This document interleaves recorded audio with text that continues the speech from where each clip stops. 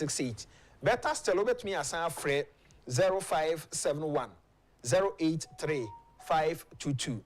On WhatsApp line, back up, yeah, and no, 028 911 3052 028 911 3052. WhatsApp line, yeah, with me in Abokobi area rural bank for Edin Komo Ewoso and so I don't know.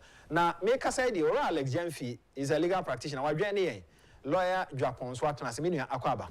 Yeah. Okay, mamene counsel Alex Jemfi na fe yenso yemra studio ha. Counsel say what time kan yem achi no pay. Now what to say? Okay, ma oni so kakra ma quick one ewo near koso ewo Akwatia Constituency na fe yemra Chief Justice nsem no eso. Akwatia Constituency why UP ni e dey na wo hwe animu. Yeah, that's it. Politics is about numbers. So I'm not politics. So say party politics. So they get a competition. The spirit will say you have competition. We can get player. And you know it. So I exercise here after. This is in Kuma, yeah, one man member of power talk within the social American system, almost the bias. American system, among the bias. So he was Senate and as a House of Representatives, not the ability. I could not be vacant. I could not be that. Say yes, say your man, you be a for ABA or your senator, a man ambassador to the United Nations, and I am a secretary. Party no hold the seat. One of the nomination, your internal party process. Now, I'm appointed for. Sarah so, and I said, Sebastian Pano.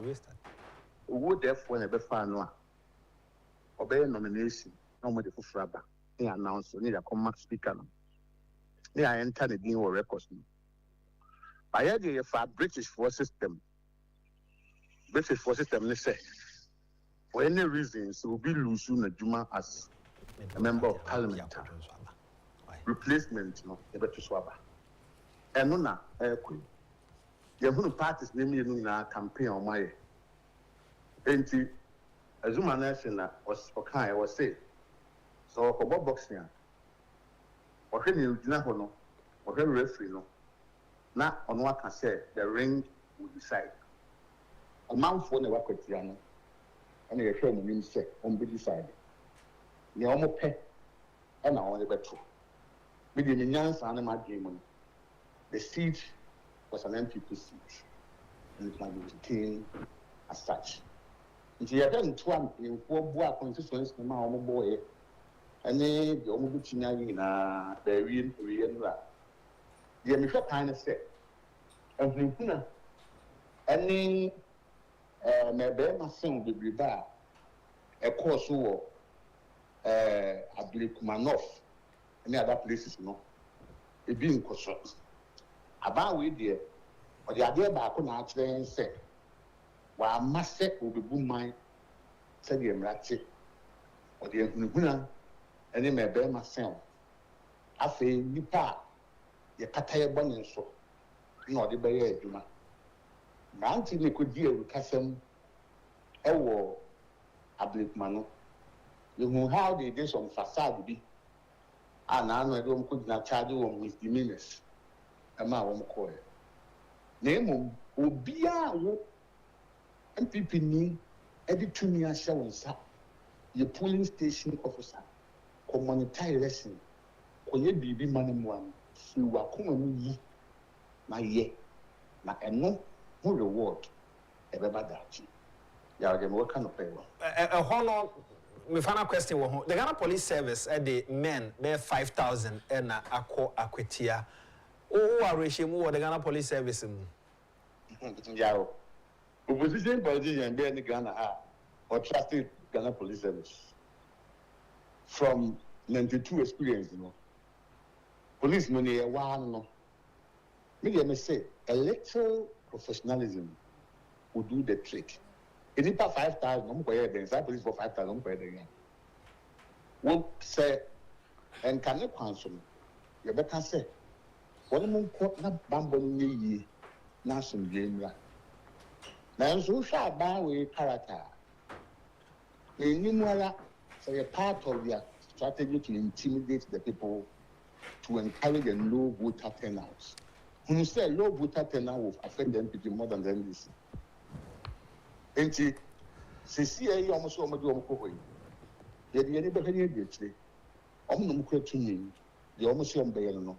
there's no way you can stop it.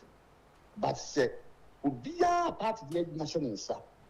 And should the next form of Ghanaian citizen, what the right to petition, the right to vote, and to participate in the electoral process. Said the I think the party will carry it. For me, I don't trust the police as they have done in Agyapong. But let's see. I don't want to maybe they will prove us wrong this time.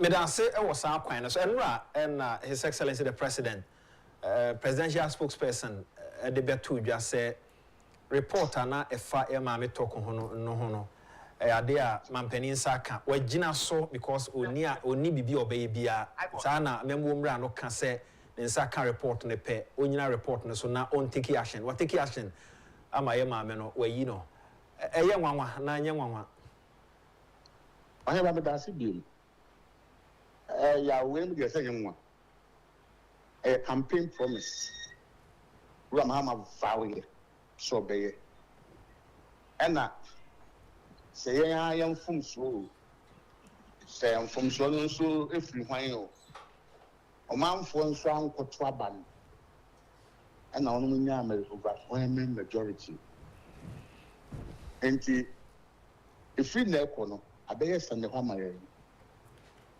yina ye bufuye yina asemo hin yina no na bi ho aye ntwa so tempani fu antie futuo by party for kasa we are paying the price for the decisions we took not to go and vote. We are paying the price for say the futuo man penny for say say mo hwe ye party na mo hwe oman no emboa ye omantie no yina ye obi sua free me out and na me tie no me de me nkan no me kura me hone ne ye tie no na anya me no say owura mahama kato ho na me makade bia say mahama is probably more dangerous than the Rollins there obetati obekanti wasem obemo hi na isan say oye soja ntino obi a disuro no be man but don the obekan say the catch for kasaboko aso hu so we there onye oba e bia onye kire say obia oni ne nyadwen ana osusu se oni ne wo bibi no oni be chia yam ya we 5,000 public servants a day and the amount for che don hu nsi rozel mrante na maba wa be padwuma ye we won wadi oba ye general na no me say deputy defense president so no pepe answer can be a judge. I was wondering who he was perceived who he was deceiving we won na Obaye, our position was say Supreme Court justices no cry Dawson were promoted 7 at a go. Say Mrapan of the Faso. Obaye were promoted justices court a show a Juma Hiani here be no problem, but you campaign on your promise. Or promise here 21. The Piamina Kosovo. She say your appointment with your district secretary and high court is going to show them. In the opinion, no cat was said there are various ways of killing a cat. It's almost more calm, so almost all the woman call for brothership judiciary.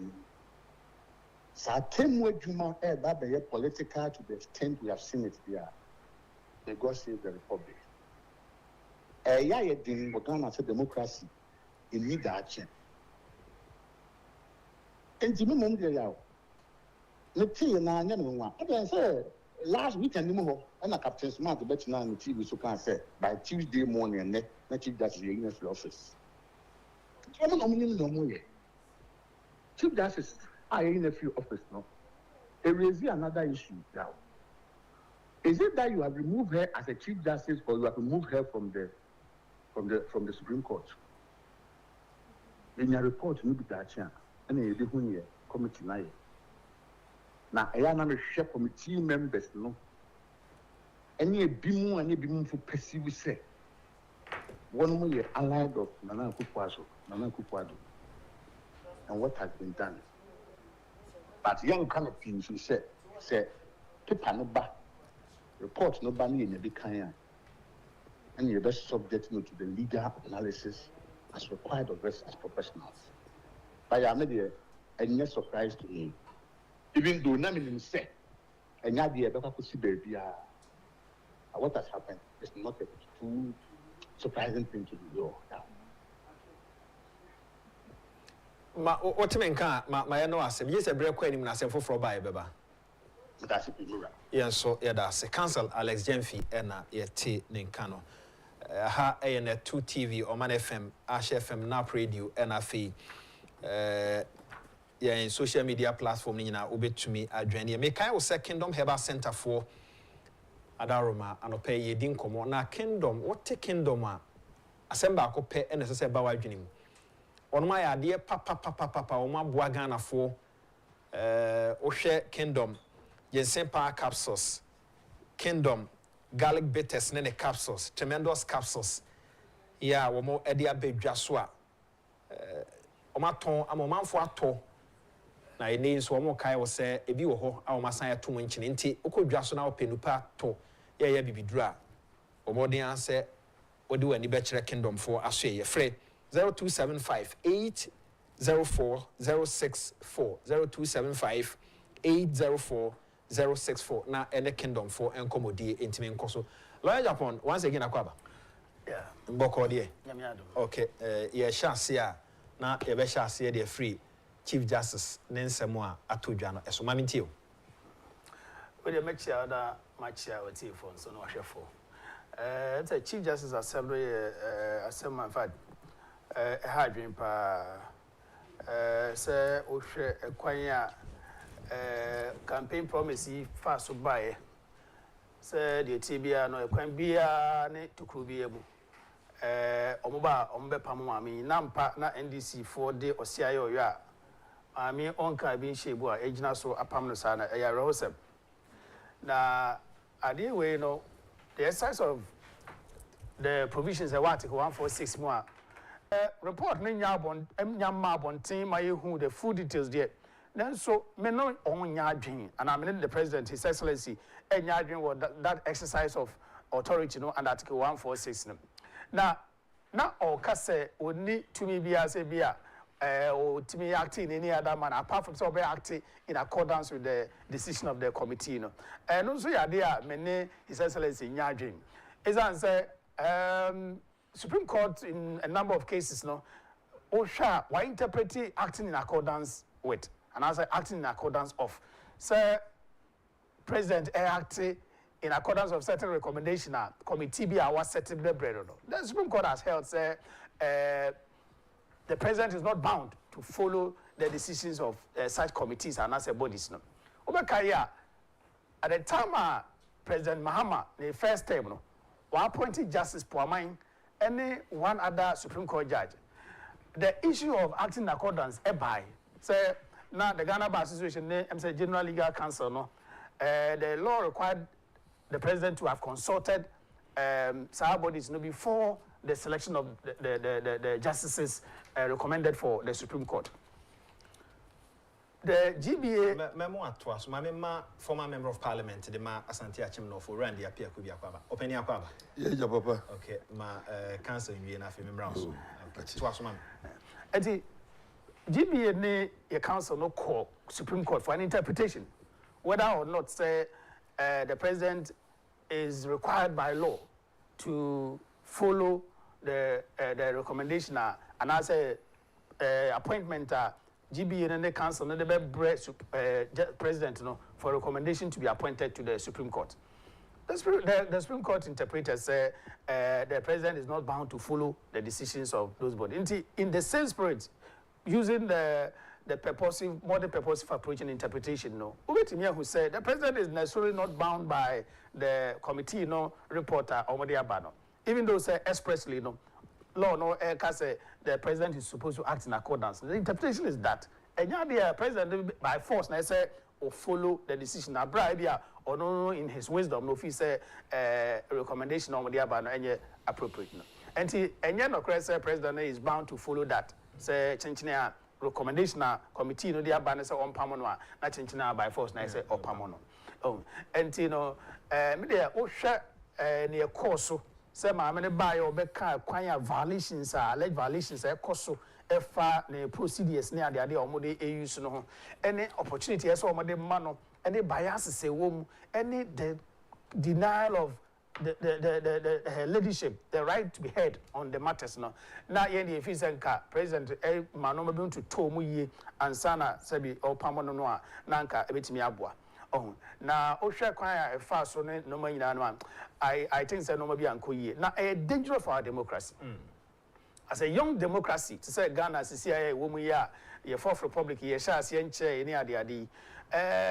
Adianwa, yen papa president Mahama, Asetia to her and Rano, a very, very dangerous president.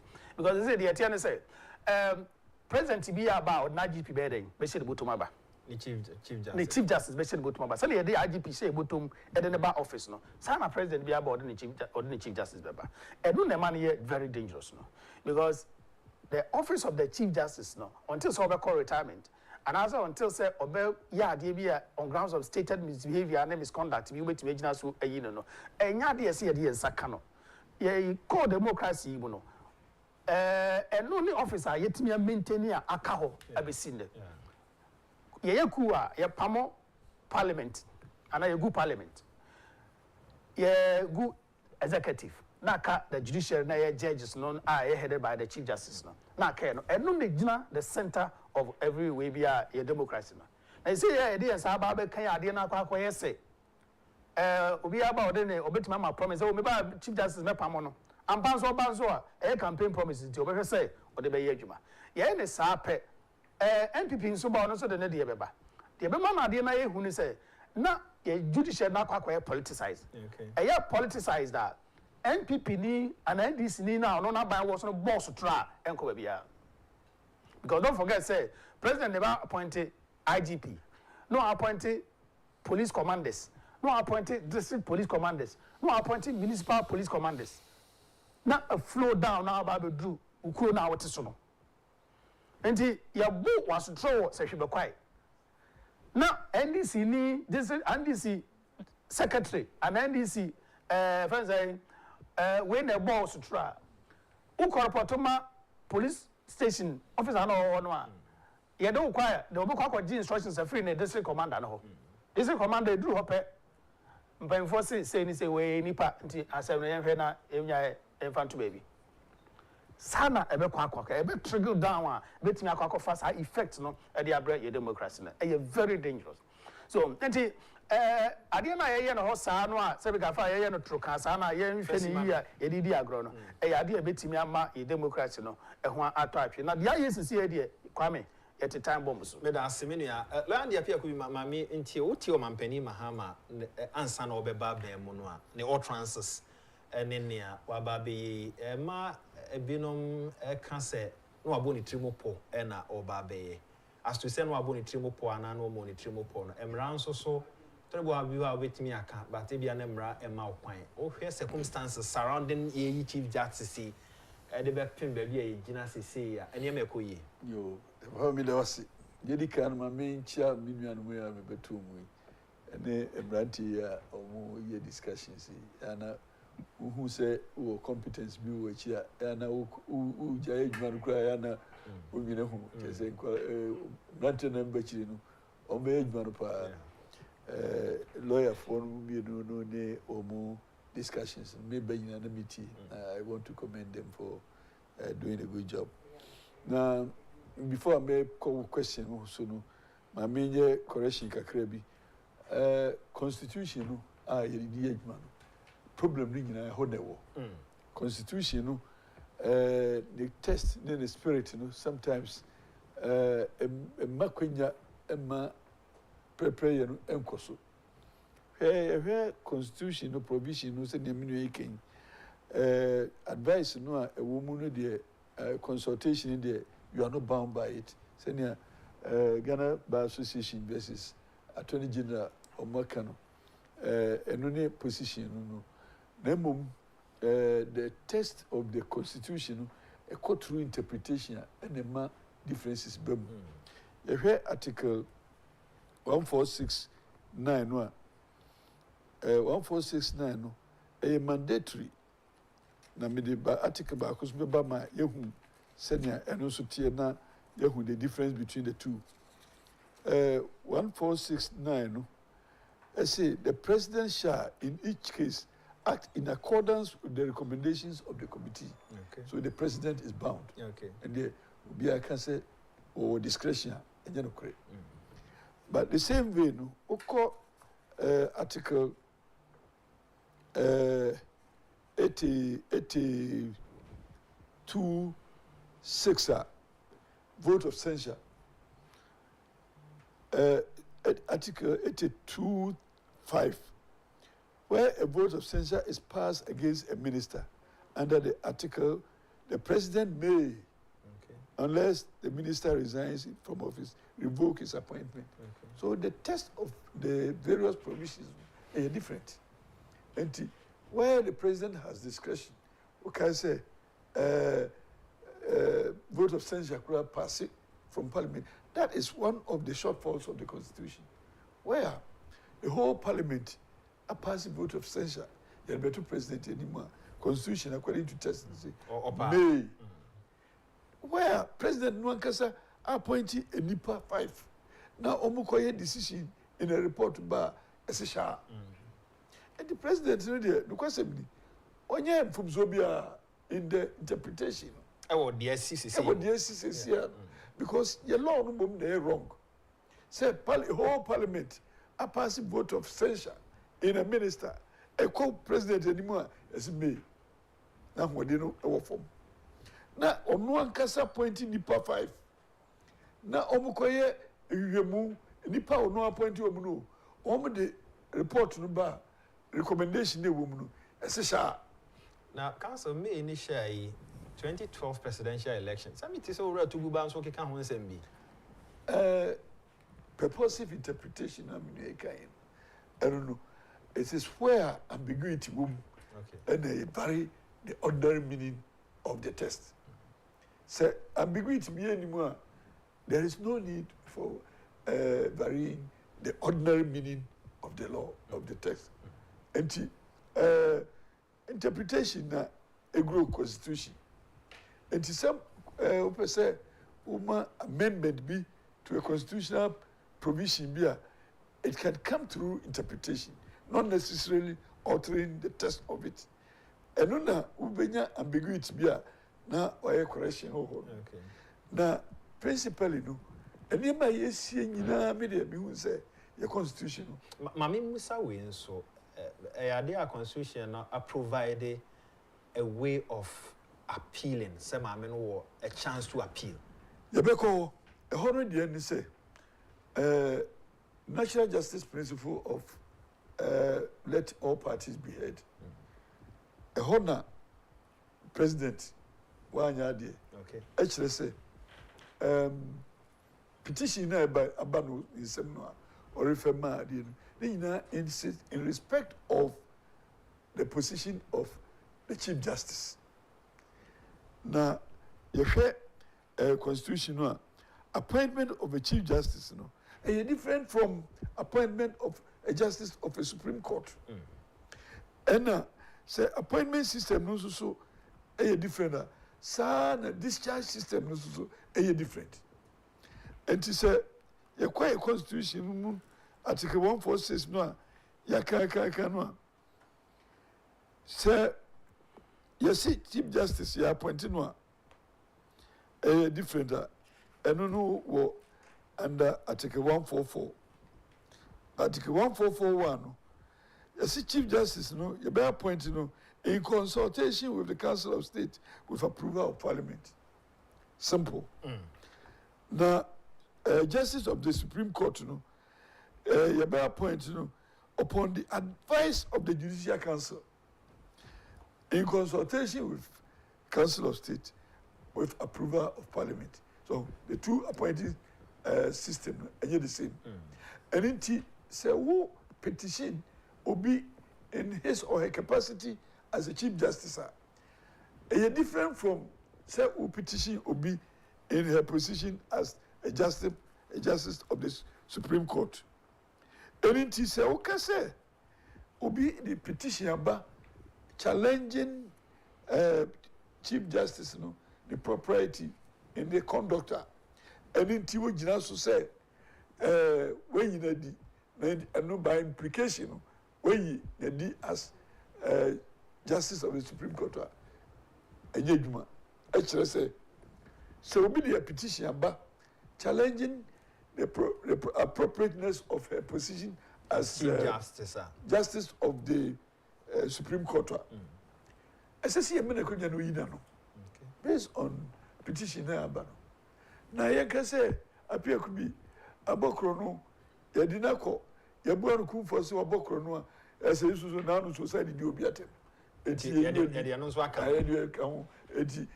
this bokrono, as I can say, what did you be at him? And I find you say, and dear, Niquan.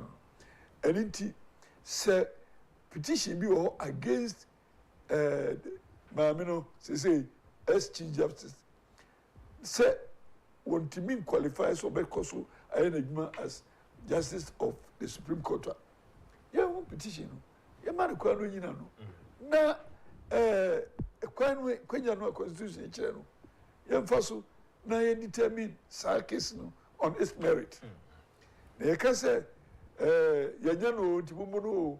Abono da ho ase de munkuru gawe ne de enye emra no no I disagree with the president say the position of Justice of the Supreme Court na account na say because ne release e ba bonti ni no aka bom there was an earlier one me hunu say na authentic dia na dismissal of the Chief Justice.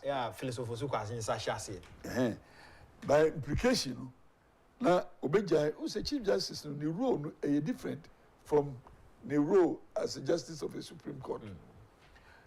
Chief Justice, or administrative mandate, and to say you are as Chief Justice, by inference, now administrative mandate in Agyapong. Then judicial function there as a Justice of the Supreme Court there, it does not affect. Now we have petition required all of it complaint against the Chief Justice administrative mandate, not against the judicial mandate. And to say ye when you feel one more, I can have been said because they were complaining about the judicial function, you should be complaining about a panel transit on a particular case we complain. Because say be it say Onukran a president of the panel no on Nyonunkwan Egman oye Nyonunkwan Nagine enodi egma or consulting in crop for a decision a decision of the court, not decision of the Chief Justice. It is also panel be a correct be answer when he what the home petition it will be discriminatory. Say obey we single on out. And the obey say Yemi and say at as a my can yankoyi to the echo court. Now I say me as a dear as no and I dear. Yes, and gave me go me out say appear could be unkwana yado kodia na ya nyadini. Eti I didn't know legal implications, but you can't wait me. Sabi o me Supreme Court now what to me say obey interpretation. For nothing at all, no I expect a better test law. Na being called Supreme Court say decision no President Diabano if he say appropriate because by the text of the Constitution, you interpret say challenge will be the administrative function. It does not automatically go against the person in another capacity.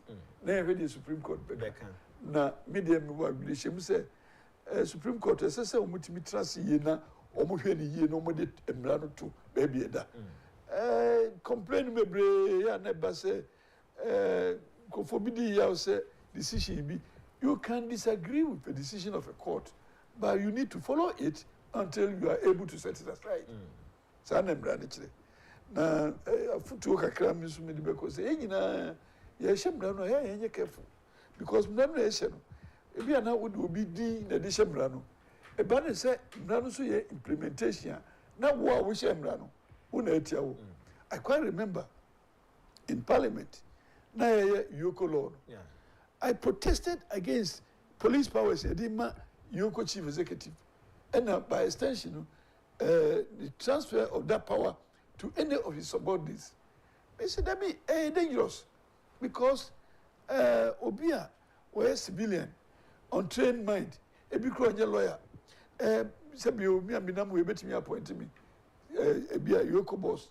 Now, this to me, we have some, or not much away, not much away. But before you do that, as I say, and Kayam from court system, say, go to the court, prove your case, and let the court rather give the order for arrest. Oh, empeniphobia almost parliament. Only me and to the extent they say penny back crackers and the transna young law. A beer satam no. Omuno na pen term. No more being said the betchy opponent. Also the H. Yeah. And him radio say, oh, yeah. Now you will be the actual trim said, me yam never yet a precubia. I hear not precubia dodgy. Now, because he may say, beauty baby. And we have to be careful. Some of our laws require review. Bini de Mike, Yoko, he said, Sabi, me papa with you. Or shall I appoint to Yoko boss? Now, a beer, we could have bring me in some money, because of Kimaswa. And also the upper business of Munchinabra. Bunamwani Abechu. And arrest powers, no, a very dangerous. And as I say, subject to the court decision. When him said, even arrest without warrant. There were conditions. So who arrest will be without warrant? You subject that person to a decision of a court. As I said, every month, who are we here, who file returns to the nearest district court. And so indicating the reasons why we have arrested them, even for the police. But when we did the antisa, and most of them, they say cleaning up. Constitutional review committees. President Rollins, Ankasani Blesso, AAB, Ankwesiaga, Yura Tames, AAB, Ankwesiaga, Yura Akufo-Addo, Ankwesiaga, Nana Akufo-Addo Preso, AAB, Ankwesiaga, as a constitutional review. Now, media de Mihuni said, your constitution, any part trans year, and Pempi, because at the time I remember, said, na nipa bi o ha from home so monko enti microphobia ese so ye shemra na wan ka bia na sabio nipa nimra no shemra ma wa bedi so na be sham wa bedi so bi na yeti wi satam no na ayeti say ne yehumiti Ghana for because they were Rollins when he was 19 years 50 years over na yehumiti enti na a crump be a befaso a be in a few beer. I say a faso. Pentama in a few. Pentama in a few. The Constitution, a Bayano, Yanya Butre, and read me and Treteno, and say Yanya document ya a bear survival, the test of time into the future. And the pentimity. I said, will be so many. Was me down and Numsuda and San Masato me. Later time, no be an yode. It was a Matthias. We are passing so many. Sana, ya interrogative constitution, Any Agyapong. And young one of my President Akufo was a lawyer, Nana akufo-addo, even Professor Mills. But Omun also review commission, the committee or Motiti, you know, or man find your man, didn't you also?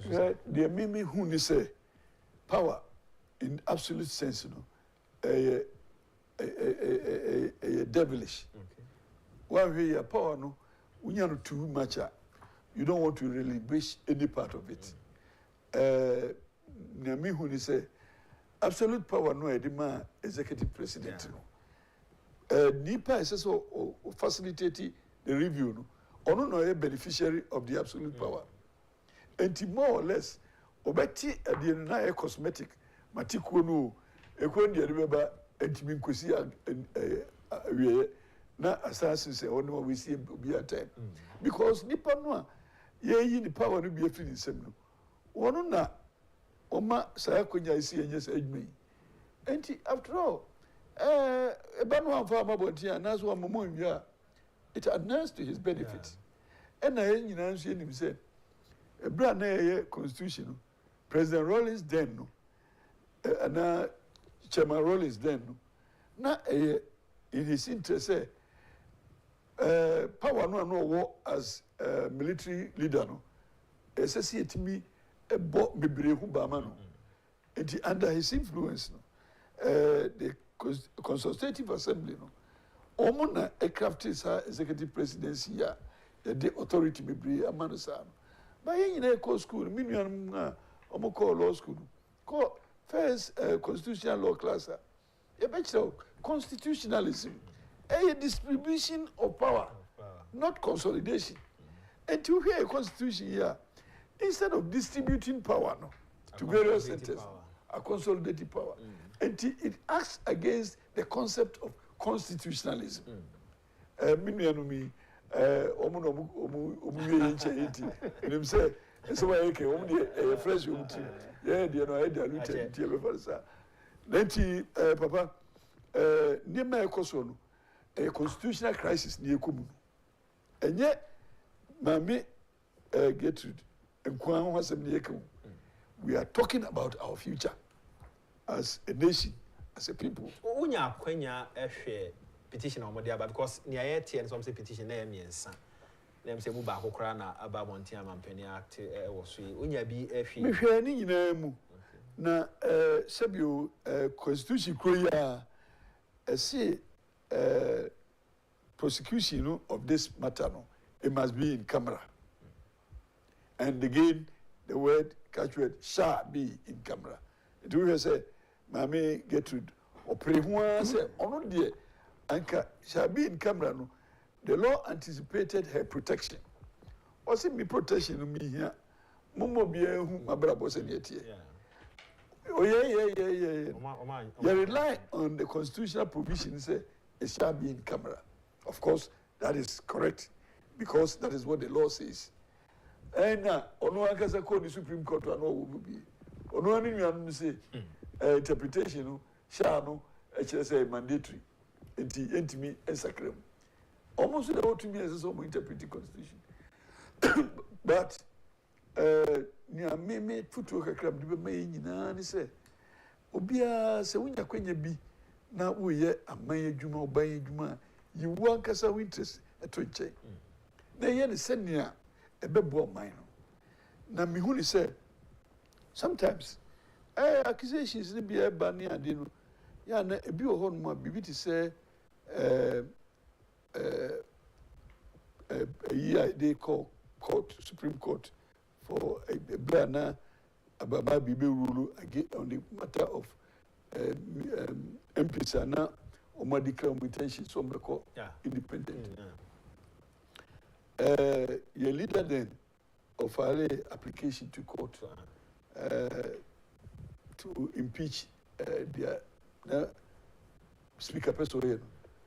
Now, you say by Supreme Court rules, application must be based on the statement or the brief facts existing at the time, not on speculation.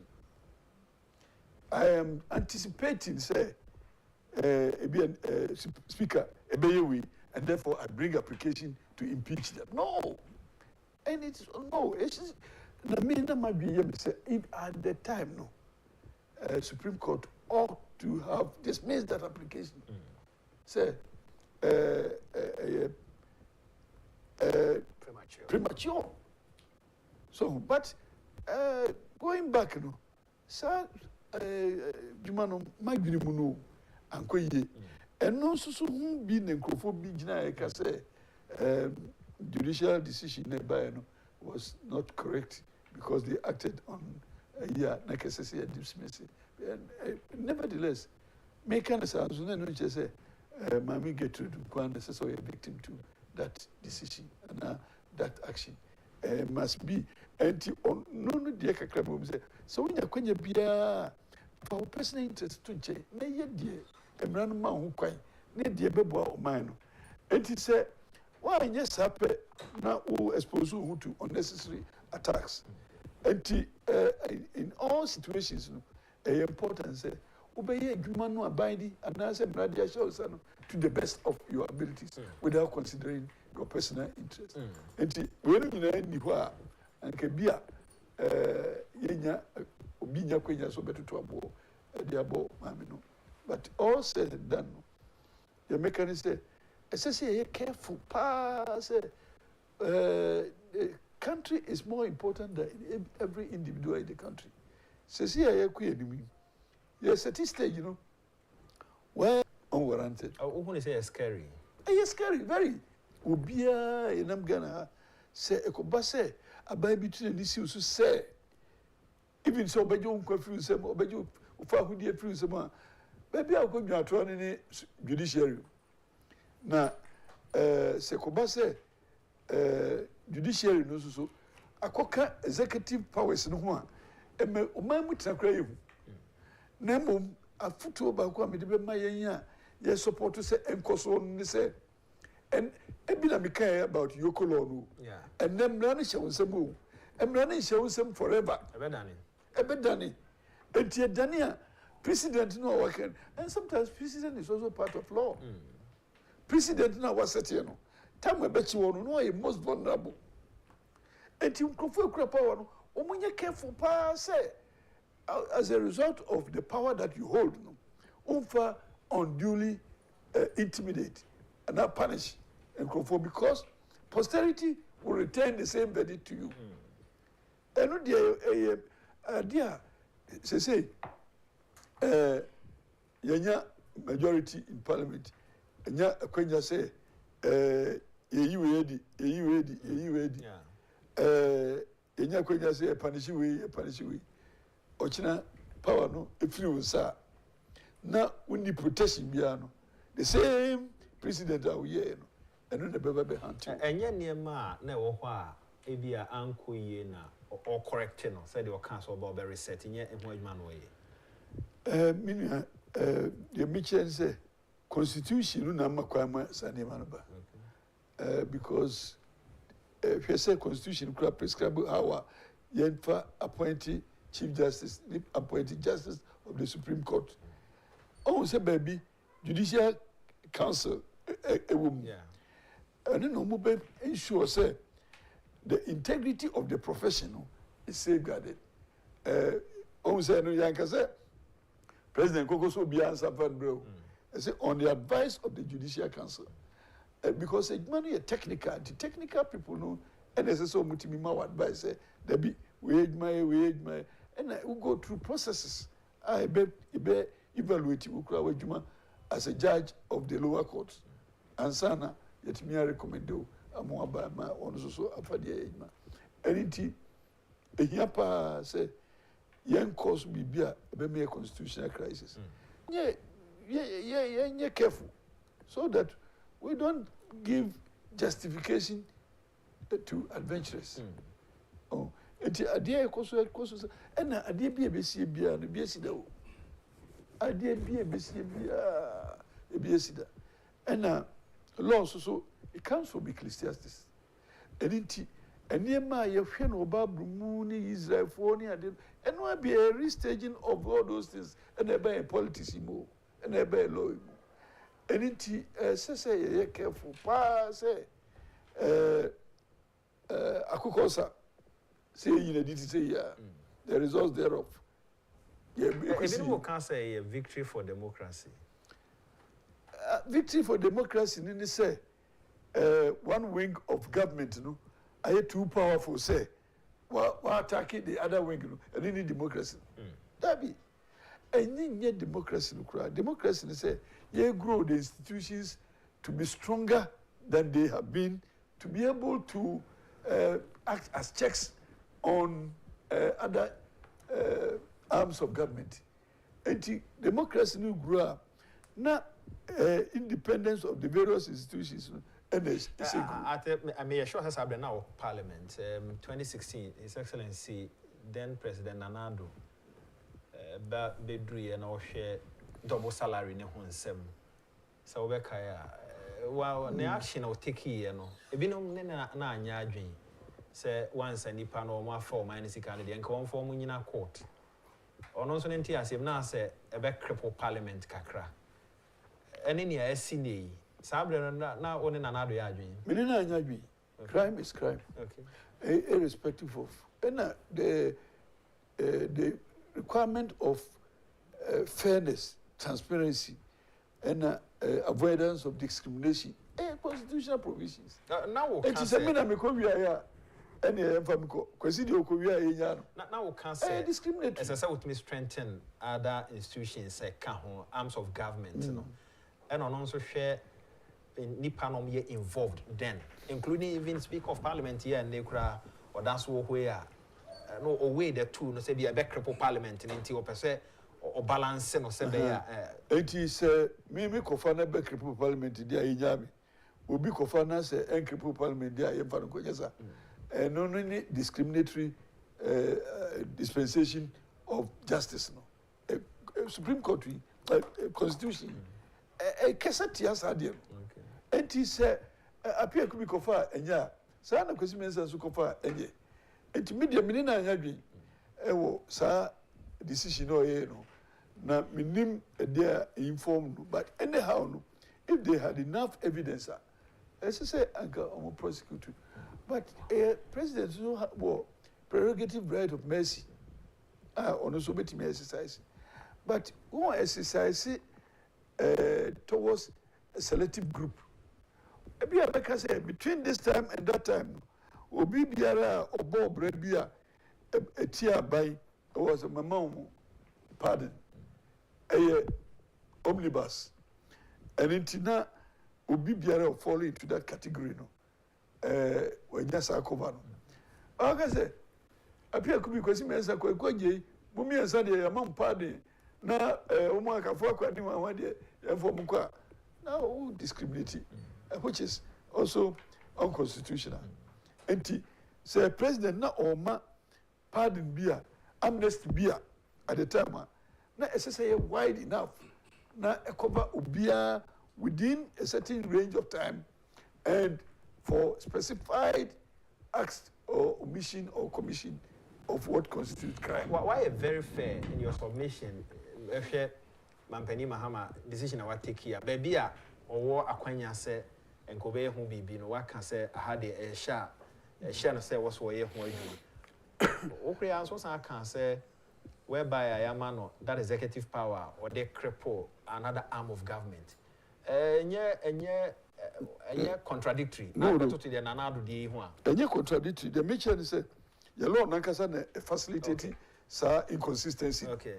And I mean to make say see a amendment beer to the constitution and you must have necessary. Where the executive presidency is alien to Africa. Yeah, Africans no. Who might be unnecessary power? What they tie in? So, come to me. Africans, no, yeah, Casano, consolidation of power, them why. So, and the SSC, if you and I make another quotation, Article 82, no, I say a whole parliament. I can say Nipa we are a minister, on Fataso a minister, President Inedi. Now, your constitution say he may. Now, in the discussion, but until the whole parliament, you know, a customer, Nipa Bako, a president, you know, it because there be me yet. Now, or laws are supporting. Now, the whole constitution is so. I'm not president because I say, point nipa num, one now we yomo. Now, as someone, Omuko Yomo, Modebano, when the whole cry say, what is this book? So, book constitution, Cecilia no pay. Oh, how inconsistent this constitution is. Is the constitution not showing disrespect to parliament? Constitution. Parliament is a creation of the constitution. But constitution is say parliament, the assembly bar, who president, who kwano, chirewagin. Now constitution is who president, no, who appointed independent from the bar and chirewagin. How worthy is this constitution? And yenya kwejano. Ya na two partisans say. Ya kwe ya bai ya se ya imami tekono adio enam say enipa bi pesi wu say na inclination ni kire say MPP di ntino me bai ya na me yi no some na makike bi tia o kan ekran san no ba ena ebirum susu kire say ya NDC for the way you know oh some partisan approach to even interpretation of laws and even the constitution. Ghana. Now, when I wear my legal cap, I will not dilute it with politics. So, my politics is a platform, so really different. But as a lawyer, no, se mentias ya na yetie na mentias ye. And now say you're wrong, now I'm genuinely wrong, but I will not dilute my legal submission with political consideration. No, and to say, you bet me document as good as we want it to be. Now, constitutions of other countries, no, and you say, now, it should be for provision, be near you, and now say, Bibisa. Sometimes judicial interpretation, and so it because constitutional group. No, son, no, now, I don't know, because your judiciary is so. Sometimes it's almost so we hear you, which I say, Munia Penina says, walk you.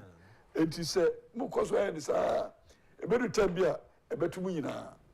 And he said, Yenina ye, near Clinier Act, near loss, near ye, near the dear said it 22.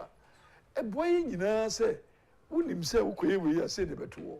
And to win yet. But where, when himself, Mikoye, we are any person as you are, obey Gatua for Benjamin. Nipa no onye dwatwa for the other person na etimi di somebody na editi papa the ekoso ni nyina no. Let's go back to our constitution.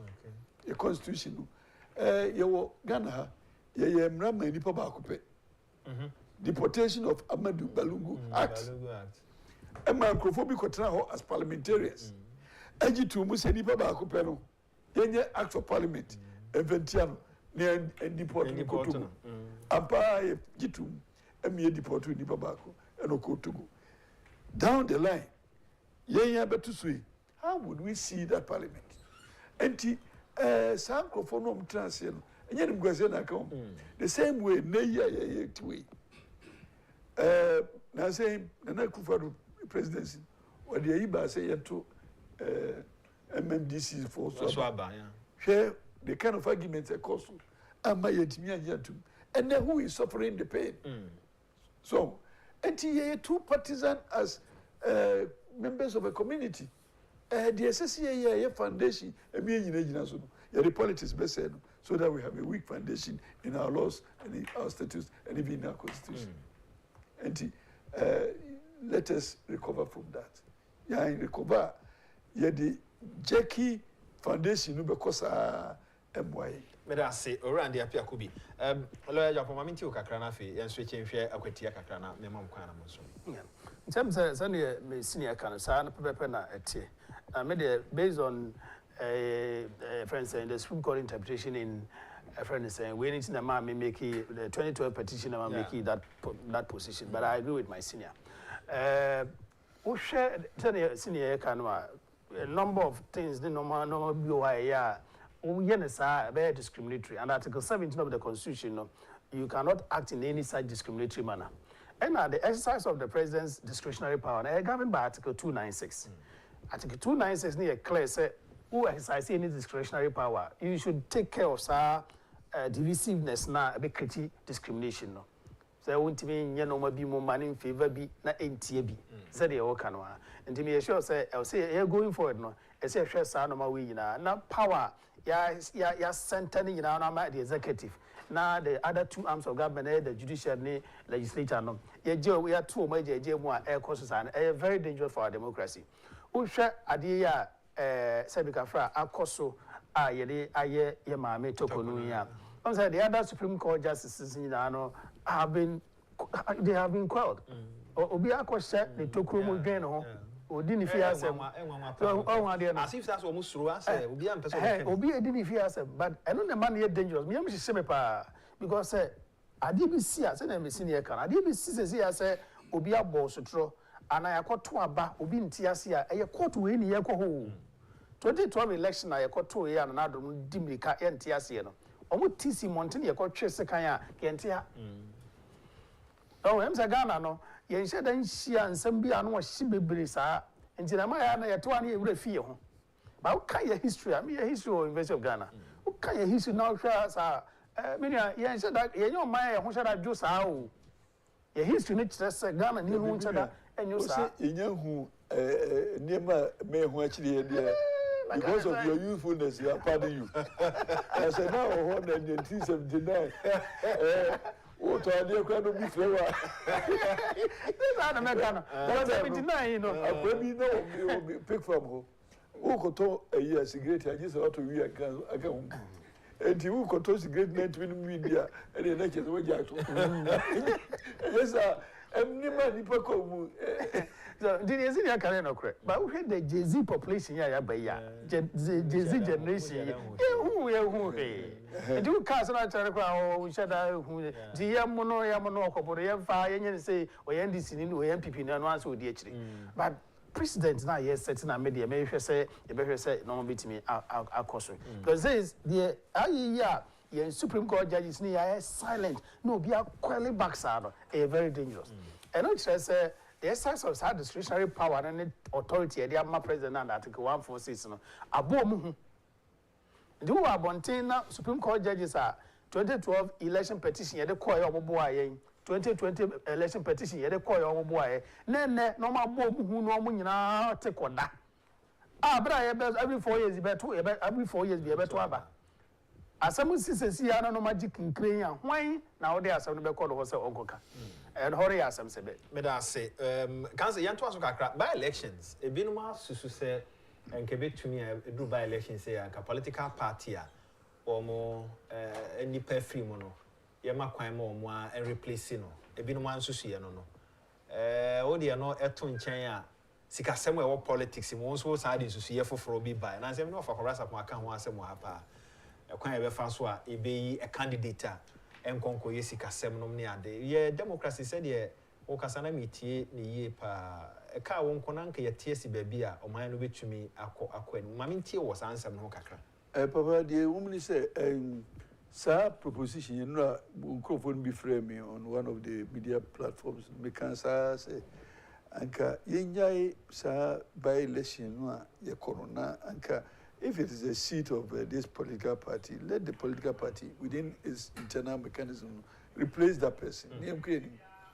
And debut so now me didn't come about election petitions. So far, no, where they may provide their the so far all election petitions are mehumbi ewa Ghana hano. Yeah, na a short of the whole continuum of reliefs are available to applicants. And they say, Tembia Moko for election petition, one relief, they say, yeah, and no election, near order a rerun. But the law on that, representation of the People's Act, and my really reliefs. Other so can say court, no, yet order say, election near 2 years, a collie pepe, and young confirm winner. Number 2, either say, Ubeka say, Bano ebe 2 years, anko yie enti yanko yentwam ne yenye order rerun. Number 3 ade so be ka say abane atuye no de odi ka no wa moribre ye ana bibitia no yenyi mfiri ho ne confirm the otoso mienu no as the winner. Okay. And so the mehu ni nyina no obuko no mofa second one kwa umaja de akene chiri say how fair are you so order rerun nipa no a otu mirika bre na otoso mienu na obi ane na ade ne baton afrato no a ese disqualify no disqualify no a ne disqualify mirika ni nyina na chese de otu ye no wawie wasa ahode yes am start the same ahode ani tu sa mirika no unya ne bio in politics the resources are with the better running one election you will not get the same resources that be running a rerun. And say invariably no they are discriminating against you. So when you are in court, you get what you ask for.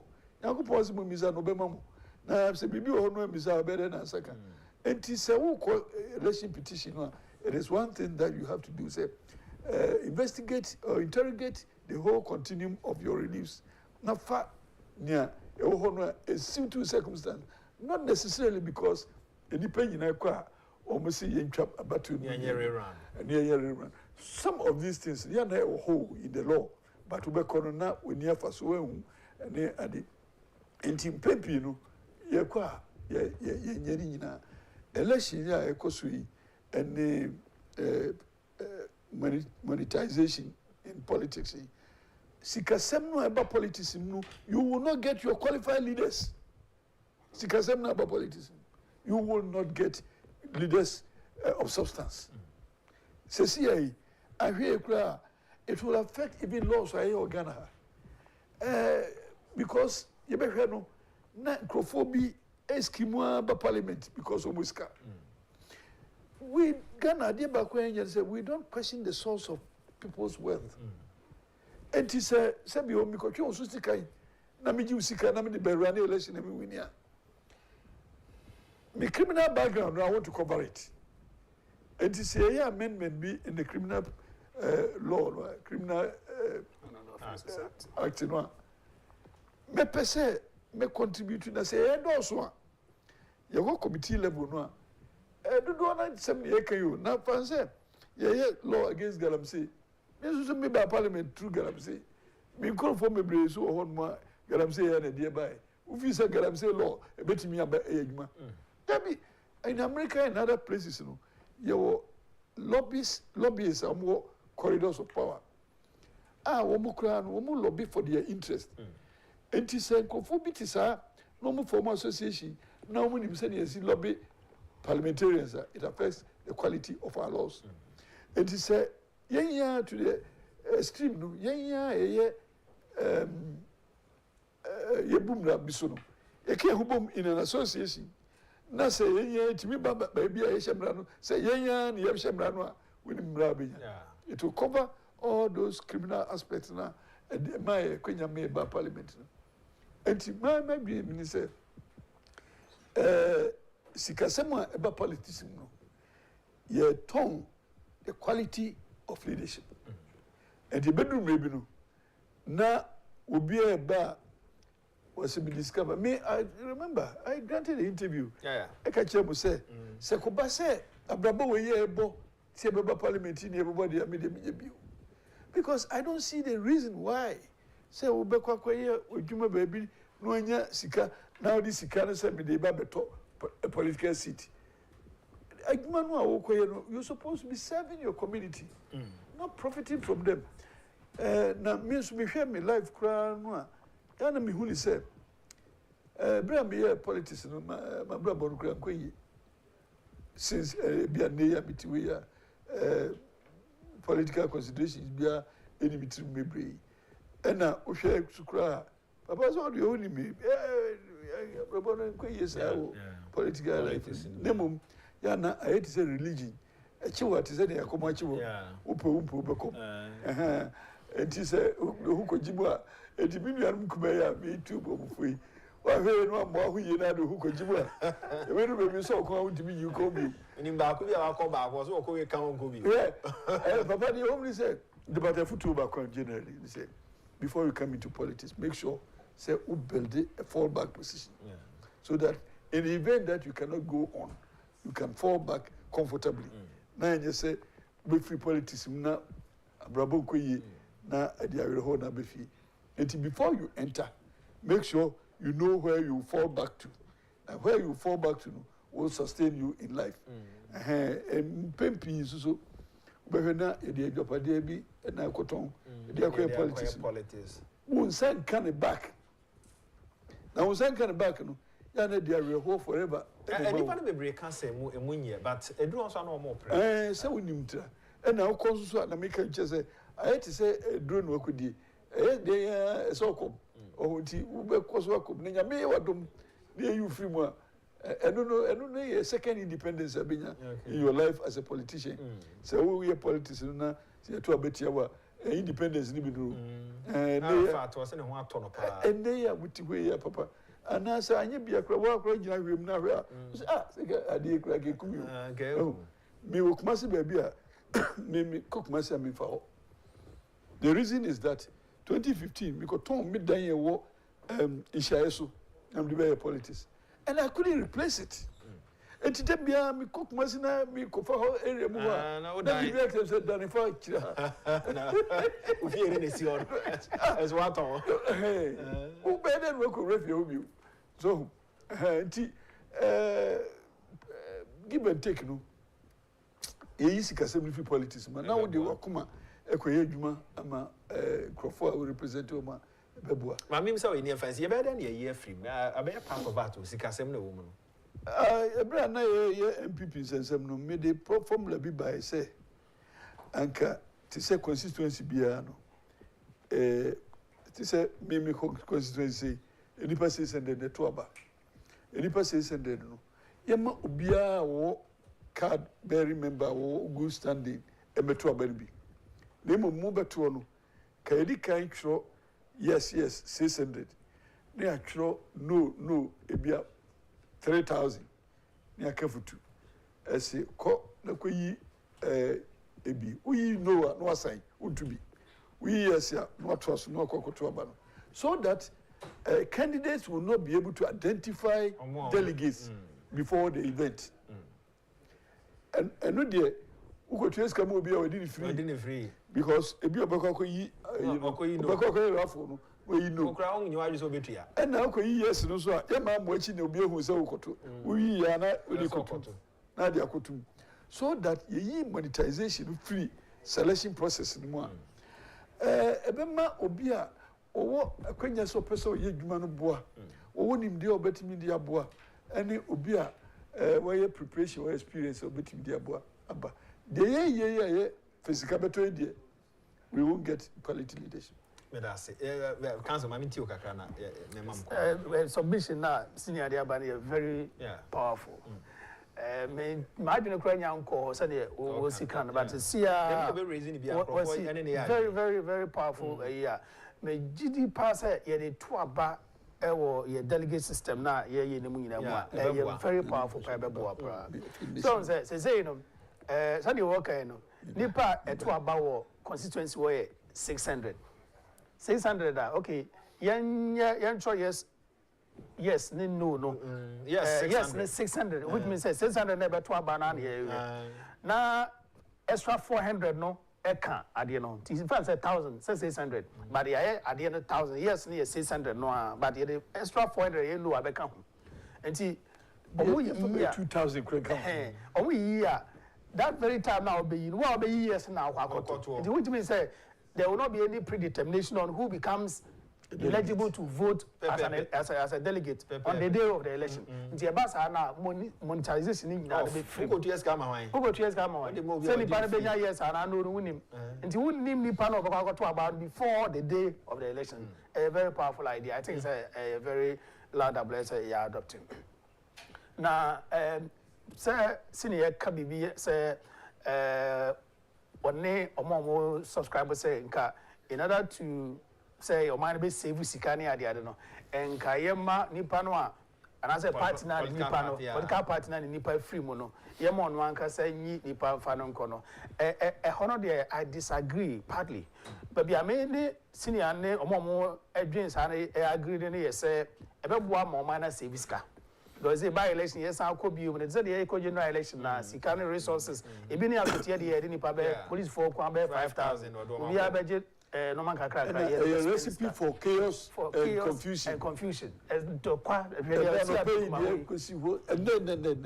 so have videos ni be ba okobi kra free truck bi so ati ahwefom say neya kra to kwa nkofo o ma yase o ma yase because I heard IGP promise or my IGP promise in one ebejedi police for gina ho na ye bo ha ye ma me ha wa yakubu ne o me account nti police for the okoji police dia wa so be se na me no mo ne ya adwen wo sika na from no any in terms of say be preventing some violence near the other but technically no it will not afford the path for democracy sir yes explaining say democracy no kabima menka bi enti and I sounds the majority rule which means nipa dodo na ese omo chiro maba na ye tusu de ye pe this e ko ba say enya nipa na mo form no omo nipa na e ko rule omo no omo na ebe tusu na party ni mom na e ko tusu say agi to me no the power to appoint na won nipa na otie kura so ya je free nsem ba jot ma say nipa na omo decide say political party we nipa na omo pese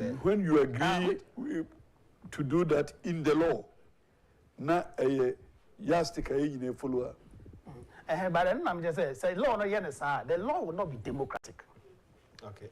So who call parliament now say law say and now ye law say political party ne be choose in the event say member of parliament na wu no party no MPP no and NDC ne be choose ni pa na de na brenya is undemocratic and it's unconstitutional because democracy is majority rule and majority vote. And the ordinary person na ono na nipa no koye MP amom na odo omo decision be ba no omo choice na ye de neighbor at all times I will say at all times they must be voting it is the monetization and the monetary aspect no any the security implications into uko nipa no right to vote you have destroyed democracy anyway yeah the enkomo no eko na wi na mama kwan ama mo soro so mo yes enya de bia menti wa asem twa to na menti de Africans wona fe yen soro nti masama me twa to ansem say me ne president anyadwen say mama no friends say justice tokunu wa pam no hwe the processes no near na somehow no some the allegations of fraud ne misapplication of procedures na yentimi unclear no a ye gina so they arrive at this conclusion. I disagree. Okay. But say the discretion no and the power almost 70. We will leave it like that. Very well. Council, yes, sorry. Media move for constitution. Say constitution any the spirit of the nation. And inti say nya constitution yes best sustaining democracy no na sustaining in progress and development ebeboa say President Mills a time no any President Rollins time no omonti mi anje no na minim say they were jealous of the enormous power na constitution dem because na nke review no eno na bebo mo humra o second term sana President Akufo-addo so first term no now they jealous of protecting the power I'm sure sana President Akufo so now they jealous but say you special circumstance bia ye papa President Mahama he will not contest for elections again and he doesn't need the absolute power beyond the 4 years and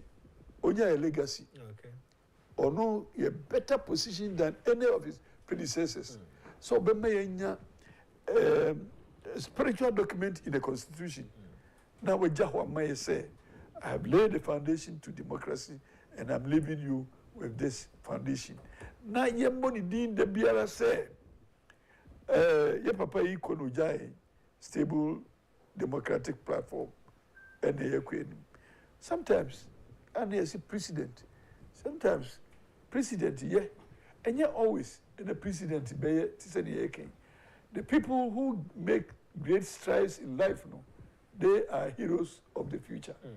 And so we be different. Forsake we interest. Yes, Christo. Na anka obetimi aka say ma ahanyina akran say na mintu nkosoro tama echi no. But the sacrifice that he made has made him the savior of nations. And you know, obia wo begina baabia anka otherwise you would have been very comfortable. What sacrifices are comfort no. Now the year bibia is sustainable, you become a hero. And it's a legacy that lives forever into years. And Ghana idea. The Constitution here, say, Harrison, na be way quenching ye, na Yanya Butra Humi, a buffo and Yankoye, Yankoye, Egmani, any idea. This is the time President Mahama give us a legacy. Madam Wasi, sir, mobile, or the appear could be a former member of parliament at the Mass Anti-Achim North, or Nimni, and I say, and I fear that lawyer Agyapong Swasi, say, or maybe no journey. Now, said the Midi Kama Munyan and Tiana, yes, die who for just a commercial break here, but if a quackity and I said, the whole and some is see a crowman I home.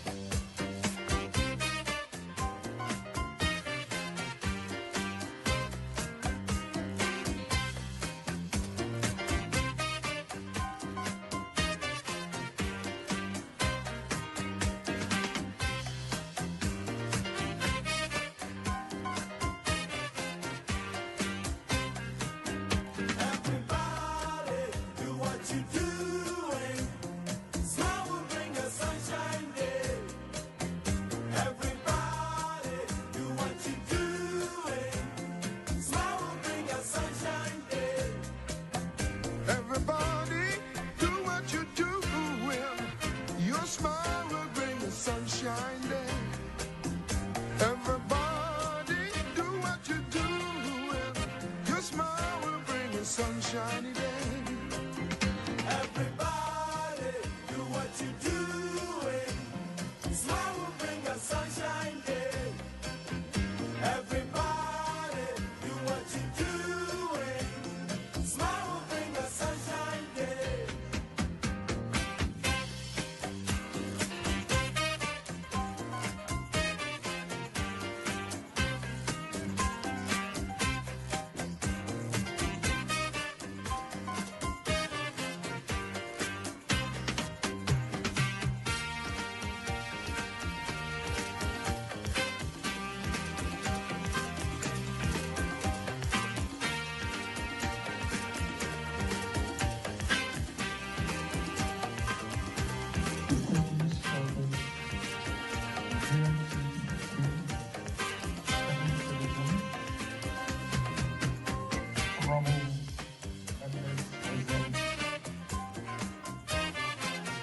most important, the proud youth of our homeland now. Good evening to you all. It is with deep humility that I stand before you at this year's Sankofa National Prestige Honors. The Sankofa bed, looking back while moving forward, carries in its beak the precious egg of wisdom. It teaches us that the future cannot be secured without drawing the lessons of the past. Tonight, I do not speak for myself alone. I speak for Ghana and for our heritage, our struggles, our triumphs, and our possibilities. I wish to reflect on who we have been, where we now stand, and where we must go if we are to build a nation rooted in patriotism, honesty, discipline, and love. Our ancestors left us with treasures greater than gold and cocoa. They left us with virtues. They built society where truth was honored, where community came before self, and where discipline governed both the farmer's field and the warrior's duty. We say in Akan, so we refi, now san kofa yinchi. It is not wrong to go back for which we have forgotten. That is Sankofa. At independence, Dr. Kwame Nkrumah and his generation embodied this spirit.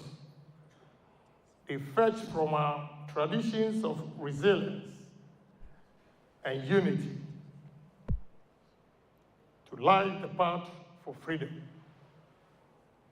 He taught us that patriotism is not a slogan, but a sacrifice. That honesty is not leadership, but builds trust. That discipline in governance turns dreams into reality. And along the way, we have sometimes forgotten. Corruption has weakened trust. Division has stolen our unity. Short-term thinking has crippled our long-term vision. Sankofa calls us now to return to the nostalgia, but to wisdom. Fellow Ghanaians, let us be honest with ourselves. Ghana today is a nation at a crossroads. Our economy is strained, with too many of our people struggling to meet daily needs. Our young men and women, full of creativity, too often feel that opportunity lies abroad and not at home. Our policies have become more about competition for power than collaboration for progress. Above all, trust in leadership has weakened. Many Ghanaians believe the system no longer serves them fairly. This is the reality we must face, not with despair, but with determination. For if we are bold enough to acknowledge our challenges, we are also strong enough to overcome them. One of the greatest enemies we face is corruption. It is not just the theft of money, it is the theft of hope. When a young Ghanaian sees leaders enriched through dishonesty, he loses faith that hard work pays. When a farmer sees resources misused, she loses hope that government cares. If we are able to rebuild Ghana, we must first rebuild trust. And trust comes only when corruption is confronted without fear or favor. This is not the duty of leaders alone. It is the duty of all Ghanaians. The traders in Makola who refuses to cheat her customer. The teacher who gives his best even with limited pay. The civil servant who serves without taking bribes. Together, we must insist that corruption will not define us. Sankofa reminds us, let us fetch back honesty and transparency, for without them, no nation can stand tall. To the young people of Ghana, the egg of Sankofa is in your hands. You are the future of this nation. But more than that, you are the custodians of today's choices. Do not be deceived in thinking shortcuts bring success. Do not let corruption become normal in your generation. Instead, dare to be different. Dare to live without honesty, with honesty, discipline, and patriotism. Create jobs, innovate, and hold leaders accountable. Remember the proverb, Tikro enko ejina. One head does not hold counsel, as Nananum will always say. Ghana needs your ideas, your energy, and your courage. You are not just tomorrow's leaders, you are today's builders. Fellow Ghanaians, leadership in our country must be redefined. Leadership is not about privilege. It is about principle. It is about few. It is about the many. The leadership listens to the farmer in the north, the fishermen in the Cape Coast, the market women in Kumasi, the nurse in Tamale, and the students in Accra. True leadership unites across party, tribe, and generation. True leadership sacrifices comfort for service. Let us demand leadership that embodies patriotism, honesty, and discipline. Let us demand transparency and love in governance. For these are not luxuries, they are the pillars of national survival. Ladies and gentlemen, in closing, as we celebrate today's Sankofa honors, let us not only look back with pride, but also look forward with determination.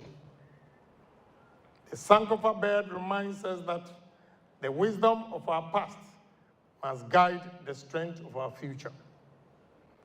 Let us fetch back integrity, patriotism, honesty, and discipline.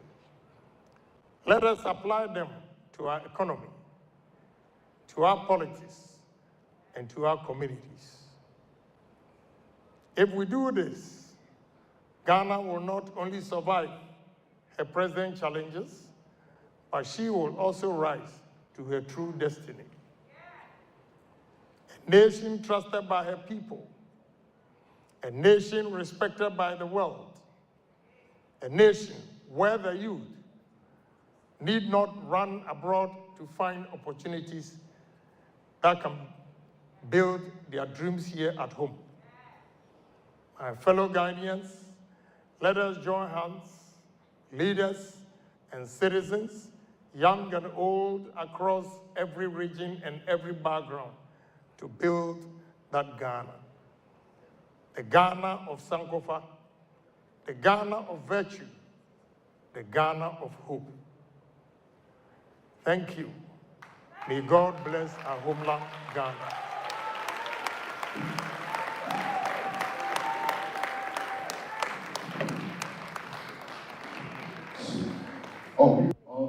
Honorable, we want to celebrate the things you've been doing.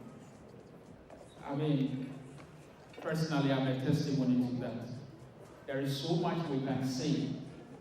Philanthropy is one side, leadership another side, vision another side.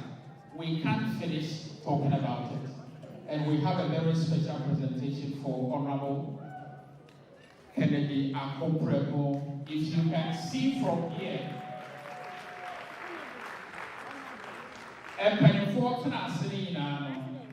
we give the statesman of the year 2025 award.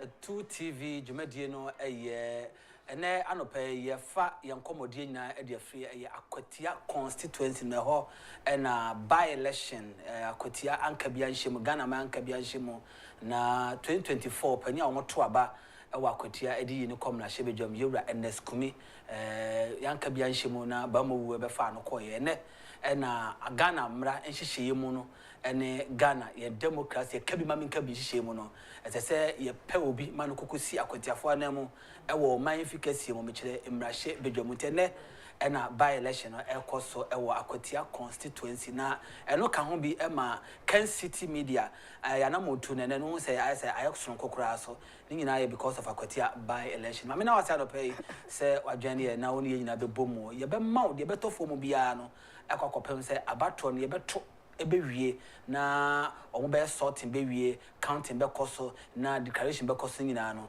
ye de sanko amane boni nyina no ebe ma ewo net 2TV Oman FM Ash FM na radio ene ya free eti akare na de honkomo nyina no eso ebe ma anopamidi e de insempera Emmanuel Mate me na ya amofa ase onabo se ohya ase anopa no na ojeje ababa sa be system ya mesoso ma ababe so mti abakwa Akwatia na yedi nkomo bebe na no e de afi Akwatia na ansare bakwa Akwatia no ho akwa hia se emprempren ya yi no ye pass aseto se na wunya sika no wanta asase na odi twa wanum wa hwe odi eche pepepe ufiewura ebe frɛ na wache se dan ne cement anwea ne paint otoe no usika nka ho enti wo gine dan enu na amakoko hia se nipa bia na wutiem na hwema no pa awie no ese wutimi to asase na wobenya asase aton so a enya asase bia na ese oto ya wasase a wahwe langas fo ba be ha wadwe ya wasase ni pabonefo bia ton ni mani pa enan enum asase a wonkwa woto a eso nkrata ya wonkwa wodia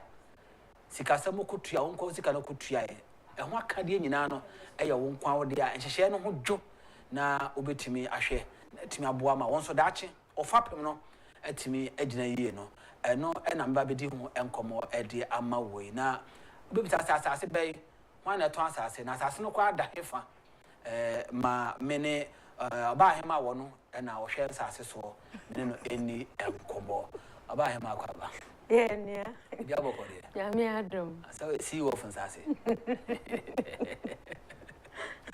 ebita se mukoni etko be company be na mosas na da hefa yo mi da sempera yem fenchi asro nko so ema ya hwefo ene atiefo anapei na asase ne de ye hwe so ye bo ho ban na wo pasase so ata bra ye by election yimu ni ye dwen ye ndaachi ni ye dwen nchirima nso eho ni ye dwen yen ya so ya brabo no eho ye si ye hye ne sen ni titiriu baby a ye tena baby a ye nyumadi ahoro projects ananso ye sie bibi ewo ho si e peni ye mu pa de a na ne nyina no e nsase e ho asem ne e beka de akonu enti nsase e ye japade soronko a se wonya bi e wo abrabo ma e boa wonya bi e wo asetene ma abrabo na nka se kwa ni ma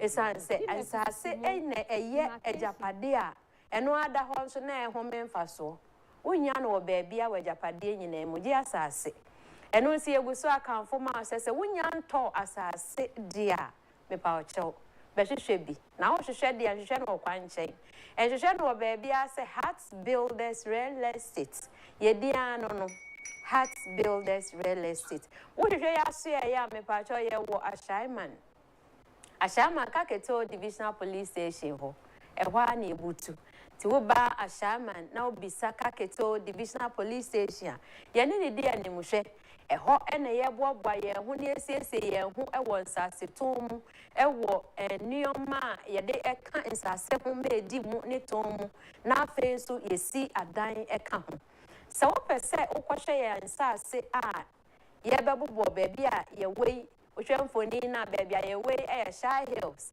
Shy Hills, so now we have limited plots there. And in Pacho at of that dam or man FM at for any net two washer for Yadamasi. Monsame Tobin Kahun. Esan say Shy Hills, a be on name and also. And Timutu Tumrika, Namombeji Binka, Monka for my fofro. Esan say, why would the media dance as what better as Yache? Obi how ana obi anteteo mechre langas ene wureba a obesi wo kwan se wajapade o ma wo kwan na nkoho eno ebi ni Heart Builders minim se watibi na wo hu bi nso na momo ba Heart Builders Real Estate a ye de ne yesronko ada ne na wotwe a edi animi efiada ne memenda o ma ne emfa wo nkohwe yensase no yensase kura ehne wo me pa cho e wo Shy Hills ebi nso ewo ningo pram Shy Hills ewo akoso mo kwantempo ne so unya fa Michelle Camp training school no baby asoja for school ni wa pe na wo come Monkey Sanctuary ufi Monkey Sanctuary about 50 minutes drive ono unie wadu Shy Hills take Kwame Junction na ye ko eho ofi junction wa ko asase ne about 3-5 minutes drive wadu ho wakwa akohwe asase a nsuo mpota Fonia edasi nsuato ewo sada na pa tututu enso yetimi ko hokọ ye adwuma eye asase ewo Shy Hills ne ewo ningo pram nenso ewo ningo secondary technical school no opposite uhu ningo secondary technical school a na chese wan Heart Builders for ya asase ewo ningo no eno so ewo ho Yamboa eda asase so ya asase mua full plots eye 25,000 Ghana cedis. As a wide my Kencity eye 25,000 Ghana cedi because every mudi and half of cry 45. Hota eye 35. Na ye then a full plot of my 7 year catcher we patch 25,000 Ghana cedis. Can you see 250 million? Na wo pe bia mesrew sikatua mono ye ma wakwanya me pacho fasikane nyina bra beti outright payment wo ho unya ne sanso na obenya emufa emu kakra eno nso ye ma wakwan se fabra enti de yetuatua ne kakra ye installment payments no me pacho ye obusumi nsia ede wo ho ye wafe ede wo ho de he na wo hwa wa hoden ebeboa wo na afe wa ba behye wo behye ho saa busumi bia ye mo akwanya se fe bibra beto ase nkakra na wawietua yetua na outright dey a 25,000 yetua no busumi nsiantem a 26,000 yetua na afe ntem so a 27,000 fire numbers na watimi afreye ne nkomoyi yatoa so ma mo wo ye numbers adanso ni nyina e wo screen so me pa cho mbetimi afreye ye numbers no e 0241 665 200 0241 665 200 and 0540 226 276 0540 226 276 numbers in are very active for social media platforms ni nyina so baby apeso defa ho bia fafa ho ne behia wo e wo ho na ye hia wo ho de a na ye adwen se wanya blogs ni bi ana wanya breaks ana wanya mobile wanya nwia se wonya bi a ye numbers no fa wo frɛ yɛn ya de wo pɛ no e kyerɛ nsase ho neoma de ye wo no ye bɛka kyerɛw na watimi nso aba betobi nyame ya adom afiada ebe na wo hyia yɛn e wa Shaiman Kaketo Divisional Police Station opposite na fe yakɔ akɔhwɛ ya asase no asase amansosɛm eni so ne ensuo ne akanea ɛbɛn ne ensuo mpɔtɔ a enye water log nti wutimi kɔyɛ wadwuma wugina ensuo nim na ayɛ wadwuma bibia eni ho obia nso mepamo ɛyɛ Heart Builders Real Estate ɛno nti nyame ya adom efia da wuhia yɛn ya ne yɛkɔ site nso ɛyɛ free ebi mu die no wankasa wonim wugitum wo mu tua ampa omutua bebre nso ɛka kyerɛ yɛn omutua yɛn nso yɛahwehwɛ mu yɛn hu sɛ omukɔ site see ya omutua Heart Builders Real Estate until you make your decision is free site visiting ensi brane yɛn fa wonko efiada na pa 7 o'clock ana memenda na pa ɛno nso 7 o'clock na watwe da bia yɛyi mu mienu asi hɔ a yɛde kɔ site na yɛkɔhwɛ yɛn saase no na fe bia na wadwuma nti wunya kwan a efi adwada akosi ne yawada enso ekwan da hɔ ɛno no na kyerɛ sɛ wukuta wo car ana sɛ wobetimi atua wo hyɛn ɛboɔ na no ne yɛde wakɔ akɔhwɛ yɛn saase no enti nyame yɛ adom a yɛde wie no yɛsrɛw fa na saase de wobɛta ne papam wobɛtɔ nso a enhwehwɛ kwankyɛn hwehwɛ Heart Builders yɛ wɔ ne dodoɔ mu ɛwɔ ne ngo pram Shah Hills de wopɛ hɔ a mesrɛ tutumrika ne bra bɛgye bi esansa kakakra bi na wonti ene yegusu ayɛ twɛn wo man nti wo ba pɛ na kyerɛ sɛ asa awie yɛtwa ɛma wo wie a afei de wopɛ sɛ wosi wo dan wobɛtimi asi ebi enye ne saa ne Heart Builders de wonya betua sika ne na eduru fa ne yɛfrɛ okotwa ma wa saa da na onoma nyina yɛ ready a mepaacho wotimi start wo dan no sɛ wusi enye ready nso a enoma no ye wo bi utimi be free nkakra na no nso utimi de si wo dan apart from eno nso edan na nkasa nso ye si enti se woni obi a obesi wo dan ama wa me pa cho edan no ye nso ye si dan no ma nti ye beboa e ho hyehyɛ eye simple nti me pa cho se wo hyehyɛ Heart Builders de a na wo hyehyɛ busuaku a ye de odo eni ayam hyehyɛ ede ye adwuma eboa omanfo owo Ghana ewo ne titu nsase tomu ene adansie ene de keka ho nyina nyame ya adom a wo beba nti mesrɛ fa ye numbers no na obedu a Shaiman kuro kakraka ne mu a na wahwehwɛ Kaketo Divisional Police Station opposite ye numbers 0241 665 200 0241 665 200 and 0540 226 276. Numbers nyina ye very active. Any numbers are winnim dada ni nyina me pa che frey na frey ya ebeba na ye de wakɔ site na wakɔ akɔhwɛ yen size. So yen kan for ma say yen 4 plots no e so 70 by 100 dimension. Ope half a insatia ni nyina anyepe ye betwa e de ama. But a career door so ni ehu kremo papa enti. Chia wani na hwehwɛ Heart Builders Real Estate. Na wa bedru ha akoma so ebeto yem. Wenya Agyapade a asomdwe ewo. Oba ebeda ase. Mesume da ase pa. Papa. Enti abusia asase de hu hia. Eti bomodin ase wo bekɔ na wakɔta asase a emfa kometu ne ayemhyehyɛ emfa ma na wasase ne ska bia betua bia no eso beba mfa so na won so watimi e de abɔ Agyapade ho ban Heart Real Estate for ebeda wase.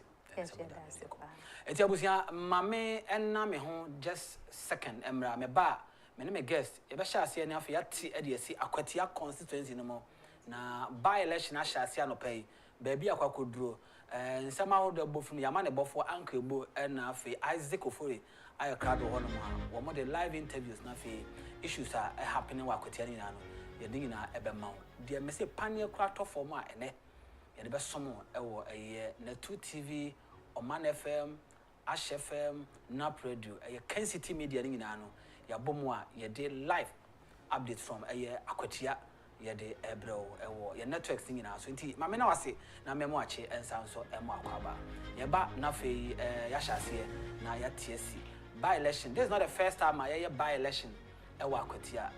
Omayimu by elections ahodwa hen ya ewa Akwatia. So obeka 2009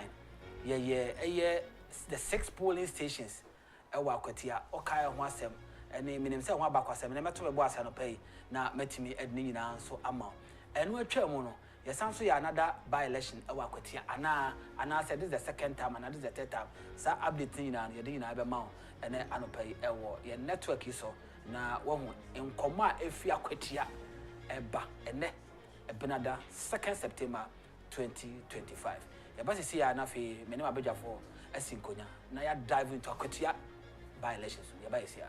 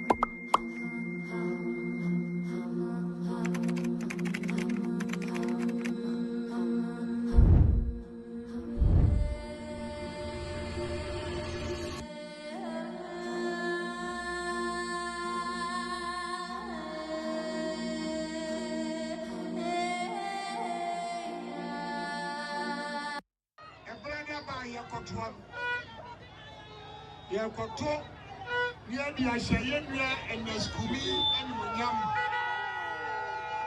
It is said, and Nam Akwatia Constituency Wunti, a brantia, and can all full of life. And the work at the tear and busy for the community, or the pressure, any stress. And I am free. The Muslim, everyone will possess. And this is for a deal of the years I'm planting away. And now I'm free more. Woman Yaku could rose. Homophobia by the Entrama. And we are me, I don't form more. Islam said, a brother, Yakotua, Yankai. Yenya asumadu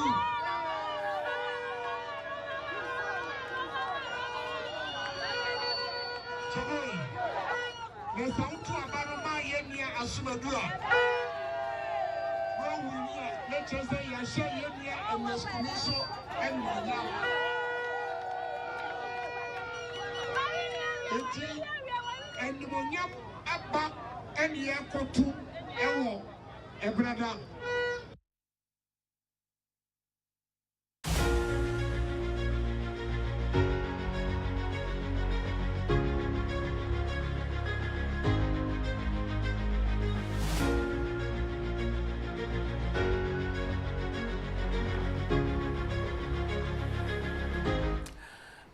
Obusiama memo ache na mensanso ema wakwaba from election reference center ewo na 2 TV so ene anopai Akwatia by election honkomo ena anopai ahase a yedi edi amawo ma mena na boya mofa bo ache ase se ohase anopa ma beti se wagya baton no edi amamme anopai mene Dr.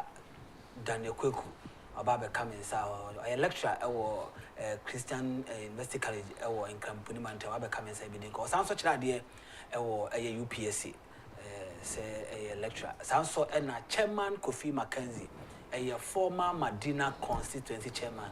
But you for me, you know, and many of them barber church, near Akwatia and some no update if you Akwatia eba and said the election as or honomo. In Penny for Bedura, Akasano pay or Dan MP.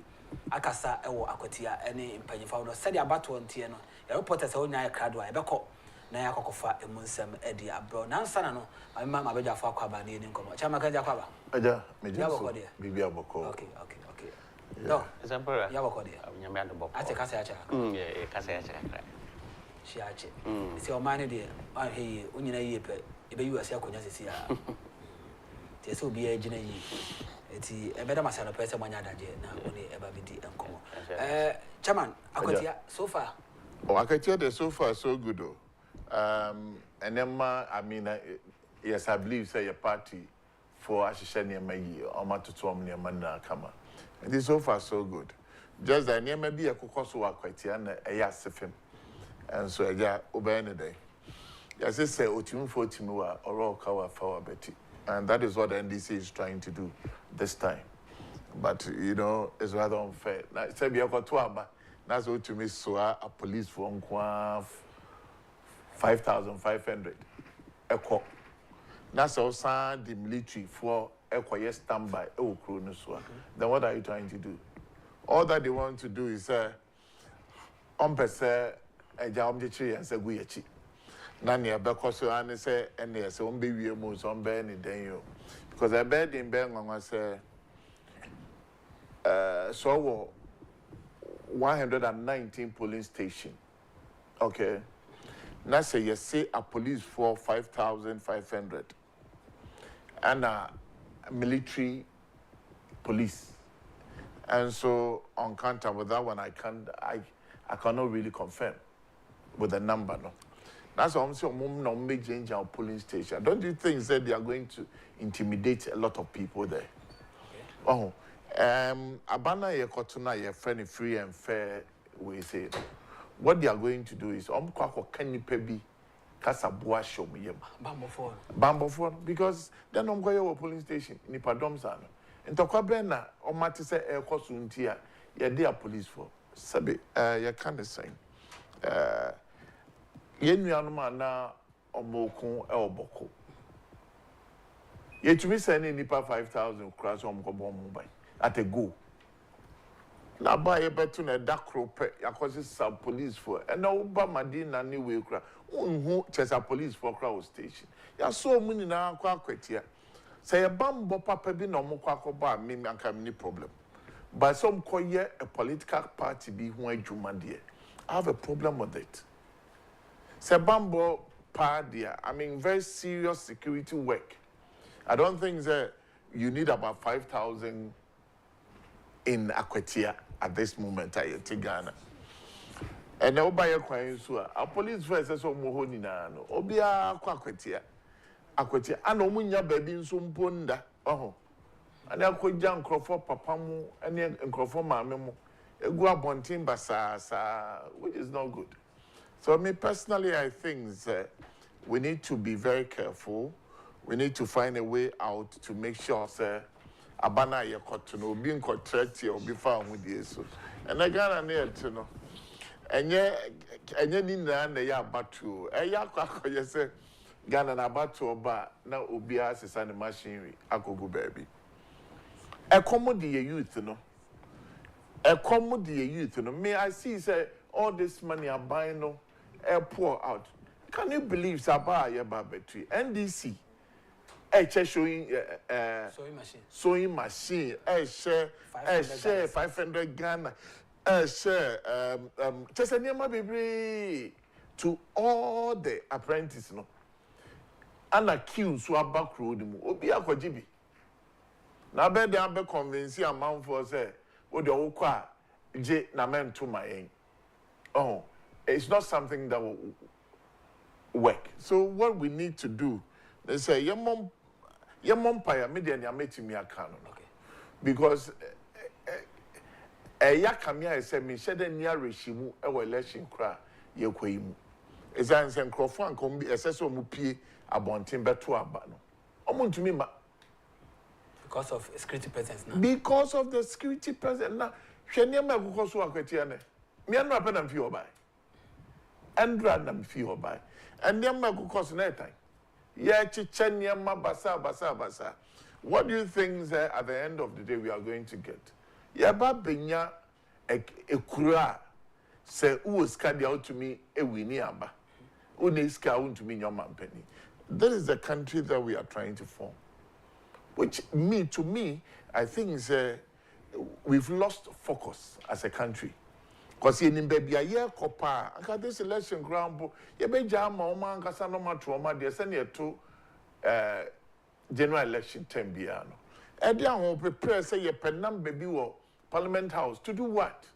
Is it about development or getting the majority at Parliament? Now you're doing. Yepe nsusu ye papa ebetimi aboa ye kroi anya numbers no say makoto aba na me da me one numbers no na ye wo numbers na tumi ma ye youth na adwuma ana unya numbers bebre no ye bisa wo se watumi ama youth e wo Ghana factories aye hwehwe wo Ghana no watumi ama ye biana na se wo my we ni na so wo say wo de win na se obechiche nipa nsa we win then I don't see you to be a government. The people in Ghana want jobs. The people in Ghana want peace. Now say ye pe peace ye insisa police phone na enkogu faako. Say omonfa peace mra. Ni enya baabi enso nto hwan ma nema bi ekokọ so. Ye be say ema mo ho sa for hini say as if say they are doing something and this is becoming a disgraced party. Okay. Doc. Yeah. Akwatia. Sample. That's it. When fa enchiama Ghana for ne ona HA na Akwatia by election there and can say eye ade a ebo Ghana for na ema IGP timisisa police for 5,500 kugu na war zone na enye ntokwa na ye kokon eya batuo na ye koto na se koto aba na IGP timi gidi se ese so the police for 5,000 na e kire wo se enoma nko yi sa enoma nko yi na se enye ehu e na agba o man yi e was simple by election ho a anka IGP enye sa de hwe the cost involved to the nation na yes so ni pasa police for their kwakobo nipa eto abani nyina e 50,000 nipa eto abani nyina enya Ghana whole nation wa enya region in there to about just one single constituency 50,000 people ena police for more than 5,000 oh enti nia ekono enkyerese yeman asomdwe no ewo mu saa na ni nyina nso fi nia ekosi ewo abrekuma enu nti na ohun se esese omani tu anamo bi anu akom bie pa ena ama IGP no etu saa anamo ya otui na nka bato de ye hwe djuma wadi na omanfo na hwe so de ato aba ma na eya koyese winning the election is at the day of the election. Nanka election there, and can yes ada na yeto aba na ewini o.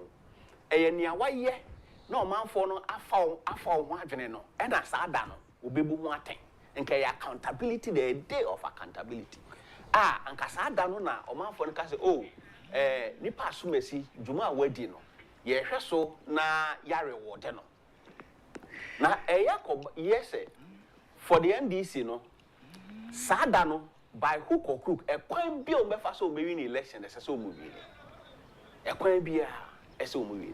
And tis so much sewing machines near 500 near near man. I say, O man Casan, O moon, Jomu, ni say, and Casa Bataway, and Car Ombetimi, Erini. And Tinama, Omoya San your way.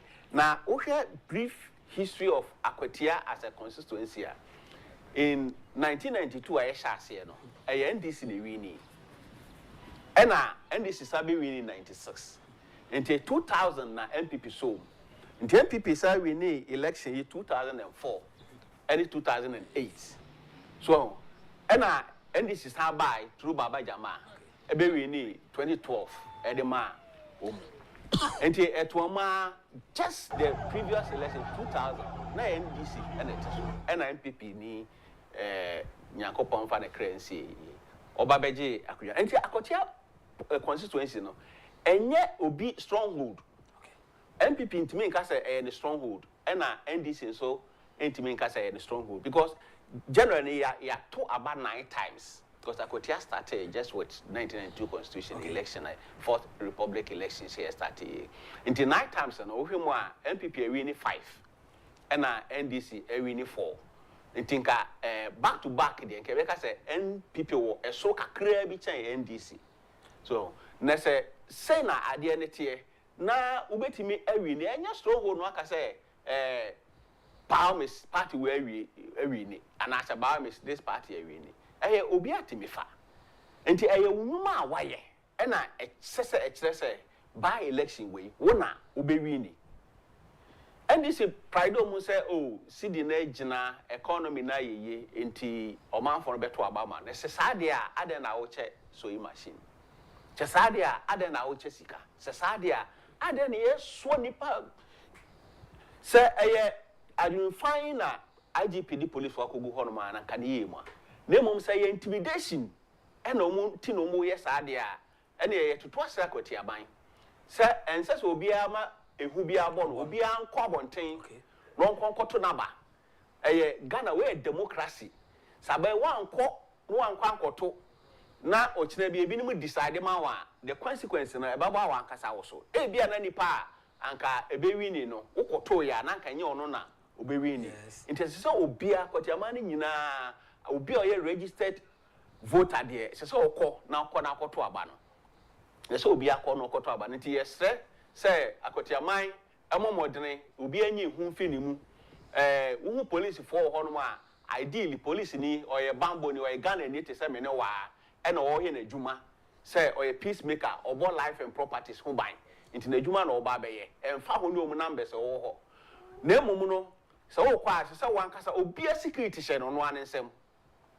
Oya Ghana ni a wo security ni edi kan no ehye wo ankasa wo nsem and say President Mahama say na ehye IGP nsem enti say wo kwa Akwatia no akoto aba na wanso ahwe hu say wo bo ho ban okay doc me achawada ma jo am kakra na menko Akwatia na asia ya mane bofo Isaac Ofori adwane a ode amanebo edebre Isaac otemi nka no pa ya mema kwa ba bio me yeso nsembara aifa na wo sesia na say na bato no siti oba bia ogina Sempara me da so wo achimu wanchi se wo ba Akwatia batom peswa so on se yi wanchi premu ana MPP ni bibia yedo enti na ade attention wa papa na se wo be piemu wa ha security e wo wanchi e differently efane se before wo be call police station for akwanya information no ya ji wo number aji o station wo ye adwuma na ya scanning wo accreditation Electoral Commission for the amount.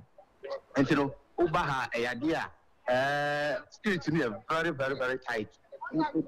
We share the MPP for strongholds another year. Nyamu can say, who ni penny kiumudia. Nanso, Omo GDS every 2-3 hours on Omo addition say Ayadia Omo Pierre Baba Betuaba. Now quickly, menya honorable Befi Ewa. Honorable, on one FM Tuesday, Yamakwaba. Ya dokuna omira. Young share why have zero election or when she ha. So far, it's saying. So far, by the grace of God, we be akoso. Ya prosecute your campaign ye. Ya juma osie ye. 2 months osie too. Me ji say dia kan say ye be kokko win elections and tie na akoso. Ye be to aba na wi no na MPP na win elections. Ubaha can say security presence and Yachim went to be precise, you know, yes, and then because Abani say ha MPP a stronghold and a determining factor. Yet to Abana Hana and what did he get?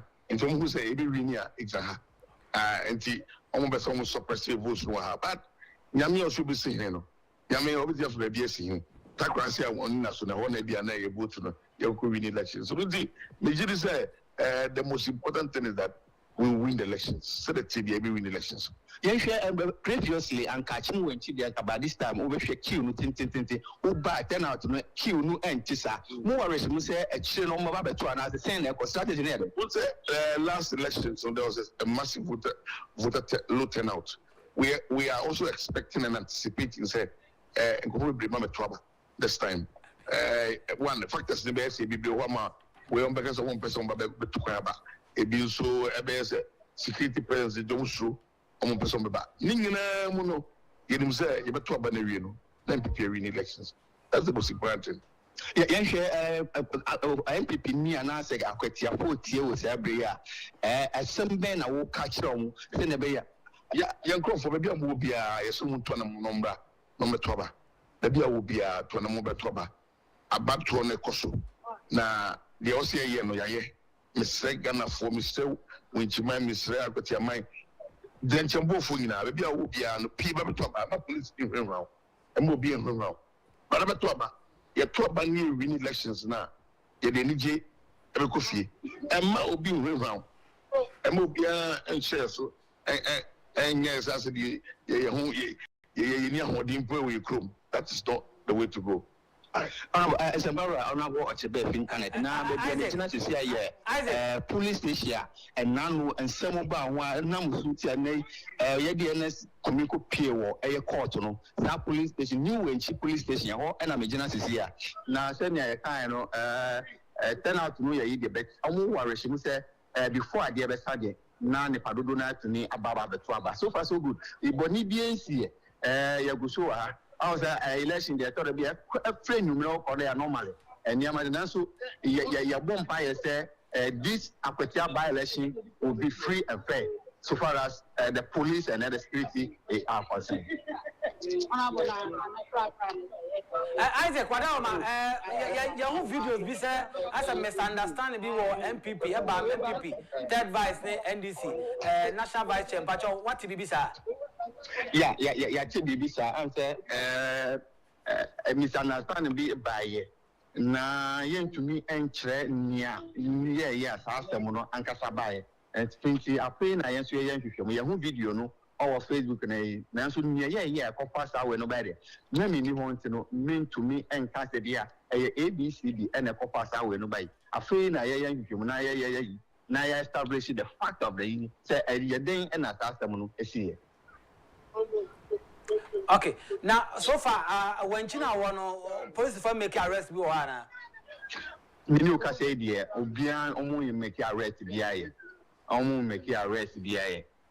Okay, as go for your brother say na ye ba kwa Akwatia ankasa Akwatia township na ankasa ho na em say misunderstanding bi akosoma arrest bi akose be ko na yakwakofa ho amane bo no e dia sempa enche me free have me the many ekre Akwatia na ya hwede omo wadaroma ye brother papa yamane bo for Isaac Ofori na ewo wanchi a wode ho amane bo e de amaye ne the member of parliament for New Japan South honorable Michael Chikuve fin so ye interview e kan ho no but signal na ye pick ni che say maintain me once be akoso and it seems say Chief Azoka and the boys no adru Akwatia on pese wo mo enya kwan ewura mu and am say basabasa kakra bi e ma no mo so be ko na akakofa sa videos ni bi na wani egusu a wo hwe o screens ni be bo modern ana yetimi e de sanche mu nyanso na etimi e de abo na kwekwa no ma memfa onko Akwatia Akwatia parliamentary election MPP and DC why now when see dodo ewo Akwatia 1992 yeto abana onim say MPP for anko emrahye mujakonya no wo mo ampre na asem no ka say opanyi Gilbert ye kwasi agye wono na we in 1992 e de ema the National Democratic Congress amanyoko no 1996 Alhaji Mohammed Ezra so maintain seat no e de ema the National Democratic Congress na yes NDC for enya 2 I don't know. So in 2000, former Eastern Regional Chairman Kencity Media, 2 times. We need 2000. So everything seat need 2004, 2008. Kofi Asare, no a doctor. One also and Abekaya near 2008 year, 2009. You call here that Akwatia 6 polling station. So Abekaya, sir. afei no wono MPP esanso ekura akonye enumom 2012 ena baba jama eba G seat no edi efri MPP for ensem 2016 ena hairdresser amase also aba G seat no edi fi baba jama ensem ya odwen ha want to say me kai say election no the former Eastern Regional Chairman Otafrija of the NDC Otafrija Bismarck tell you about I'm talking last Friday Akwatia and I say more pay obi di asman na shebedwama hairdresser so you see where hairdresser wonni mo nkwan yo se bibisa and Akwatia former say boy any ono an yepe any ebubu any for campaign okra ewo eye Akwatia eye 2016 about no 2020 and Henry Boache ebeji seat in the National Democratic Congress 2024 Ernest Yaukumi Akwatia Starboy and Subebeji ya any bosome nsia kwa wanyafe ewo mrashebedwam common fund wanyabi sika de ma MPs ede toka wanyabi adrede bia members of parliament called parliament a womunya bia Ernest Kumi wanyabi atete a omudi go through a ma eno sa ene akokoba say ye by election ewo Akwatia eti ebekọ Akwatia township nankasa na yakokofa amanebo ede afiwa as to say the video na ye hu no ede na si poten say chief azoka bambo nsem no so eti say no so ye befa ni na yetumi ede ma dok no anugu asem so ne ko yin no ma nugu asem so say obia security no bambo de ehye nipa nsem ndi say wo ko Akwatia polling station ho akoto aba na wahwe wo hu yi no ahwe ho ye se wo ko ni onua wo kwa boto aba no wi a peacefully na no ubetimi na wo free ho se gidigidi na ho no ma na sebe wahwe no wa gina nchen na sa azoka boys yi ne sa wana eye sa abasa no o so madwuma no ndi se o man no anhwe na se sa adwuma no profit wo ma wo mu be koso aye sa so hwe de omukodi djuma omukodi o abrekuma sa omo anipa nwotwe a ya chi won sentence o mu 6,000 Ghana cedis ena okodi nyamransam a yeti say ya oman we police ebetime de akọ charge wo court na yenya judge nso obetena so age nipa wadi sa ne mo deterrent wo sentence obi wo twa obi aso na de ehu atowo na aka so say me hwe se de court yi anamra ana police for di nipa ya faso ya me so me nko Akwatia na me nkodi saa nsamo ne no se de obi kodi wo abrekuma no the sekoba say ye ne say 6,000 cedis na ye de be fine wo mu and I can assure you say 6,000 we fi ombotom ebe fi omu sponsors no botom enti nipa na omko di sa adwuma ne de my bro mama na bono free eko okay donc ma yam infa video bi ma o sisi a they happen wa Akwatia Lorry Station World Bank sano yam fa video ma ye wia the national organizer of the New Patriotic Party Henry Boache eso so e de nsem bia to jafa bambo mu nsem na yakwakofa eno so de abro but yam mo Akwatia township no Lorry Station ebra eye MPP one more third vice Osman Masaud one eye chief azoka misunderstanding bi about one more and me first video no. Security so far so good. Our concern usually regarding security will be during the counting and then the coalition. That is where usually we have challenges. So far the security we are okay with it.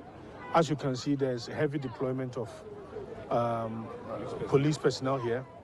And this is good, but usually after voting, during the counting process, and then during the coalition process, that is where we've witnessed some of these unfortunate issues. I will just reiterate that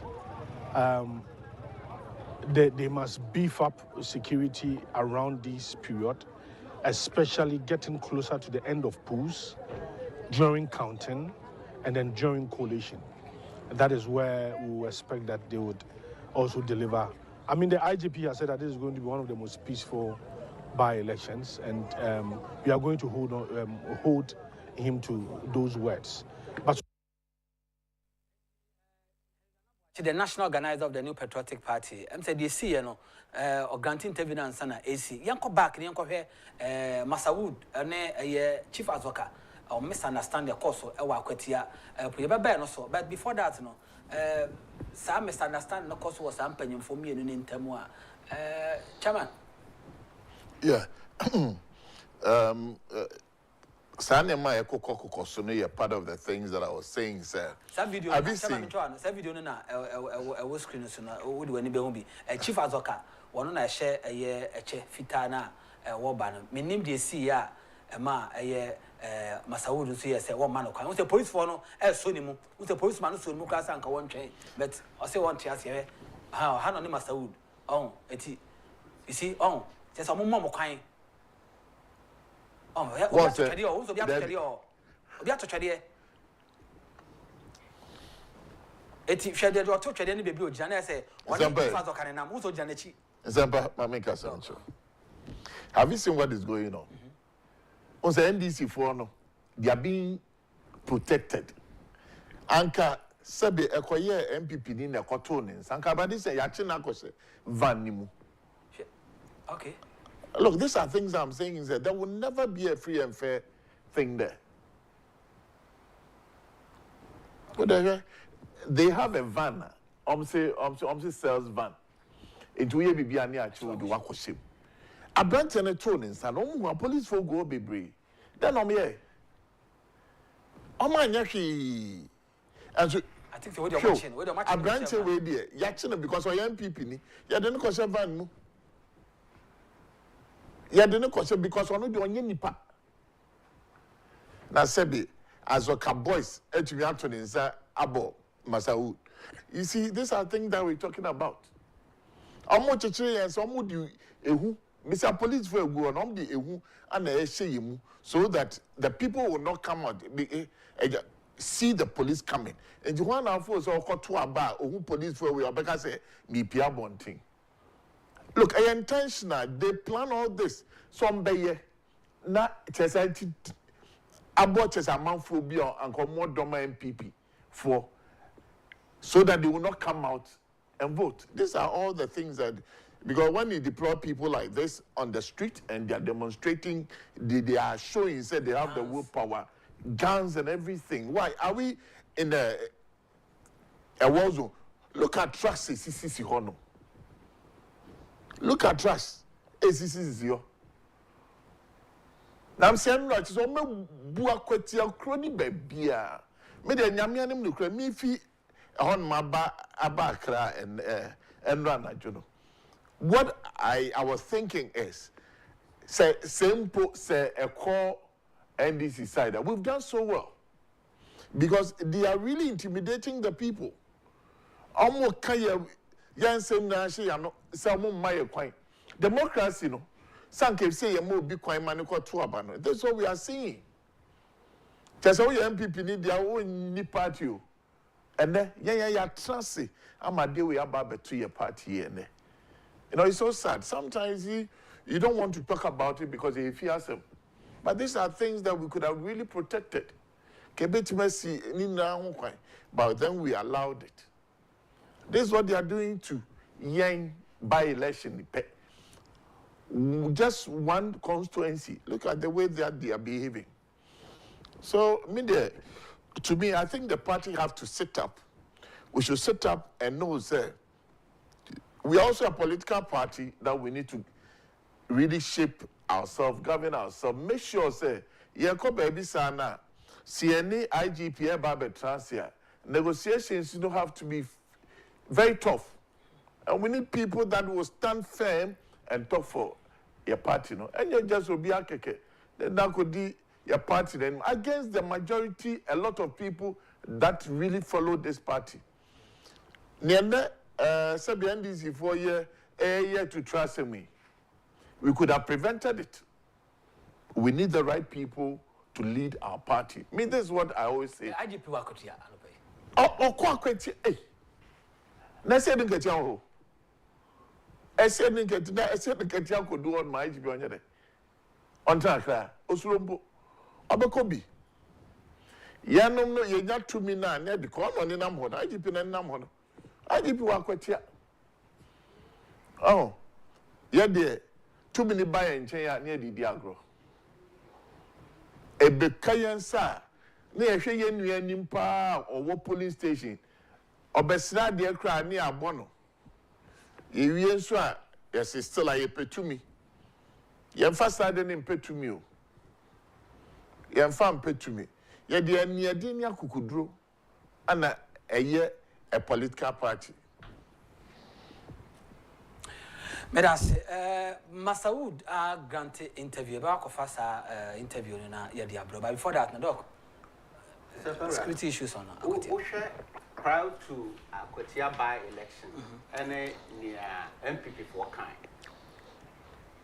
MPP for I can say, woman who near a sea or Abricoma, and Akwatia de Umukui, Umubu notwithstanding the promises are now.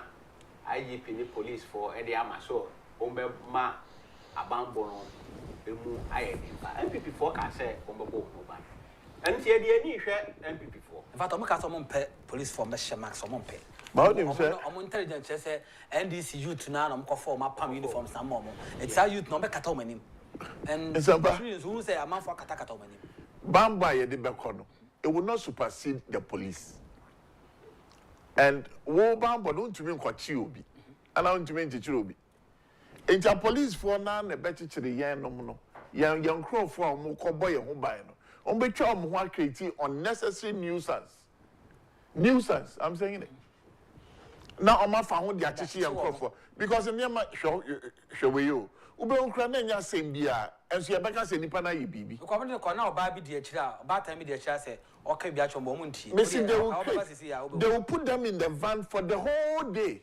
Omo ko bisa na mo as. Woman okọchiri met. Omo nti ase. Mr. For all you know, cran, omo PS on the top. China wo no ten say boy MPP third vice na there. Ono de no, ono ne nam ho no, ono kra de ye panic chow. Ye panic so you saw video ni bi wa. Onye video no ba. Baba yesi album. Do check no. Me see ye panic chow. Yes. Atone tabo. Ye panic chow. Ye panic chow. Omo kokro no. Oh, Intimidation. What's up? That's what happened. And in Jincrophobia, I may feel you on my Akwatia. A police for be protect you. Now, one won't do one no cry cartoon say, then, Umomuno, ya bet you at the children say go echi. Edward to Savan Nimu, not just any nam model. But the next time, be I am very at dome, not the to me be share MPP funds. Yan can say your baba sum Ghana, so you be protecting Ghana for because that should be our interest. And yet we be way the one yen say no. And we need a strong leader. Sanke will be an near thing where your party and I cannot be a party and ma. I mean yes was an casam pen so wimpo and keep baby do and says ya bedu. Dog. And say baby chairman DSC. I want to make us say so your party. So now baby ya boomio. Oh, Uma members here timid. Yes. Uma members pie what because one can say penny no see your boy. Now they be MPP for see your boy. Eho sabe na nana do koka obia wo ensa tu. Sabe na any year dey pa na then youth organizer koka say wo mafu. So be but fa wo mafu different ho. Na so hwe say dem pay for dey omun nsem no ekọ wo manum a edi aho keka ba MPP fo mu. Ebo hu say ya ho ba bo hye yensem. Enti ese MPP fo so hu say wo mu say NDC na wa ban mu sisi e de. Na so ontimi mfa mra na nhyɛ ne nsam nyɛ hwee. Na so wo tra wo do nsa hye wo da mi fam say me koka e bebo mi a de bi wo bebo. De bi wo bebo. Ma me kofa Masawood a grant interview bi on. I can be tested between one Chief Azoka no yanko na yanko kutie nsam a wo de atuja. How will it end? I'm a chief in Kumbundu village, and you come and attack me. If my people are going to retaliate, what will happen? What will happen? And the police are here, everybody, all the police officers are here when Azoka attack me. And I'm sending a question to Azoka. I am not afraid of Azoka. What Azoka is doing is putting himself to a shame. We Northerners today, Northerners, we have to show maturity. We have to show maturity. And why is it that when something happens like this, it's only we the Northerners that attacking each other? I never attack you. I never attack you. Why are you attacking me? That look, I like you myself. I would never allow you to intimidate. I will not be intimidated. I myself will not be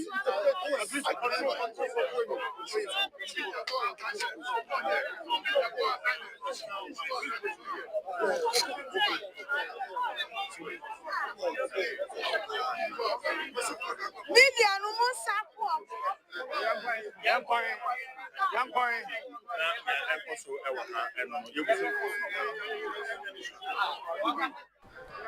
Enti abusia Masawuda ono ye third vice national vice na chairman ode nkomo ede tujade si airport wabo nchire mo se wono wa atake azoka be chief azoka asaba akwa mo dem say o se ono ye nodna o ye ohene e wo ne kura chief azoka o so ye ohene mu na mo ye nodness but it seems say chief azoka mana as sound say edru basabase tutra sembia na o jitum say omo nodness ne inform kokoya o kan asem no. Yeah. Doc, but Yes, I have some more Yeah. Because what I'm afraid of is even though this tribal thing, because your that's also your why then do you attack a chief? Which I mean, what would you get? You're attacking a chief. Also, what don't be in a chief when the crew. Also, what don't.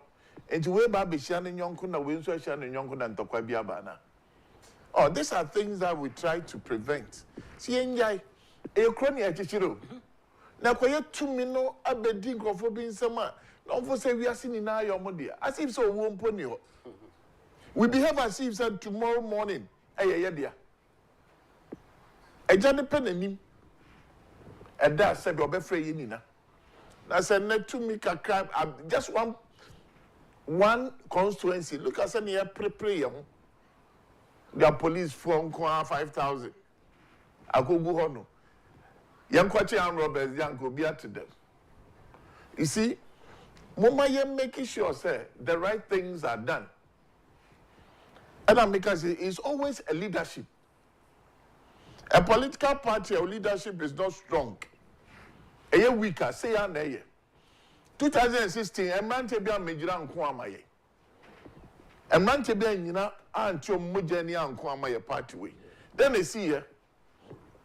Name ya yaduma ye ba bemu omo pe 2 minutes bi no omo pe dwuma bi kraye your party yi omo man.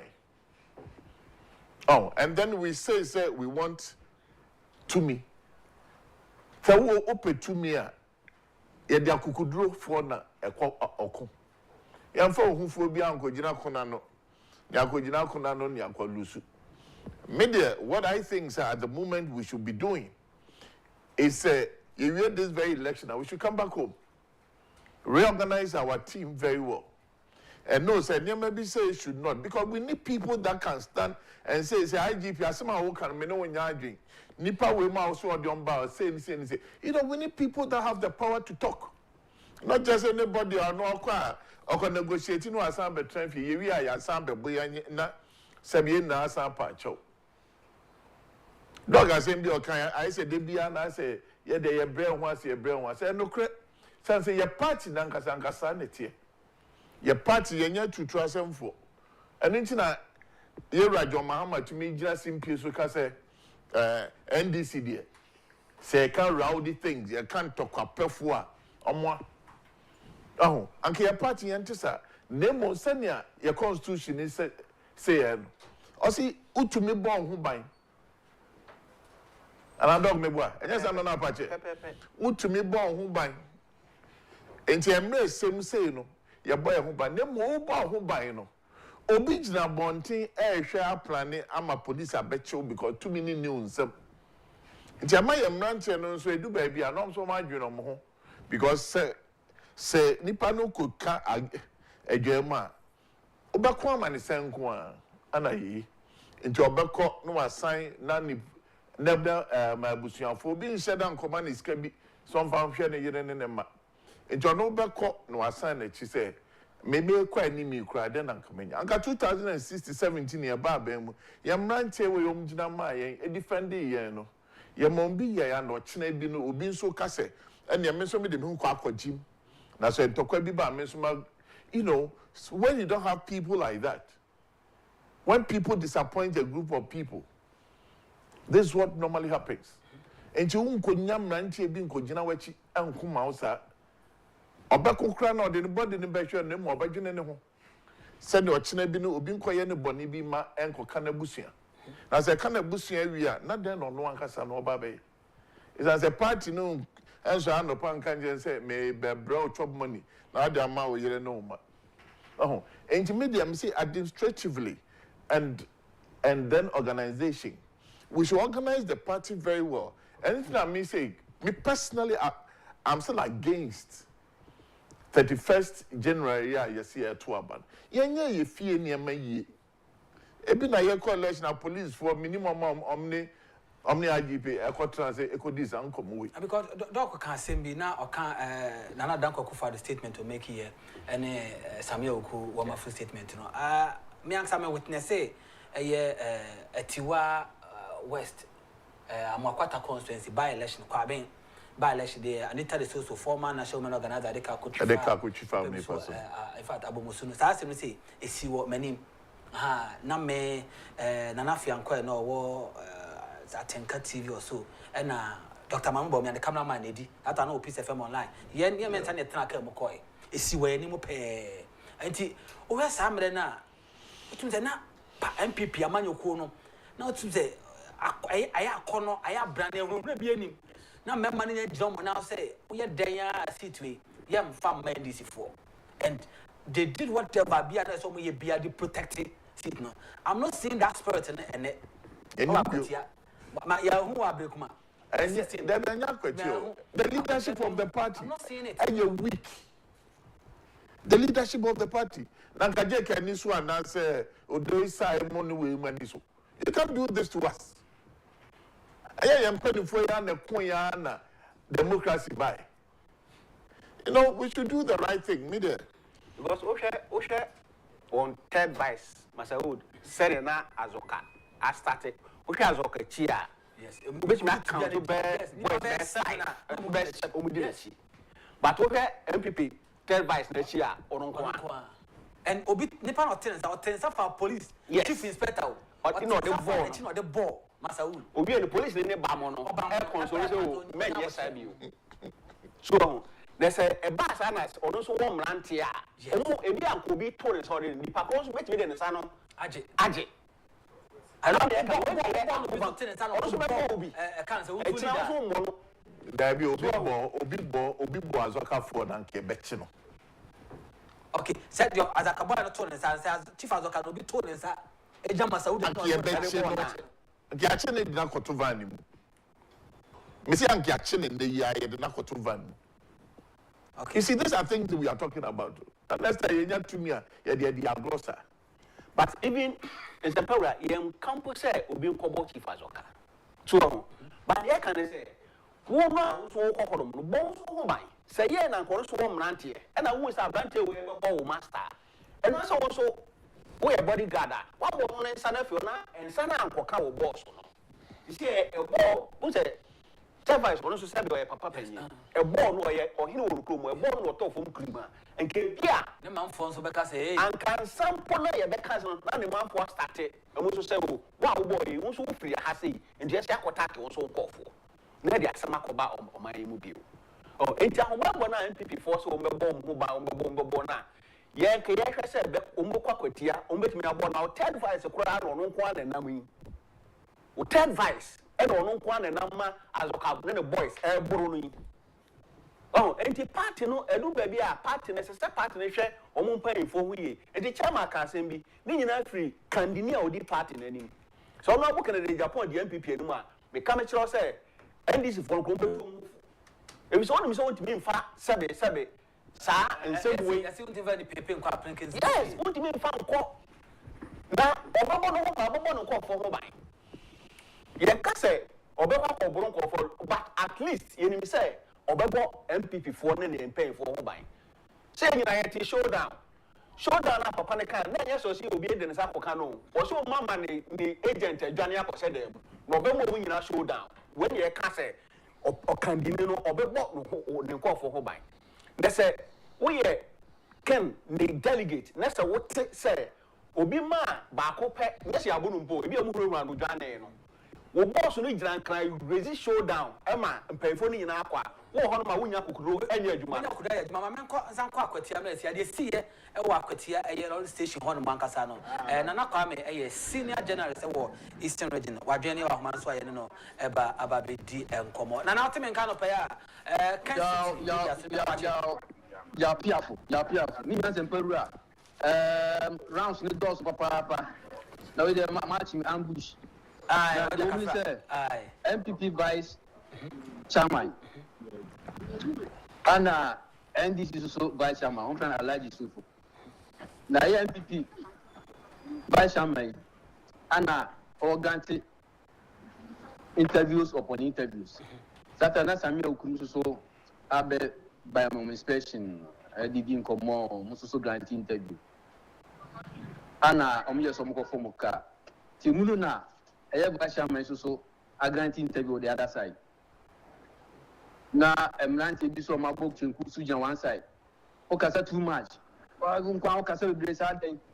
Sequence na ma NDC vice chairman Sufu Azoka. Okopa na pempem. Oh, kopam na tempem si ya pau. Na e fa na so sa na se e ba na sunu ho. Ana we push me. Na pinchin kakra ba ya.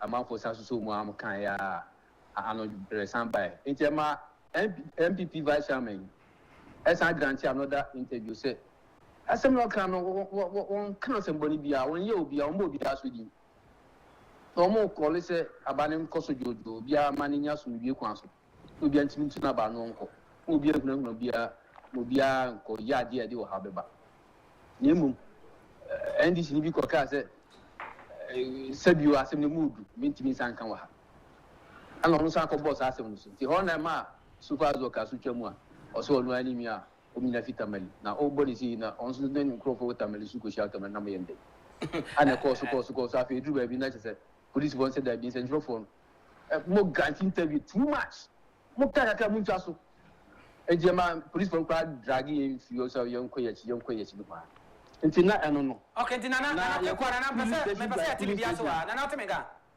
Aha. Me pese ati bibia so wa emra eye MPP third vice grant interview no. Na o attack NDC for ye. Chief Azoka ba ya na so be pa na pampam. Sa na question na no. Na pa cho wrap up mami with you. And they say what is say situation it say why come na. So far baby ya kuko nyina ya come. Police presence no baby wa 15 baby wa 20 ana election command what some other creative of fine omo drone ho police wo o be cross barrier be say 5 owuram kwa be cross 3 5 o sa tisi e chiro so a enso so taso be say 3 sa ana police for no gina sa hello nana hello otemeka na sabasa na esi ya so far o ma make arrest bia na o am say ya hwe no ahoma so ye be koso abomode line no adrop ye be mode ana na ye be da wase no pese wonya daje na watimi aboy kasede afi Akwatia ye be kasa so aba wonche biom na emrepem no na ka me pese me fa ne ase de esi ya nkasa de eni hu bi camera na capture ni pa no say Azoka to ne sa bo Masawood ne ye hu but video ehu ye chiri after science they say obi to nensa Azoka boys they to nensa they abo MPP third vice no police for video mo saka o metime make arrest bi ana na nka person me diko nwam say network no am your fleet network no ne system no ntina ya be hwan ye chi no that's answer na ba bi say o metime achi obi ana da bi obe da chi no onipa na ye pa ne cho no obe da chi no ye pa ni pa ne cho ni akoso me here coming down Messi ya coming down police for 9 coming down that is it na wo hwe dia ensema IGP kan ansana Akwatia by election be kan omu kire se omu de van be si wo ye hwe ne ya chi wahye mu obi to twede na police for I calm it down. Say enkobro ubi vice chair. So, everything IGP on here say a bedroom baby no. So kasama ubi anjindi. Oh no. Say IGP and ye nasa ni power ya or tone in sabo azokano. Sorry, azoka boy ya or tone in sabo Masawood no. Say Oman chino na sanoma we koswa a bedroom baby no IGP beka sem obi anjindi biu enti basa wuntimi control obi abiu. Abasa wuntimi control na sanoma na de basa ye ba o man mu no. Say injustice eba say MPP ni na to twede de on de yebeche no. Na say NDC ni na to de a ono de onko. Ebasa injustice. Ebasa de basa ye na ba o man mu. Ebasa obi enhwe police say police ememebo no ho ban. Ono abepa o mafunu e de abon ho ban say de Samuel Okuka in some time past no. Eniti esa IGP hwe hu say ensam na o mu kan ya ansa na Akwatia by election e be hye ase no. O mu ahwe e disansem no so say ye ma kwan ma basa ye nkoba na say basa ye ba mo amode basa ye ne ba no sankofo no ye be ma mra kwan memra ne modi. Ebi say o hwe sa brante ya okoto ne sa bo sa papa panyi ya sabe sasanki ya chene dadaada na mo police for nyuma mu no metiase anya bire nyina na omu arrest on the spot eto da bia omu mpese o bema ne o ma escalate enu nti ye beja the fast ye ja no nkire se wafa ho adi enu nti ye hwe se sa brante ya o hye green yo hye che ya o to ne nsa ball MPP third vice no ese se police watch no na ye de ne ko gina court di nasem say ye to aba ewo Akwatia wo free tamale eba on sani won so say tamale mpenfo enso nipa me no kwa to monsa o doka de on yes wo say do shegi no say long season no me to monsa you like am be catch you so part 2 oh sani o man so e koso no masa wo ka bi o che say ense say ko ba say yen tamale fo e na bibia ba yen fa abatwe yi Akwatia na ekọ Akwatia ewom say MPP NDC de but who so boys enfiri o meme basa ye wo ha wodi basa ntokwa na wo ka na wan hwe na esa akoso ewo ye kire ho no ma na ede ohawo ebre o man ye nyina ye nim sema esisi oboko ene ne mpatam oh so koye sa no ma we ba wenum nyina na aya na sha se de start because ono wa hu so abo ne boss wo hu so abo ne third vice wo hu so abo ne kuro mu hene sisi obvious say wabo no krumu hene nti e bia no no so target o so krumu hene munya ni mu kra no ye nja ni mu no nko some police for pacho so and there say police for who say sansem we mo address ma oman no hu say obi a obedi nsem bone bia no emfa ho ne party a wo join ne ye gu so kan say IGP who say emfa ho ne party a nipa no join ne e say emra ne nipa ne di the emra ne di a etina bi no obi so ebeye careful obi ebesuro obi nkoye saa de oma no na se ye na tra enye hwe politics ya bo obi na ye de ne ye bekina court nso a 6000 ye nim say oh but say we say that you make no when you ridicule the system. Next time person obi nso kokko bi on pay 6000 to o no so pay 6000 to no ne boss 6000 so there Sabe is cancel yes ka obi na fan oba no ka fit tamale yes and a TV man tem de buy de na buy nti say the pansa 6000 obetumi atua nti ko 6000 na obetua e wo say case bia ene ne ho punishment there but precedents enso wo ho we to ne nsa no 6000 na oje no nti say ono so akobro obi a ye expect say ono de sabe wo de ba kwa to jail so de no ko to jail a e ho e na injustice ono so no ko fo so sorry no na fe abase say okay emra no edima one group dia ene ye nso ye bepe kwan foforo a ye nso ye befa so eno na de ntokwa ba no because how share chief azoka the fe ne tifi be bia the tipen so ne tifi aduru na because of I'm not sure say enya some youth na kan ho na anko onye de obeye no but he's doing that because of he say our boys our na chi azoka boys there be auto in Sakra no suru there be all jeje ne ho no ono kra ho de be no ho de je no obi kokko ntokwa na esi jana say oye na chese e panicho ebi na oye no and the boys no onim so our boys di na chi osan wa police for protecting no and obetumi aye because at this age also then young one this say bi azoka in those days And then there's oh. That's the reason why I'm here. Or not saying who catch it. No, this sound this sound and so Sabi, remember Dinechi says Samson and Masaud boys Dinechia. They would have also fight back. And then you see, my fear is almost trial crash almost prevent it. A police force will have the guts to go and arrest them. Rather, I'm back mumum and the Omakotum because I'm MPP for. Send them away, yaka. And if you say, yeah, my own crowd could do something, so we, as a political party, that we can stay in power for almost 50 years. Leadership, I need to know, near Sanko Hiego, near by election, Sanko with Stisika, and see what they are doing to us. Ablekuma, we saw it. That is it. Yeah, the joy of it because the party of power and the leadership no to no see dear. I say ye di trauma fruma. That's what the president said. You're John Mahama. Or say just NDC there. Oh no, about to trust them there. They are the best so far. You can't do anything to them or no, or can't send your bear no or no bear. And they are doing it, and we are still sitting. Yakaya no to me says, Benya memma dear nim. Show me them, me say, and maybe an yanko ya no nim. Nyansa nim dear one tino. Or many pebby bedi ko be nim. Israel me kuko so David more mobile be konto kwama weninan. E yemre odim nipa odi e ko be nim eboa. In the same way, your party ne e won pempen so bia. Yakọ Ablekuma. Ablekumanka yen lusu sito. Yakọ lusu wo hono.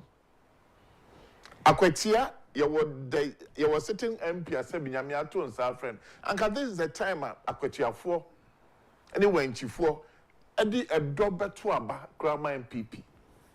And so NDC nim signing to them there to trust them their police work go because Yama your IGP say Sankrophobe go on just to prevent. It's part of this political thing that we do. And Yama IGP a strategy to just push people say main people buy a betcho. And I believe that by this time, NDC for there's only propaganda nintino. But this time they are cooking say wow nim now MPP ni obe pia bonti a betcho. A fana no be a yeche ovi ni sa ni ma we man for G a teacher 5,500 more chess OBI. Better na so obija. Because any major crime in Mabontin crime measure now will be able to we see. So it will prevent a lot of people that love the party. Been a said on matching no. A branch of matching the no way anymore. MPP in sending your big baby na so kuhua. Of course that person also come out and vote.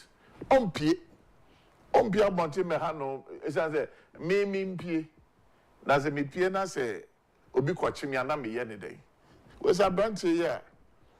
What TV so didn't cry like Ojani baby, and they didn't come about the party. But look at what they are doing to him. Oh, how much on the neck? Or come up for anyone?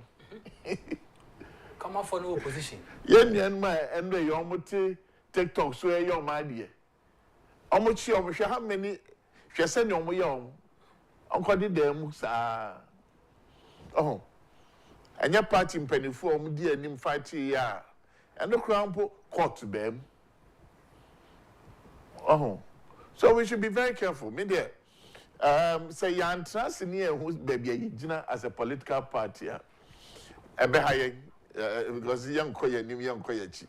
Oh, and see, oh, your party, Nina, and the ocean near Kosovo, Akwatia. That should tell you. So we need leaders that will stand firm and protect this party. A traditional, ya mama, ya papa, ma be kondia jia to hamaye. Joke. We will lose, and then we will come and blame ourselves. Yampe obi anani adin obetimi agina say say we can A, I'm saying can B, then automatically we are going to an election. Intimidation, you know, you're intimidation quietly. Nkrofo modo yi na kafi o mu bia bonte meto na ka nipa more than 2 million say about to nkra koto. Then you know I'm saying to aba. Did we ask ourselves the reason why the people they decide they say on meto aba? On meto aba because any maybe because no mo leadership be weak and we don't know why all those things were happening. Because your leader, yes. Chairman, generally, who say MPP party na aye week. And aye week, and you say I am say party no aye week. And a party so aye week are obey unattractive. And until Senator Chairman can assassin no, obi mpo so nkunu homa wa aye na heading. Yes, you want me protect. Want me manage. You waha any who say be kai video be by doing 2024 election. Oboase young man be a originally soldier for me, you know, they think NDC young man. Yeah. And in fact, some video, no, I even became disappointed in the Ghana army because so I said they are brand any soldier for no kunya. I say 50-50. That is it. But soldier needs their expected saying soldier for bet me and skills they are knocking him down. The man order.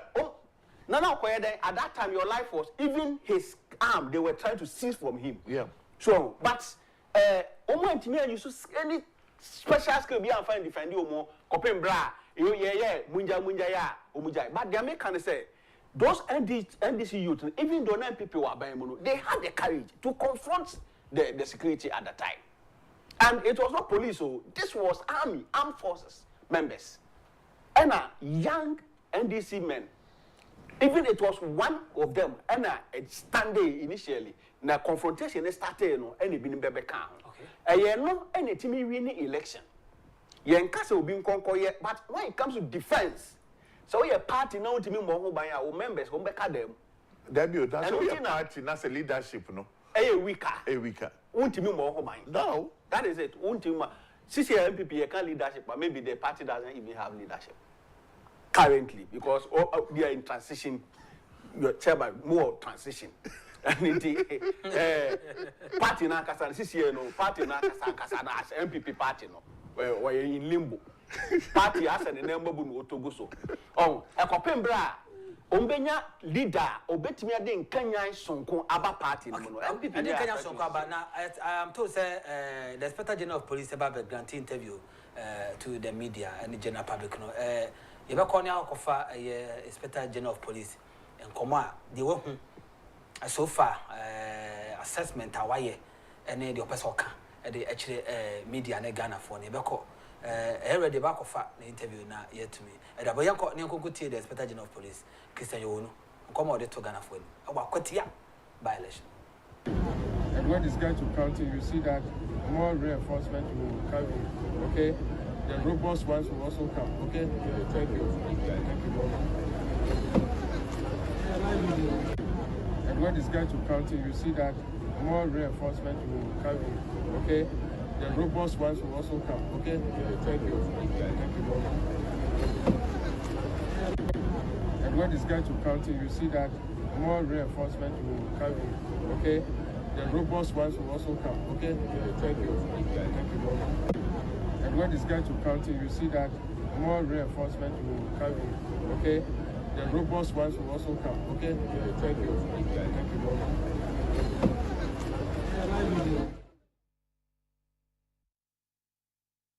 you. More reinforcement. It's a better. No, positive 5,000. That may catch us someday. Military police. I was standby with Corona. So military police. I mean, if you're standby, military police. Home now was standby. And the reinforcement now on the back actually. I believe they might be them. Yes. And so we are there. Me see. Medium pine and me boss in Yaminya, Dominia, Yansan Winnie. But what is going on there? Minya ratio say MPP bet magic city. I've said it and I'll say it.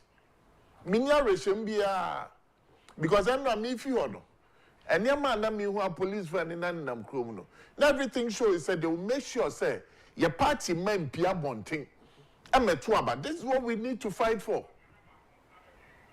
These are things that we need to. And your man, say, media, ne Casado. And then the same media now. Your police will interview. As a para, Uchi near IGP Kenya, more reinforcement. Police for General, and national. Yes, and yes, a police for the whole. And see reinforcement, don't be a debut. Reinforcement, police for a good home no dorsal. A chain at that time, boys now, no more chat as a car, no shiano. Police for General, no more dorsal. Based on what Nadia IGP reinforcement. Now, the counting, Uncle Mama, on the big. Now, yes, I don't reinforcement, Benview. And to Miss IGP, any reinforcement, and I hear Akwatia. And the men there must be empowered to work, to make arrests. As a so more, to be a Juma. There's only police for Ghana and Akwatia. Now, the instruction is that they should just keep standing there. Decide a year who. Next will be yet violence, will be yet 7 days and money police for intimidation. What the reinforcement take up would go quiet day. Reinforcement IGP, what exactly are they going to do? Because they do counting no, just around that small place, then they count you. So, 5,000 also was added reinforcement. Say reinforcement beyond the 5,000, say 5,000 was added reinforcement. Police for they are enough to act. They are enough to act. My homeless is here. Enough in the interviews I can see at the free Akwatia at me at the abroad. Now, the Inspector General of Police Akan. I see Pachilapa and say, if I see her.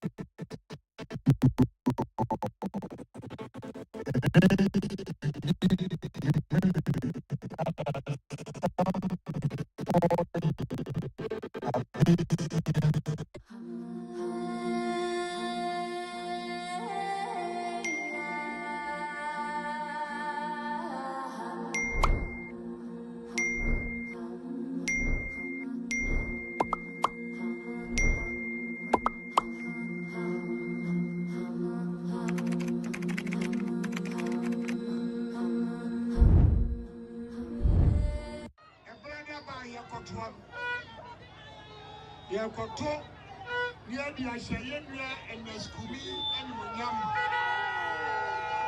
It is said,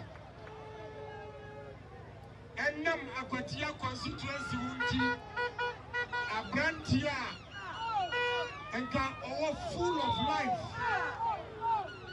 And the work at the Tia NBC for the community, or the pressure, any stress. And I am free. The Muslim. Everyone will say, and this is for a deal of the years I grant you away. And now free one. Woman Yakukudro say, homophobia by the Entrama. And Yanomia don't form more. Mesra say, a brother, see a Kotua Banua, Yankai, Yenia, Asumadu.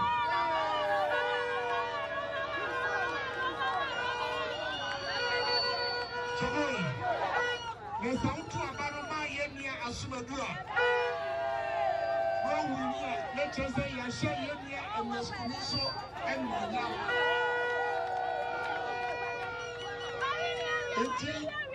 And the Monyam Abba and Yakotu, Ewo, a brother.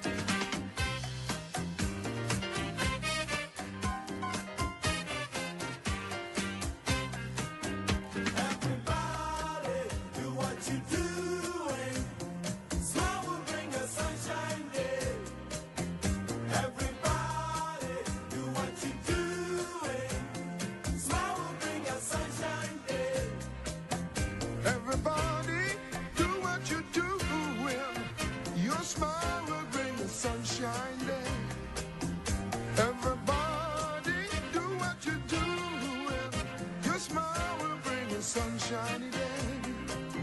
Everybody, do what you're doing. Smile will bring a sunshine day. Everybody, do what you're doing. Smile will bring a sunshine day.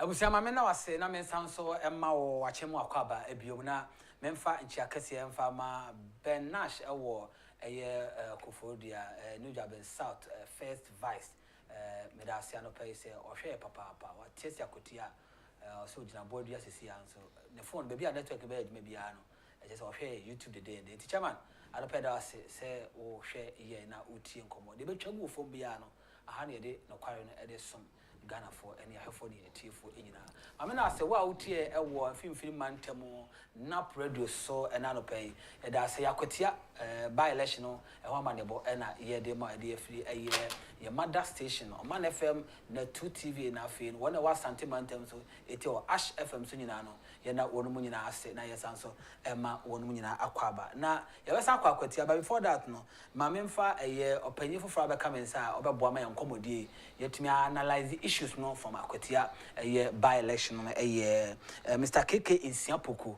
or ye senior member of connected campaign team about becoming chief akwaba esi ache bia boss dan nkomo ne yanwie nte ne ye bia beto aso na ne mom ti say kakra na modern man ne mom pai boni nyankopon daromanti bia ye okay the last time no share Akwatia acclamation time 30th July no more bana wasa Akwatia about 2 or 3 times kra so far say no Akwatia I na yet to by election.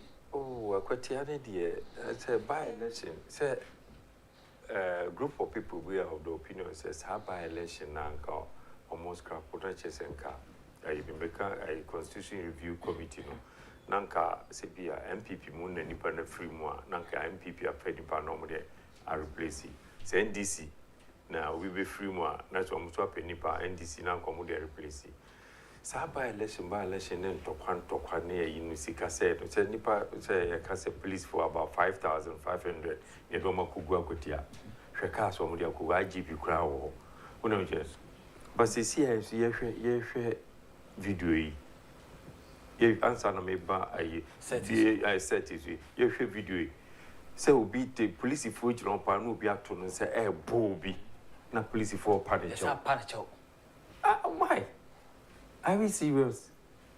Let's just say I say a bunch of toothless bulldogs we no mako go na omo ye ni omo pe police need jina ho or to ne sambo bi what is tantamount to assault. Yes that is assault it's now police ni jina ho ye den. Oh, it is a by election the IGP Becky can say you see police need jina ho ye bo obi ato ne say bo obi Masawood Azokai says who say Masawood or person or preventing incident na Masawood no or the Azoka no none boys or tata so I know also become be say I said no for and no attack oh ye king also ye chief for the group but I said omo northness me no more tata omo yonko tembiana north na be attack another north na it doesn't speak well. I believe if you said the police for the general police for general, yes, or money ho. No be too in Sabobi. Near Shannon near party chop. I don't see the seriousness in this whole situation. I mean, a message you had. I say good morning, Sampera. What's going on now? I think delegates should vote for leaders who don't wear suit and bring those who wear T-shirt and jeans. No, but you see, a political party is a pay. Political party, the DBA make us say, you're too about my young. Okay. As now you be government. Okay, my main Akwatia is here. Akwatia Constituency organizer, Yura Jones, Ajani or Hanswa, Yenno, any Encomo, Emirates here. Yura Jones, what mean kind of Jones Awuku, na 2 TV, or Man FM, Ash FM, Nap Radio, SNA.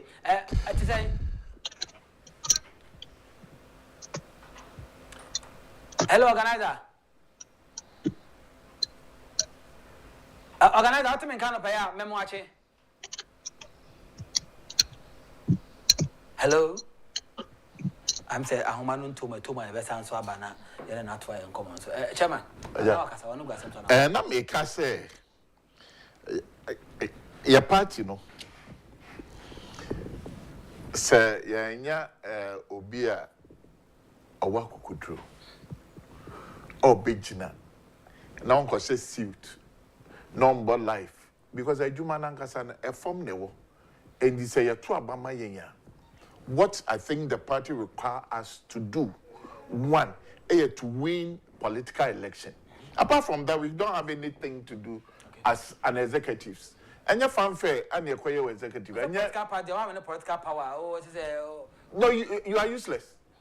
You are useless. Yeah. So okwa battle. Na so ko lose na betrain fie. And as okwa football na lose na betrain fie. That doesn't mix you again. You whereby wako election, wako winning, and as wako tournament, no wako winning. And your body also, and wako okun, no wako winning your body also. Now okono was a meya de me do say who knew baby a jumana is a way ya near bakope. Konako winning about a mayen, and until executive. Now so executive that are not strong, that are not, I mean, robust people that cannot stand on their feet. And I make us say, Nina boils down to leadership. There be a MCF Makamba management and leadership. I will fear no ma every time. Okay? We need people that can say yes to yes. Obi on Shradi, Obi Okasa. Nanka by election, Kafo say, Sanka. Any man this phone him say, you will leader be power or you're strong or you're share. Aganya ni mom de kuko honom de beko because on him say on beba be shiam ranche say on ma because be maybe a obi oti obi a be maybe wonimu ejun to me ntata ebim kaze and then otata me timi say no otata na say do baby a I'll fight you back. Now for some you will lead the be or you're very solid and no or you're stronger. And how was the South police for your makogo bebre no and come di ombekwana. A police won't go be come down. They will be very careful about how they will send people there. But then they are not crime because party Nankasano is not well structured. Nanka Sabi Obi on day a group of people call election equal lose. So man so no determine your next very election be where baso. Oh, come back and say be our town will be. But no crane bako. We should stop covering up, say where you say. May this not the time if Sanka Sanko election. If Sanka executives need new faces. Or Omwaku Kudro, Ambejina firm. And now Kudro and Sabakon people that are ready to work on the ground. People that are ready to know, say, party in baby ayakono. A young could grow for. A young moment in the about politics and elections. And your fanfare near quiet. Obi mu ya executives was soro. Obi and Kamemeka executive year Jumawo national. Ubakono obi ni obi nkasa for the past 4 years. Trivial issues. Issues that doesn't matter. And tokwa moko na sabi, is it to the benefit of the party or what? Or mankasa mon tokwa na moko. For how long would we vote for people that are child-minded people that doesn't know say ye be ye juma ama party and ye personal interest? Baby aye kwa kodu no akoye personal. Means me buy say na me keke. We should stop voting for people like that. You vote for in my ready so beji your party next year because me won yenti a party with a presidential candidate have to campaign in po. You were very good executives, sir. From Constituency to Esroho. Say you were very good ones, sir. We will not suffer or struggle. Presidential candidate will just come and just do a radio or table campaign and go. But we are executive. You wait for opening bina unfair bibi measure on some man. That is what we are doing now. That monetary thing obi tram obi discard breno and son what me reason up akwato aba and decide who leads our party because that is all that we know. Ye ni gidie will be this old kreska. Your party needs say because we are not ready for a good leader. Okay, main fa we ntwam sisi akwala abofra bia yira na main fa kabo ntwam na pacho so hun da bia na watimi aye adom na odina ama approach for na say wa manager inside timi aka abrante e fe no George Kumado owo Pantan village ye say on the 31st of August ana wono mo awia beye no mienu 12 p.m. wono mo sorry program ewo Pantan park no so hono mo ben Pantan hospital ena abrantie Chris Kumado wo efiri ama want me ambebi convention ase okoye no ana se sanhye mudie na ase aso na omoye na ase ena okoya want me ambebi wanya mfisha no du miensa 13 years obi oni petuntum enti se wo hu ne be bia na watimi abomode na wa fresh number 0242753603 0242753603 na abomode ya fresh number na yebeda wase na yetimi hu mo betimi describe atade a na hye no bobo na hye na wode eba ya ntu betimi abo papa oma hu no oh okay yes oma hu no sisi ya okay ene na yede radio ase se wo no metimi hu no ira keke bachoda ayi de chairman eken say delegate or say executives and me constituency memodi Trouble constituency na me wo wo na me chen e ba se ye call 2020 elections no president Frey said me yonko ba ko ye nyan na one there's this internal elections internal primaries for parliamentary trouble. Okay. President Akufo-Addo Frey Kofi me ne one ado say ye nyan na Moses anim onko for trouble ye jai na sopam satam na me ye adwuma wa tenka nti ye ne ye to ba first na me ka ho me ko vote ma Moses anim nkrofo say me nwan say omwan say ma vote ma Moses anim say me party no na me hwe I don't look at individuals but change akwa assembly whether good or bad my party first so Party first. Enti say no yes Sako 2024 no the grounds was that ye the Moses anim by beluzu everywhere marketplace school churches wherever throttle station that was the order of the day. Enti why should we present the candidate masses in so omumpe no ye kwaye you know so by ye nyere kasai Moses anim lusui ni executives ni bi omo you know chairman yeah say omo candidate lusu nti they were campaigning against candidate na party na you know no I was in charge of trouble. Who in charge of trouble? Yes, when I'm here trouble that time. Yes. And na Michelle Gloria Raho ye be meeting na Gloria Raho because internal wrangles no was too much. The candidate na winning Gloria winning. Yeah. Inti say ye campaigning against Gloria and it is even alleged that by initial stages never say Gloria lose you know. Some of the executives they pop champagne. I know you're there. But then you see, I called the group Emponium Kasai. You see, and I didn't there. You see, so I can say leadership. The leadership should be serious. So and now frivolous say we serve the party, not individuals. Okay. So and serious leadership na a serious business. Yeah. If you are a leader, leadership is a business. It's a business. It's a serious business. Yes. Bonaparte, no money, Napoleon Bonaparte, no money, De Gaulle, no money, what have you, no, whenever easy. Peter Lajete, no money, or the Rocha, no money, one more Casa, would you so more Casa? So that wouldn't lead us in letters. I said, oh, no, a chairman can say, fan fee, no, position, you won't quite, no. My main and some Akwatia, Nassisiana, and a former DC for Denchambo district, no, Yura said, been crying, our master in the Kwakudin Como. Yura said, Totem Cano Paya, Kencity Media. Ash FM Ukuma said now Purdue was Central Region or Man FM and then the 2 TV were in Campulimantem. Yena Kabomo and Yedi Akwatia by election or a home como. So what mean Akwatia, send Akwatia Tiano Payura. Midasi la it's ya with thief when I'm a paid so far so good. Me zone me demo me wo kusi takrasi ni wenchino. Bibia ekoyi bibia nkoboni turnout ne na ma ti se ne yesi expecting but asundwe wa ha no se ya bibia AC nipa ne so bank kakra almost to o maba it is so far ne there sana yezu ha no se etie Okay.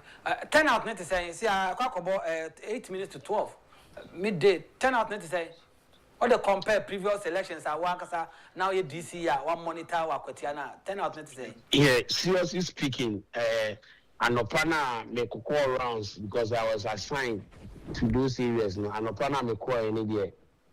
Na ensheda encouraging said yes, baby na a wash stroke akra when she any kusi. Na a wash stroke akra. Since 11 o'clock, my retrieve kakra ya di bi wo baby ntimi wi a ana mesa call back to the show. But Anopana me call any day.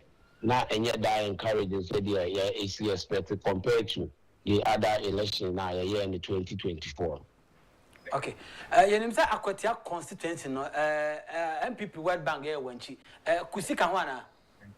Yeah, Kusi count since 96 years, you consider we've been winning of the difference of about 500 to 600 because the whole population is that and so okay. And this time around, also, we are going to carry that place again. Okay. Now, security presence was affecting elections now. There's a lot of security, but we will be our complaining security. Me meto aba na se bibisa. I mean, there's a lot of security. As for security, they are present, especially when China a stronghold. No, even though the number of police people are already but we are not scared by that. I don't say.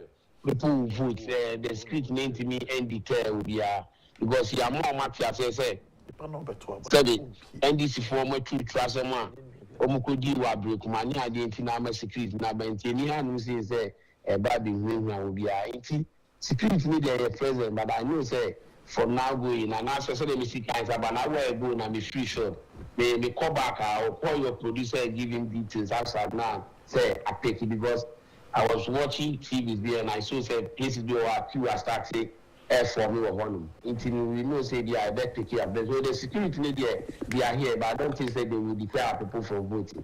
Okay, Chief Master Memo Akono, Eastern Radio MMDC is one touchy base Nakasa or from one. You say Udima Cotre Power or Persian so.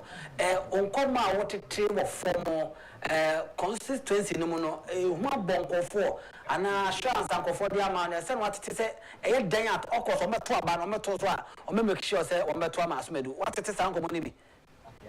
So please, anything for Chenny and Mafiti and Ramu piece a big one will say. Almost 10 years, almost yesi, Chesikania, but the people have said this, they know say it's Kwame Asumedi who can do the work. Into the no matter sharing of Sika, and I say no matter how I obey or no, I can tell you say by 7, 8 o'clock, no, Kwame Asumedi Edmund because you know that you be Akwatia. If you want to go into it, I will say we did a lot for Akwatia conspiracy as compared to I will say. And 8 years. Now, before I hear that 8 years, no one's not transfer 8 years. It's 8 years now, transfer before you buy, and then I will, therefore, our record and compare. We don't say everything like I say 8 years, it's the records are there. It's me, I know, and I believe in my people say. Say the almost 2 about the mind next week, me, a mini clean election, and it's the fancy of one that the same thing is going to happen. No matter Nema or Moye on the ground, assume we will win the election, and it's almost your Mwasida. And I can tell you, I'll call you, and after you call me back around 8 p.m., and the results will be there. Nothing, we didn't change it. As for Akwatia, you're near then, you're free because you have no say no. Your mind's area. If you can't come from there, we are 8 million to the 2 behind, and they are going to vote according to their conscience, not and their man. I haven't seen mines as now, but you will be a more one cup another, but you will be that year. Often say that the society. You both boys, Sikana, Nanka by this time, because your mining area. We share our record by this time, good no. Can see a corner around 15,000. It's almost a little bit about 10,000. It's difference no normal they are bringing call for no. And I almost would the normal to Abanetiao. And to believe me, we will win this election based on our past record for the past 8 years. Listen, to tell what I did in here. Drip machines now, akufo-addo down my toy, you know. Acquire starting grace, every now. And because almost mini good for the constituency. be a contractor and a raising certificate. You pay the contractor, one a contractor number back. But right now, what are they doing? Almost recall almost all the drip machines in the region. And I'm going say, almost just selling acquire a work contractor and seminar. What the drip machine air selling without the knowledge of the contractor. Say you go memo. And people can read through all their activities, and I can assure you that the giant answer you are going to win the election. No 2 ways about it. Obi onimu obi anim ayonkofa na da wo ene yenia ene skwintam bi anim se abato we o ye de obetumi bia se mo beji seat na no kwan ne mo nyam sha opese odi jawni ano kwan a yenim se woni so ade wana mo tu na ne ebebe muti ye beda ase de waso a o sa akọ back to o center ho no na ye besa so ba na so ne ne wa ba bedin komo ye raset Pedasi, on Shams Papa, a former DC for Denchambo district. You said Ben Cran out say Yanino AD and Common. Best I come back. The Eastern Regional Chairman is also ready on also any Becassa and Penifau will be a more honor. Yanu Munina Ebedin Como. Sageki, former DC Akasa. Yeah, but yeah, Casa dear. This Akasa from Aye, what is saying? Ken Hawk, your Arsenal. A dear Yamaka, Nana Biamaka. You're winning by 70-80%, a by near the form. So sometimes they say talk is cheap. But they say, no, the situation on the ground, and they say, Omode security for Google, Ubu rule. No, Mamma Crabbe, your man called and we are a cobu to Nasa or Nyakwan, so or Tuabana, in case he is attacked. And I said, one a bit defending. It is saying no next one will refuse executive will refuse penny a convincing proposal. Robert Waba, who could be on your way, Robert Waba will be on your way.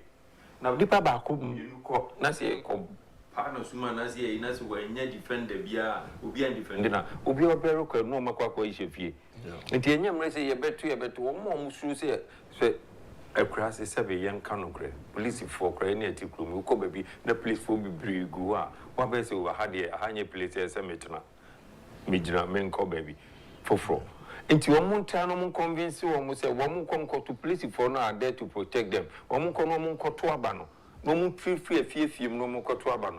Just almost say fear films are, will say a berry, a berry, a berry. No. Almost also be Piaquato. Convince them to go and vote. And in case of any attacker, are there people there to defend them?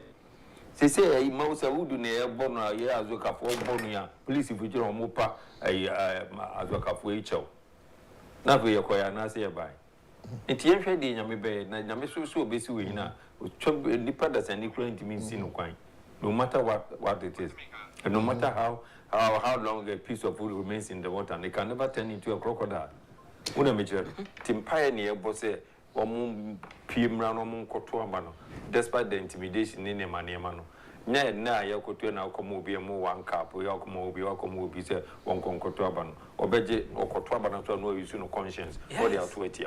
Because Akwatia manning constituency, I am say, or more dear assassin good no more Yamojuma, or buy a good no more ton 13,000, or buy all ton 8,000, or Gumuja. And where you more than 5,000 officials. We 5,000 officials, no one can fire more 5 kg. I command 500 Ghana cedis. So 1 year, no one control Obama. It's not an insult. Samba. Chairman. And this is for him say election we are Umbelu support. In order for Omenimungu Asininti, no the Nipa the police for 5,500 Akogua Kwetiano. Say omukobo ban ema omu na nkrofo MP ametuabano. They know look a strategy, a very nice one, because this phone in pa say ye Jakweti amaya percentage e be we need the abano a very massive. And the a police for Kogo, a police for call ye bisa then pan on my own so. Call for say 3-4 days in it. Baby crumb better cry and she had your man could go because when duty calls, only choice than to go.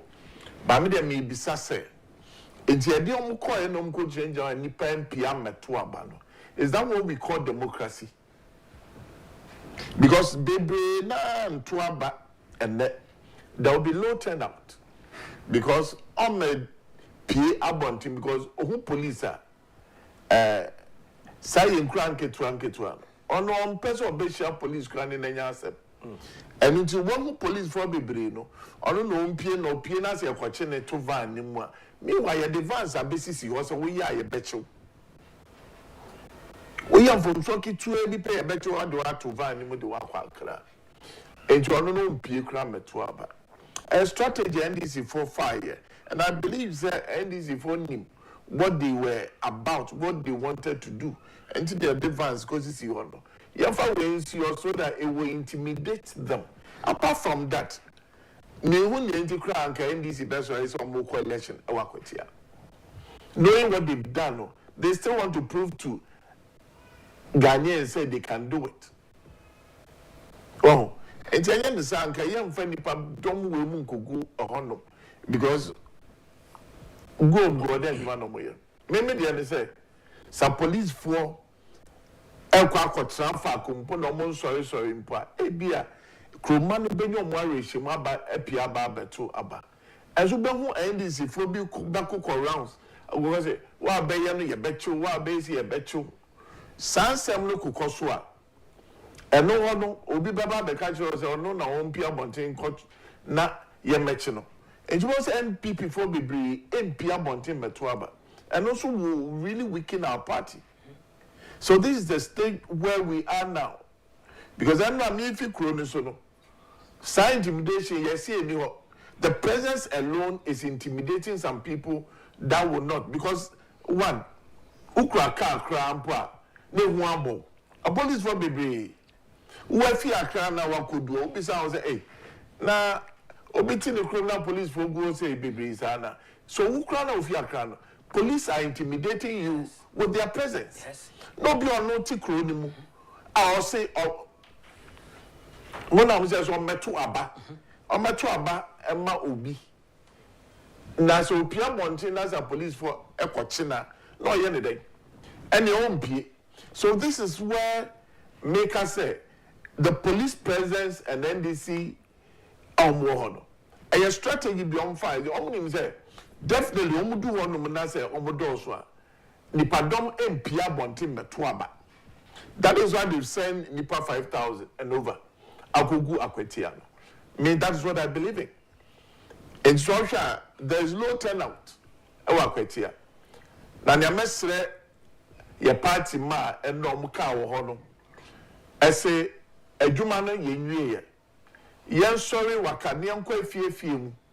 Omo afie omo ntumi mpie e bibi ntino oma boto no yanko form se ka kra na ekura yan guide no mo nkoto aba no yan panipa ko bi ndi omachi se na bibi kosi e wo ho mpo metimi a protect you. This is what we have to do at this moment. You identify electoral area ye nim krofo a MPP for pa ombeto and under normal circumstances ombeto aba ye jira polling stations a ye hwe se sai ni pekuo no omepia bonte aba beto aba omumpie ya ye ntumi identify baby omote yanko omufie at this moment yanko pomocho I said there will be a protection for them yanko omocho no omumpie ameto aba anya sa with the police we say anything baby mpia bonte ti abesre Oma ye job wo endra no omumam bomodin say ombeko fie electoral area bia should work at the moment in 24 more omo electoral area o ehwe mo omo bisa electoral area started that is an album no minim ni bia so to be mko fa no you see there is an album so your electoral area coordinator you should be able to identify people your police station people this is the time that they have to work. Yes, they should identify people on to about one area anymore. No one says and penny form or casa or pia bonting coffee fast microphone no more matuaba and mamon town and you say the people living in their various houses owe us a duty set by force if some matuaba. Okay, Mamen Akwatia ebio na me a constituency organizer your friend Jones akufo-addo wa manso senior ultimate kan anopaya na 2 TV or Man FM Ash FM Nap Radio sana Akwatia city na 1000 pom tisa anopay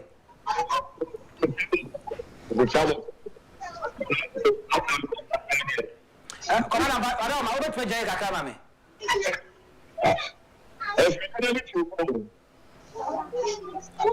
hello, Canada. I've got to make a.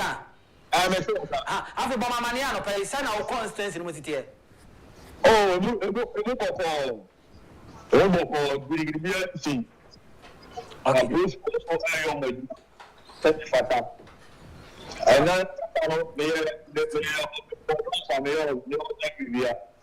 but me, the local said, new polling station, crazy. For a year and the airport, the job in check a car, NDC, microphone, and I'm station up. I know, see why. Crazy. One chip press be all. Now, so far, post what meet you be. Oh, I'm a one to be a so it's opportunity. I'm okay. Sir, you show constituency no more. Unim areas are my stronghold. Me ka MPP ya to aba mudi nkunimo pa. Wanchi na fe kusi eka ho ebie. Yane former DC said bin kwa kudi nkomo wo kusi ni potemo no modi ne to ye no oboy ha mane. Sir, o hwe samre ya premato 9 minutes down the R12. What the two previous elections are MPP Mawini Akwatia seat now. So Bemuna na turnout to you okay. Well, we by election. By election in the Anna,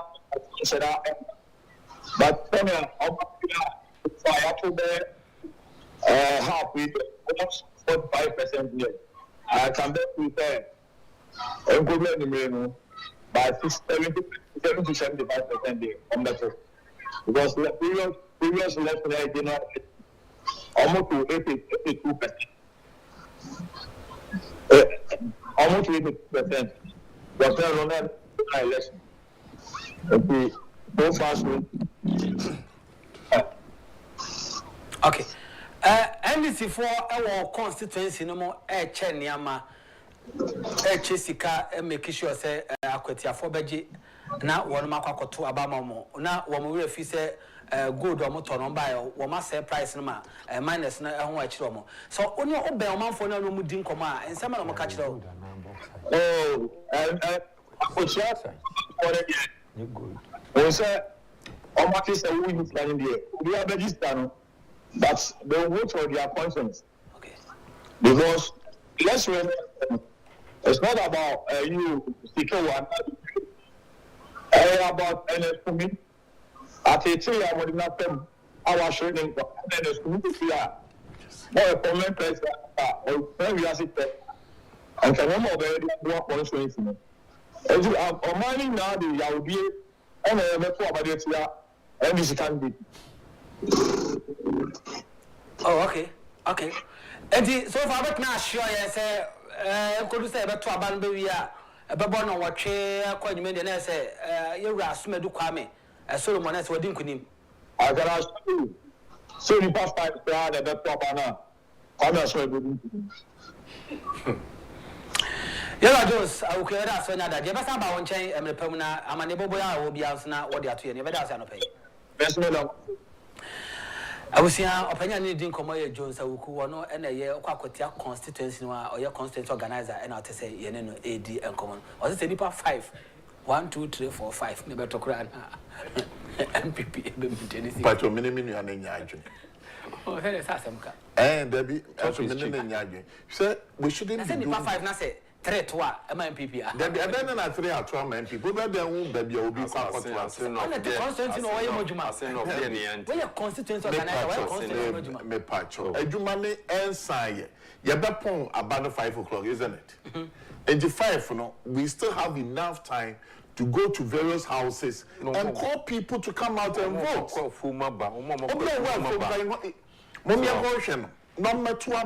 Am I no phone tractor was a man who grab it to a me say and I make her say you're now a chairman of a political party. Your duty and your role is to identify people in your constituency. And the MPP from MPP. Because any mandate say will be better than if you say SSA by force or Kotuaba. No. We need to get close to them. And the constituency executive. And the polling station executive. 555. We need to get close to them, beg them. Okay. This Akabe 4 hours. Yantin see a one thing. Yanni your mountain from do your party. No. Yanni momo. Yanni on the your polling station area. No more Kotuaba. The money enjoy send ya as if say you name the outcome keke. Yes, I wouldn't idea best just so chairman. What is Azokane Masawuru Diano? A very unfortunate situation. If you don't take care, Ombeka says Sebi Penfubube, say Mpom Cochrane return of we. So, Tessa on Bonifita Pramami, Kumasi Lando was a Bonifita Pramim for 9 years removed. So, it will know our year Masawud, no, a year vice chairman, a year bono. Namena Minko, and Tina Minute Chairman, Mackenzie Yardin said, we will few more identify more, yet mobile quacoto, you be protect more. When I say 5 o'clock or 2 a berry in 5, talk is cheap. Okay. And it is easier said than done. Mamma kind message if you or for Kukusekofa, Mrs. Anope, or here, Chairman Mackenzie. Of a seven can you say, only of a kick or such a money. Also, Mr. Pancho, you're on frame. Debut, only. What's it, Miss number nephew phones? I'll say good morning, Emperor. I'll say I have not lost at all. I'll say last week, me told him boiling point. I'll say for over a week now, I have been sending messages upon messages that the new patriotic party should forget about all the security arrangement the police are making for the Akwatia by-election. Whilst the MPP was busy preparing for the election, the NDC was only working on how to roll out their jungle tactics. Like what Chairman Mackenzie is saying, the MPP must know the type of leaders to vote for henceforth. Okukuseku, yes. Damfa. Over. Menzaka, medase. Now, after Akwatia, say, by-election was Eastern region. After Akwatia, you know, Miankasa, Eastern region, me punchy, before Eastern region, because there was an instructions and now communicate say all constituency chairmen release pickups party name the last general election farmer no mo fan kwa kwati anko adwuma some constituency chairmen any o man no ko mo tiama no ne esion o ma de e the pickups ne se o mo fi up gate mo say yem fa kimo bia wow I go there yen wi akwati election ye wi a me da bia me ka say me e ba central region asema me ni match info about Greater Accra, and my banner steady dynamics to Greater Accra. But when it comes to Eastern region, untimim beatini. So you do some then I about 3 about say what you mana. Sikana more channel. Video back we are branching at the message of my NDC for young Conin could see a video number and a come with them. Okay. And it's where about this can you actually jam? About number 20 more. I'm not the dynamic day. The Mama Obana 5. 20. About you and I'm on with Yaba. Oh, the God. And it's where about this can you actually jam? Hey, about number 20 more. I'm not the dynamic day. The Mama Obana 5. 20. About you and I'm on with Yaba. Oh, and it's where about this can you actually jam? Hey, about number 20 more. I'm not the dynamic day. The Mama Obana 5. 20. About you and I'm on with Yaba. And it's where about this can you actually jam? Hey, about number 20 more. I'm not the dynamic day. I'm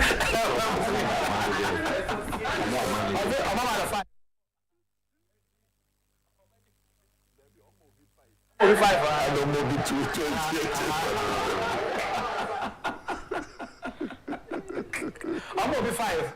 I'm gonna be 20. Oh. I think the say our politicians are money better. That be many better saying. We should stop this monetary things. It come much a man for a term conscience. Is it right? It's not. 8 months here now opposition. But that is it.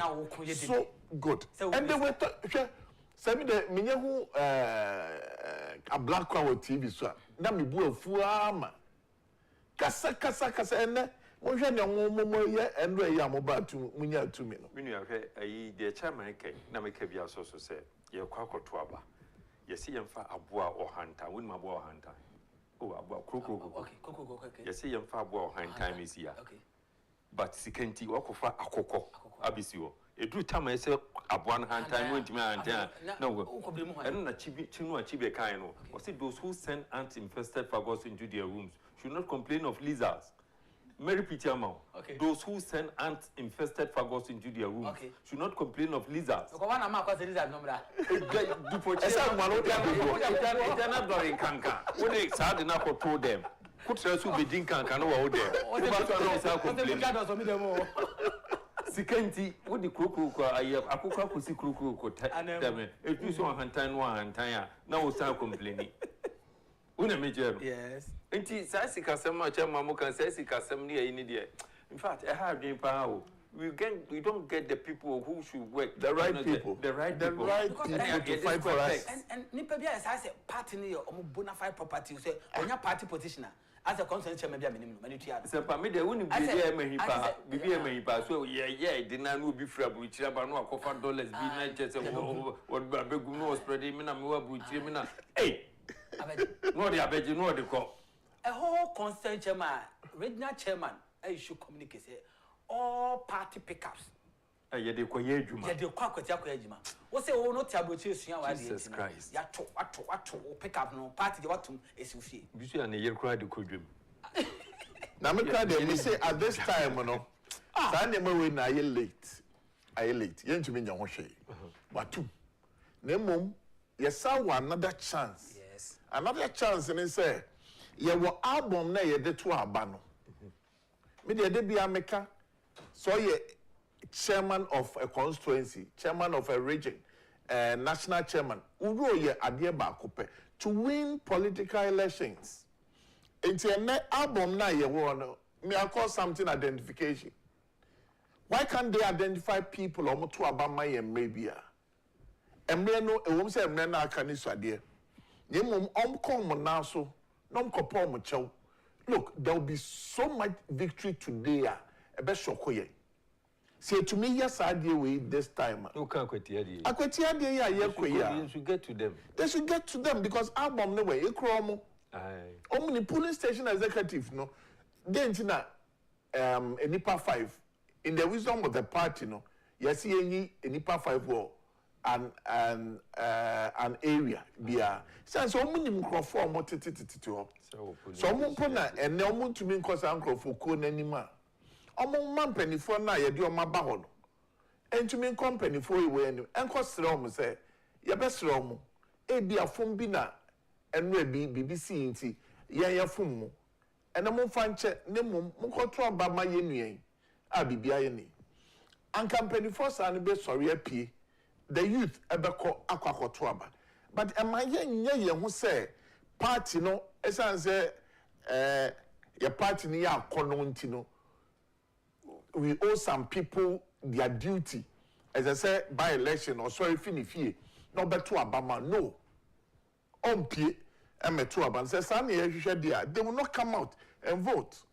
We should rather go to them and beg them say baby ayedro no ase ni yedro ye besre enna ye fumie mpo a e ma mo mfa bufo nka se ne mo ma emeto aba a police for wo krom ampo a e ma mo nka se musuro police esanse ye be ma mo all the protection that mo hia no so that nobody can intimidate you people where your police station area adwuma timpaniphobia de omako police station honom they should take the album and ask the police station executive for what say nkrofobia no munim so mo ma meto aba no yendi o machi nyanko mu fie nyanko from no meto aba ama ye nye se bibia ye okay ablekuma nof namna make say anke ye sade na anke we ni aba no wo because NDC will come out with every tactics some be we ni aba any problem de o makoko then nipa number be a police for that judgment just to intimidate people so that they will not come out, and it's happening in Akwatia.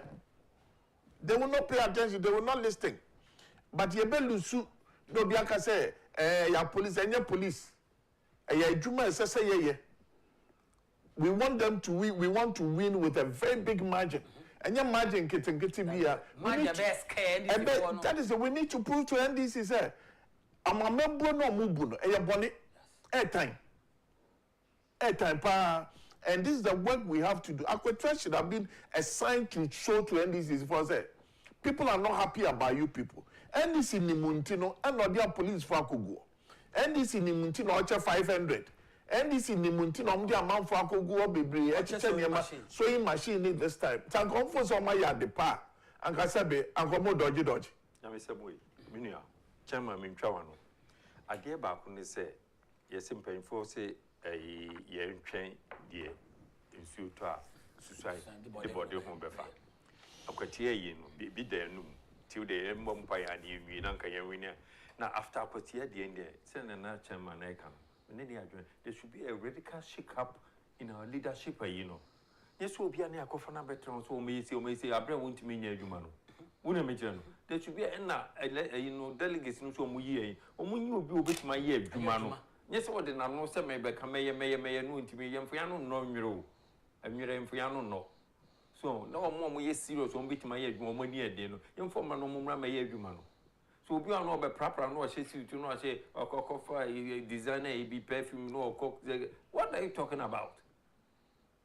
Eti Akwatia de ye bompa ye say nyame nya dum na at the end of the day ne ye we ni wi a ne ba de mu adi ni de omuni nko de aka no esi etimi bon ho ban pa esi etimi bon ho ban pa ne ye hwe ye type of leadership a ye de bedi party nanim 169 to 132 as the ye pamon crofo bi na 132 to 83 as 88 no and on the mo ntran ho nsamba 169 to 132 kra ya pamon mo now 132 to 88. Mo person mo tena. And I say well, issue one I say Obano say I've sacked myself. Incombe. Mame mo kase we say abusua ade e da na edie na ade e ma pomode enso na wo tisika na ade akwa. O wira ho anase wo mu da bia da. Ene no ye wo the traditional taste Gary soakings na soba modern na say unya wankasa o traditional taste na e ma soakings na wudi no utimi sampa wadi na watimi adini na the taste no so na very good say modern say na akoto gari a enkoto gari no akoto esichiri akoto nkate akoto dabi ye wo H&H gari e ho no sa HH no flavors no dos ye pa titru ye no ma ye pet chocolate flavors no ye ni chocolate ho pa no H&H gari no ebi wo ma on saka bia ebetimi aboa wo ye ema watimi adi na wadi ni ye pa no na be ma sa traditional flavor na gari soakings say wani naso pa na ofisku aba wi bi na beba na yesi o ye gari soakings aba na nkate egu ani beba na bia do no e guy kakra no di milo kakra dia wono dia ma no eno pepepe na H&H4 etimi aye edi aba no ye sanso e wo gari soya no so ya pack na very nutrient na fe no energy na very solid say unya bi num nopa awie anwumra wabonso ni padua no wafa traditional taste of gari soakings papa betimi aboa ma so ni padua no etimi afa ne ntuma pa edi efra bomode ya se obefre number si opa bi ato na opa nchire mu padodo atu akwakoton a frɛ sa number si 0249717777 0249717777 na on sabet ma ke betimi aboa ma pom de etimi asipi asitapa ye pa mame nko Akwatia sisi ya na me the Eastern Regional Chairman meneno eni nkomra esi am say na homa na san so adrop into ne besan enya no na ye ne ba ye ne Regional Jeff Chairman Jeff Kunedwado ye ne ba ko di nkomo esi a na ne abre pa na o say signal na ma picture say ne ma bi nko ye so ne ma tututu ye nti be ko ne nche ne ya ko di san nkomo homa no to mu bi ma ye besan so enya ne na ba afa keke abacho fa me koy ya ka de kan ni na do munti ye di ho so chairman ba kan go ko wa ba ibinu mo ne binu wa so ne so ye dum pai bo said that executives from polling station executives and the constituency executives no opinion leaders no volunteers they should quite a few chairman me ba be show video bi dia ma ho na sa video be mo hu de siye ewo eye Akwatia between Chairman Masawood ene eye ni nua azoka entamu ye papa memo on sa video no na won the way na azoka just so that ma ordinance pempem eye Masawood bopa ma be show sa video ndi ama BBC de ehun de say no kwa de agro na edi o de show esi ano agro o yusu science ahodro say de ye nsa edi watem di we na ne waja tem yes opem ne bo ordinance pempem ne bo me show sa video na ma esi a ordinance pempem ne bo na Masawood sere o nse na office e bi agro no no mo sere na otum say o ye cheye yes I police for paricho baby o man Ghana akokodro ni eti me show sa video na ama wa hwese na onto atimi hu de ekoso Akwatia no nipa bisu e no ba you see chief asoka hwe ni age it depends I don't know why nipa bi bom trimpo say as o munyini da hwe ni age it depends papa panimu o wanananom ofie so obi kokoya obere no wakwate nipa no yenyi sade we mfi amanyo semu amanyo sema ye ya nipa bi fi say tumi kan say we obia nafom obia no siko wonsu ase ne nka wono nko ano it doesn't make sense atete atwa so ehun hia me akosho sa video ndi ama na wanu gu asem sa wo kana ready am hwa mo sia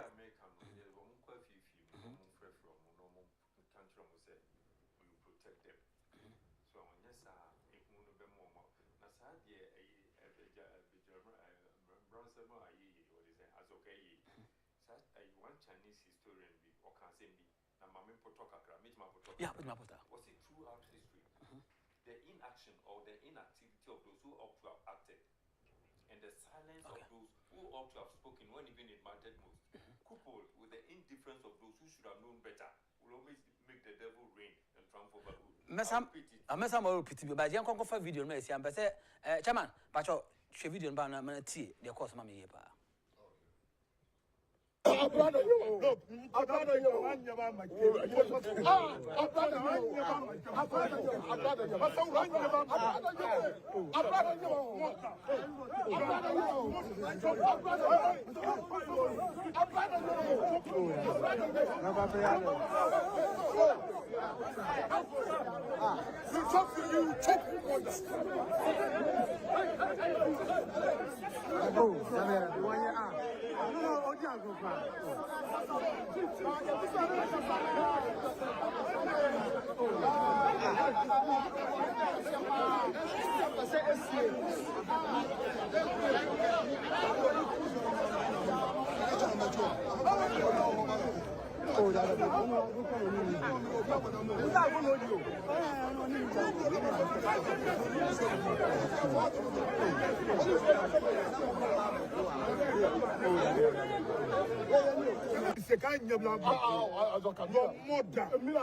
I said your mother.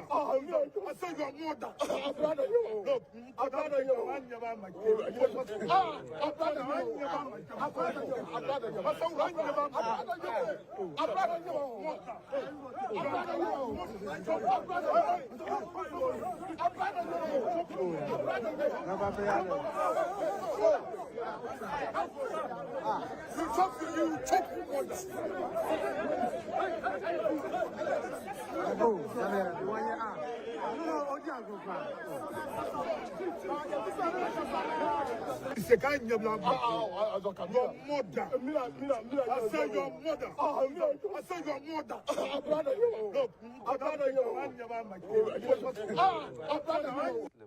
I will send video near about what background obi ka so ye kwani efi say agro no ni dio because on say chief azoka na odi na tem ni na oye nenensa sign no didi na tem ni na no na Masawood sere but later na for to nensa no e no hu say and oye side me opempem na police for gina ho so one police inspector o gina no he enti aymunia enti sa police for 5,000 as a 5,000 and over na edo makogu Akwatia no. Now, this happening in their presence, say, just in front of them. Now, they are making mockery of themselves. That you, omo fa ho omo ni mfere bi ankoma anko fere ni omo nim bio baby pa ye yi pa nka azoka no si anu nka azoka omo change ni yeah say nko change no for question they don't make that azoka what we the conference won say agent provocateur agent provocateur yes you the number so me provocating crofo okay agent or agent provocator and or agent agent provocateur any event there were agent provocateur me several times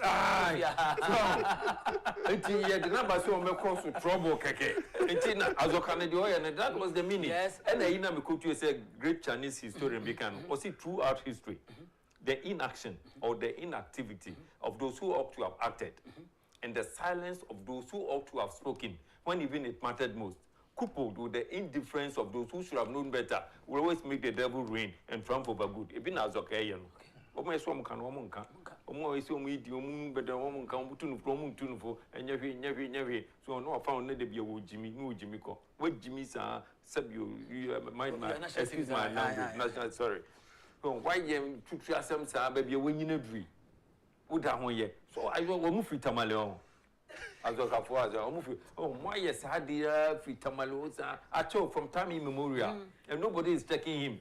Any person on cassette, you won't cassette here. If you want to for, and if we say, Alleluia, Alleluia, and of course, one as Sabi, oh, din some from our OD. Penny maybe when you know. Let's call the spade a spade. Oh, Master. Me, I first beating Akwatia, Akwatia, Tiwa, Kwabi Uber Rema, no more police barrier.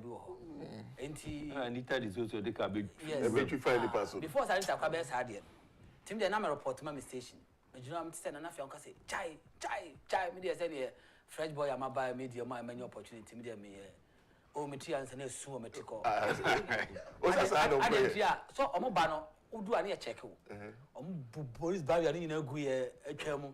Tell you, my report up by Manio, and you did that. Wine. Stop your talk about my name to me, Kencity Media.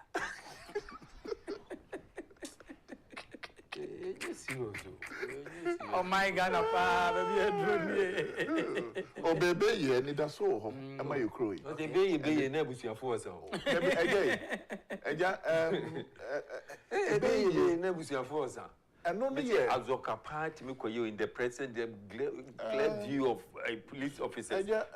No, pimping will be. Then I'm not 2 minutes. You know, agent provocateur. Agent provocateur.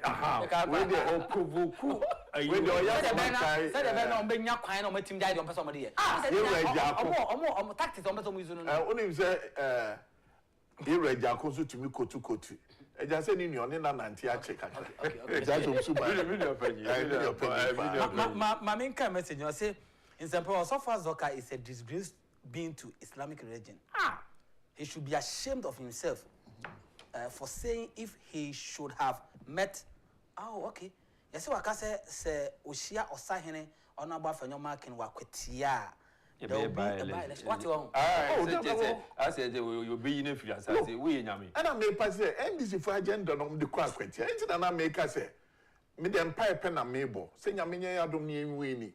You bet you so winnie, a young quite few, because a lot of people are not coming out too. No, majority leader, a lot of people are not going to come out. As will be a catch, so we are Menoba concerns and Menoba Cosa about who will be Mimi. Yes, I will now be woo. So, good afternoon in Sempera. The only person who can stand against NDC is Honorable Kennedy Akompre Kwame Agyapong.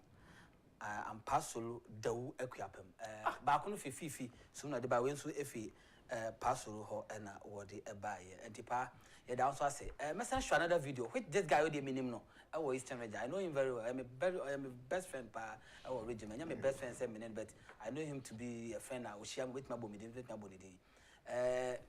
Mede the video we ban here see na eba na wetie bi na wahu bi na mewie a emma the background kakra original one say Akwatia no NDC for tactics ne say yem provoke MPP for no say the only kaka no na omo kakam number omo de be woso a na ye nya kwan de be fa be also team bi wo na obi show no na fa be also da bi team bi wo kuma se ne friend fa be also Subin Valley ho na papa ko wo may he rest in peace o show one o me show 10 fa be also na ba ko so de yam krokro to me olu chia ashi ya wo kan se mo se hia nipa na ni identity se Kennedy Agyapong no akwa bi ne fe na Alhaji Bamba Wanchi President Kufo time yeah minimum Stanley Wanchi na NDC for no kote poster back be 2-3 no afaka obeti NDC posters be 10-20 NDC for na friend say omumra on transient kind of boko yes so enti we be ma okay NDC for no minimum krokro da bi esa okay kan wo nya chichi de opese di degu echi ansa no okay kan ho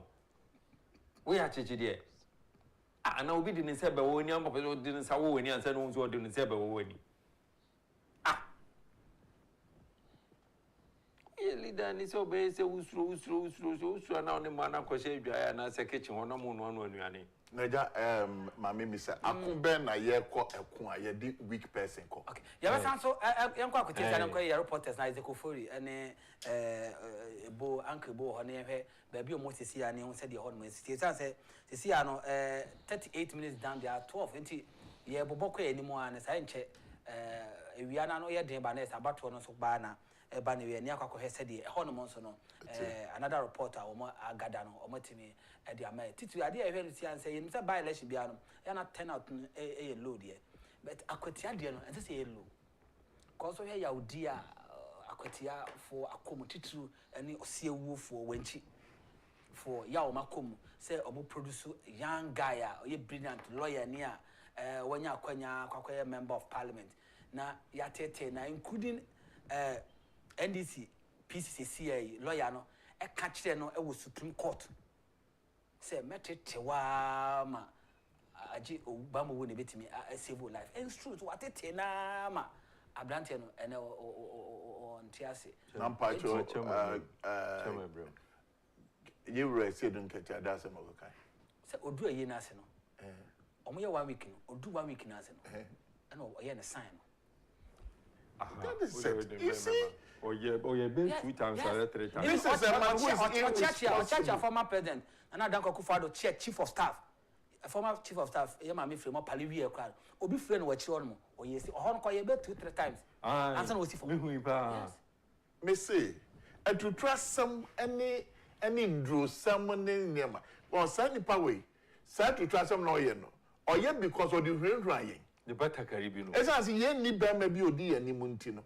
O yes ana man for say e say din katia ho adin, e say din katia ho adin. E dey won na say din ho. E dey adro na say be say din katia. O wa adro e bi wo nyame. Mema ni fie na achacha wo. E mema ni party mu bio. Ye ntumi nkasa bio. Achacha. Esa say e bi esi na sene. E man kasa. The whole thing boils down to leadership. Omo di ye party enim na ye weak. Make so say menya some. Say so basi ni pain. Look right. Party no. Ye hia pani bi asebe. Hwe emre bia wo nyame yi no. Emaye. Yes. Emre bia nyame nya na de kwa. Owo mre fo bia. Emra ye wo mu MPP. Polling station for should be minded. Say, yanko to abakeke. Ye to abanya kendini a obetimi akoma ye party no. E say dom na ye di akire no. Ye wayire wo manom. Ye wabusuafo di achi. Odo party ye maame mo atiti fie mu. Me maame mo hwe emmedi a meba studio. So ube studio na wenya kowe na wenya kowe na nka se o kan we na nka se o kan ye maame mo so ekasa e wo radio yi so enso ye nti e san so on fire so na maybe om kasa enti se wonya nipa ko bi kasa ye hia ye wura Kennedy no ma ye adwuma ma ye ne fa wini na se ye say ye de ye nti ne ekoso nti no ye be ne pa. This is what will really happen. We should get a leader that can help us win 2028 election because NDC cannot carry us through 2028. There's no way. NDC by yembisa yon say dem pa no metima apart from gold asema yomoka. And then Sacha na NDC dia bagana aye we. Ye radio mahama anko tra baby anko ka say SHS for no crown moko school no. ya nhye dan niska bi e da ho a ye de be hwe omonti no oye sure say enche on betwam enre ya I can quote it for you. Or see, there is no sustainable funds the be free SHS no. And the same pay an or beka chire yen say obetua tertiary mebwa first year for no mo kon. And so see SHS going to mean yet. And then and no sure be and no sure to mean yet. Ghana from fan kwasu like asum. Ne mo media me say yansu ya kan yansu MPP for now munsu ya kan. Ye koyi ye leaders e your constituency. We should be very careful. Very careful. Bi e di omudi anim. Na nkoye election pe en election ye koyi akoye skasem uniska ye nto abama. Nimbi a wo mu anka obetim dia ye adwuma no. Ya ma kwa ma ho nye. Ne mo mra fi se ene obegi sika no ne. Na bi sa say the next 4 years no in fact so dia be na obenya bio. Nipa no ma sika na the next 4 years obebro sika bi wana. Yenjai nyampe nipa obetimi akọ okonama. It shouldn't be personal. Because there Mrs. Sankasa with all the defeats yenya ebenya 41.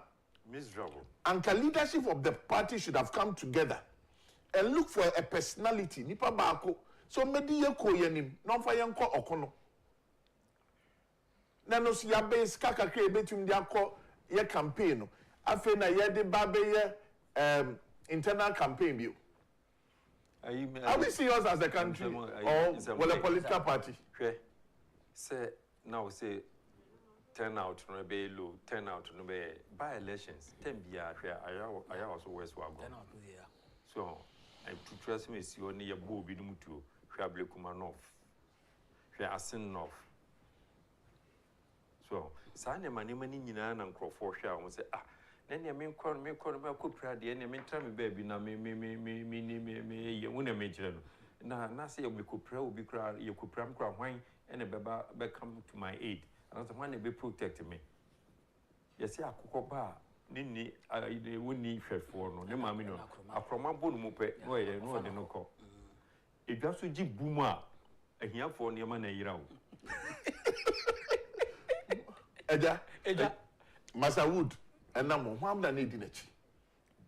Any person and Eddie Masa Wood. When this is for a go Masa Wood, any person a deep nechi. And just my jack and no. Say, a better say. Says a Germany and also say, a Jeep boomer, so be by send me number times or KGT. Okay. But always, could I remember many million times or KGT? Na ya na ko bi twitwa obi eso obo mu bia niema esa ahia fo na omo niema nketenkete na yira obi o so nyama go pampan so yetimi botu na yetimi fa the hospital can also cast on the gate to ma fa ring cut years and he say Masa Wood ni ejebu amam ko te Masa Wood no one don go azoka yem say chema yem say azoka o signal obi say akono say tell so mebo no wan we o signal no Opa mom say you on me boy Masa Wood to be born ti daji bumu a ahiafo niema na yira because we do the come for oh the leadership I need there that crusade me no ye the better ye and omo yi no wo de show ye panic police for panic na go be ye wo de o ka che police ba se mo That's it. Where back on? Now, NDC guy or Eastern region interview be or grantee na. No, please, you need to be the boys are good video, Mammy Cia. T. O patano cause on pata. They got police for Omuniano.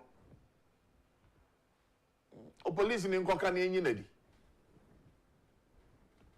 Serious. Very serious. Very, very, very serious. I'm a chief. And I think say I'm a chief in Kumbundu village. And you come and attack me. If my people are going to retaliate, what will happen? What will happen? And the police are here. And they're free a tiffy mantem. Ya bon hoka. Oh, ko here. Akwatia na ko distracted ko say process no. Me say NDC for John Mahama some there to trust them the omunimye. Omunimye. MPP for so ye be kon ye ho ne ye kontokwa. Ai your party ye pay leadership as sebe. Obekwa akoko ntokwa amaye no. Ye nka mum rather. Ni empe obi okanini anani eden. And your party why palo to me jina kasamaye. Ye nka no kre. Na also Masawood say ne o si so. Ye rana do call ye. Why be you? Masawood say ne o si so na buzoka we pia na o jina na o. Debi na den no be yeja. Azoka boys bebre. Anya no kwa ne jina ho. Ono kwa ne jina. Azoka so jina ho. O beti ma bu wait azoka. Na do nsa wo ne ni. Because we visa on me. Once the guys now stand by no. Once the guys now stand by no. Otoninsa. Na police force atwe na ko baby. Na ye nkrofo we nfa. Ebisa. I didn't time for agurade. Ye ra Kennedy ekoka say ye memma na 2017 omudi ye chi e dom ko ya ye yombasa na okokan. Party for sorry etiam so wa ye boni. Sisi bibiri o NDC. Sisi bibiri no. Mr. Fan NDC. Yes. Because yen to me protect your mumpo. Now why I copy wa Akwatia say me de kese be yimani ma kokondokwa. Ni enche no. Onye. Na be ayi nsempa me de me hu ni say police for no bi a o ma ye inactive. Omo nya omo dwuma because obi so osuro say okoye na dwuma. Eja enye omo nya inactive. Ye nua ne omo. Ni what is going on? Chairman do chairman because head nankasa IGP nankasa no. Debi inactive dey mention bro. Debi sebia azoka de ode ni se ko wo Masawood na police fo jira omo ye ukoche azoka kwesisi ya aha Debi don't go there misbehave. Obi jimi na se ukoche na police ni NDC you can't misbehave dano Debi unti police Debi ankanyema e course wo hoyi ka say omo active and anko so mo young police aduma. This is how they do it. Say near no. Anka police for be 10 egu hono. Na nipa ba ko ye to asema. Mu janu ma need ni sa wo bi ani. Hey. About one ana ye ba mai muso na yaji ya home kakra kasima ne du na donko na abo me show video ba ko bi etime ede amao na yanko fa sa video no family and this abdante o system regional in of the two yanko tie. Yeah. We are ready for them. We know the plan they are taking. Yes. So we are waiting for them. Let me tell you, I cannot say anything in public. But let me tell you, let me. Yes, I'm a communication officer in the party. Constituency communication officer in the party. We have people in the MPP, and let me tell you, we have people in the MPP. I mean, you can say MPP divided two. So we have their people, all my information. Because I must say, I'm a call for my MP. I'm a company someone did buy, almost all I can. And to me for them buy. And to almost the Omakofa, Solomon. I say, on the bed by Omia, and I'm did buy. So MPP divided into two. And to Domu Yabiano, so we are telling you people, medias, say, I had here, Nippon and South Penny here. Nana B, another play, and a fellow Michael. But me don't you say, I mean, a fellow Michael. Nako a cemetery. Sana Azoka Kayano, Nakabeko by election. All right. Nana B, only a strong mobile election. But some of these actions is not troubling. We are waiting for them. We are ready for them. We know the plan they are taking. So we are waiting for them. Let me tell you,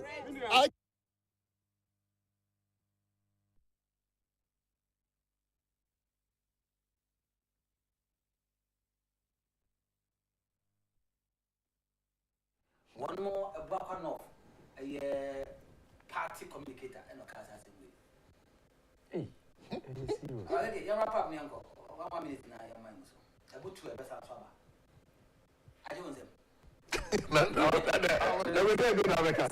Master, I already debate now. Was in Uncle Mokia for your marking. So, yeah, and car. There be also a cemetery. Also, a cemetery. I don't want to say, one to number, we are cemetery, send by election. So tell them because the fabric was only young crow. Or more yet, what the fabric also. What a major. In Tina say, Massa Wood, or ye dinner or Quelle Cacano, Corbett my face in over, but they were waiting for an opportunity to start. To start, you know, pounds on a major. That's all the kid to have a jacket here. Any effect. That's what I say. I'm premium marking 1 million. Statements no crook can crown. There be a failure mark is then why? Then a failure mark is that is it. Oh, it's Zankayansu will lead the beer or no. I'm not juju to me casa. I can't send this in the page now on Yankaway. Because the entire casa in Penifona Manakukudrobi. Amana Hondibi. It's no to me casa. Hey, to me casa pa. To me casa pen. Or to me casa. Oh, Yamana Kukudro into no Obiana Noa and some of Okikana of for Biaho. Also Bianzo. Also Bia. Because your money to me. Now your boys say answer mom to me. I'm over. It's a giant boys in the moon. And I remember who and I can't. I say a near Jibinia Koya near my be as a fanfare. Oh, and I'm more culture. Also, I'm Kawaya Cemetery. Oda your memory party, my bit be one no Agyapong Tanka cemetery. Police for Betty and so on. I say we threat of death. I say my work. You see a Jimmy Dina Quarter no. A man call you no. Your friend Wahab. And Wahab. Meaning I could try and Casasa. I want Bunty. Obi to be just want to be Joe Bimqua. Why? The best demo. Okay. I'm on your family, I'm on your family. I'm here. You're done in Then, political party that you go into an election with a strategy. What strategy? Your strategy in the end. Nipa don't go up on when they say a coffee or more to a man. That is our strategy. Any person that me identifies from your party from the party. You call election because you're Bonti radio so Casenti will be answering Finifi. I'm a trap on my and that's a coalition. It's here to me identify people that loves our party. Young common now to same po sebuphobia ba. And then Monkasa will feel. Young Paul Machas or Mumpia Bonting. No matter what, this is how they elect executives in our constituency. Any region. Yeah, besides regional executive, then a national executive done on me. It's on back put all the constituency for non quite Juma form. That's why we vote for them. Okay, Medasi, since Emperor, what Master Wood did is a sign of maturity and braveness. I was here, me just a message you so if soon not buy na ya see my na ya mra ebo 2 a ebe sanso aba na afi ya de nkoma aka na beto aso akopem se aba no ye be to be wie sorting be wie counting be koso na declarations so ebetimi akoso e wa Akwatia and so ya benada e beto ma say boiling point and so ho e be sanso ato aso na ye di enkomo ye ba isi a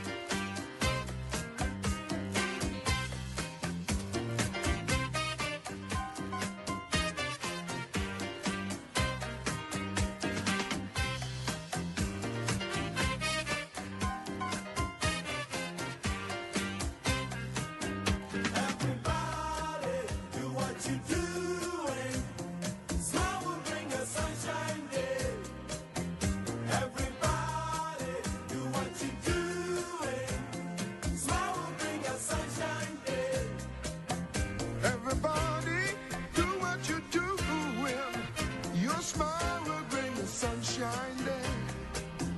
Everybody do what you do, and your smile will bring a sunshiny day. Everybody do what you do, and smile will bring a sunshine day. Everybody do what you do, and smile will bring a sunshine day.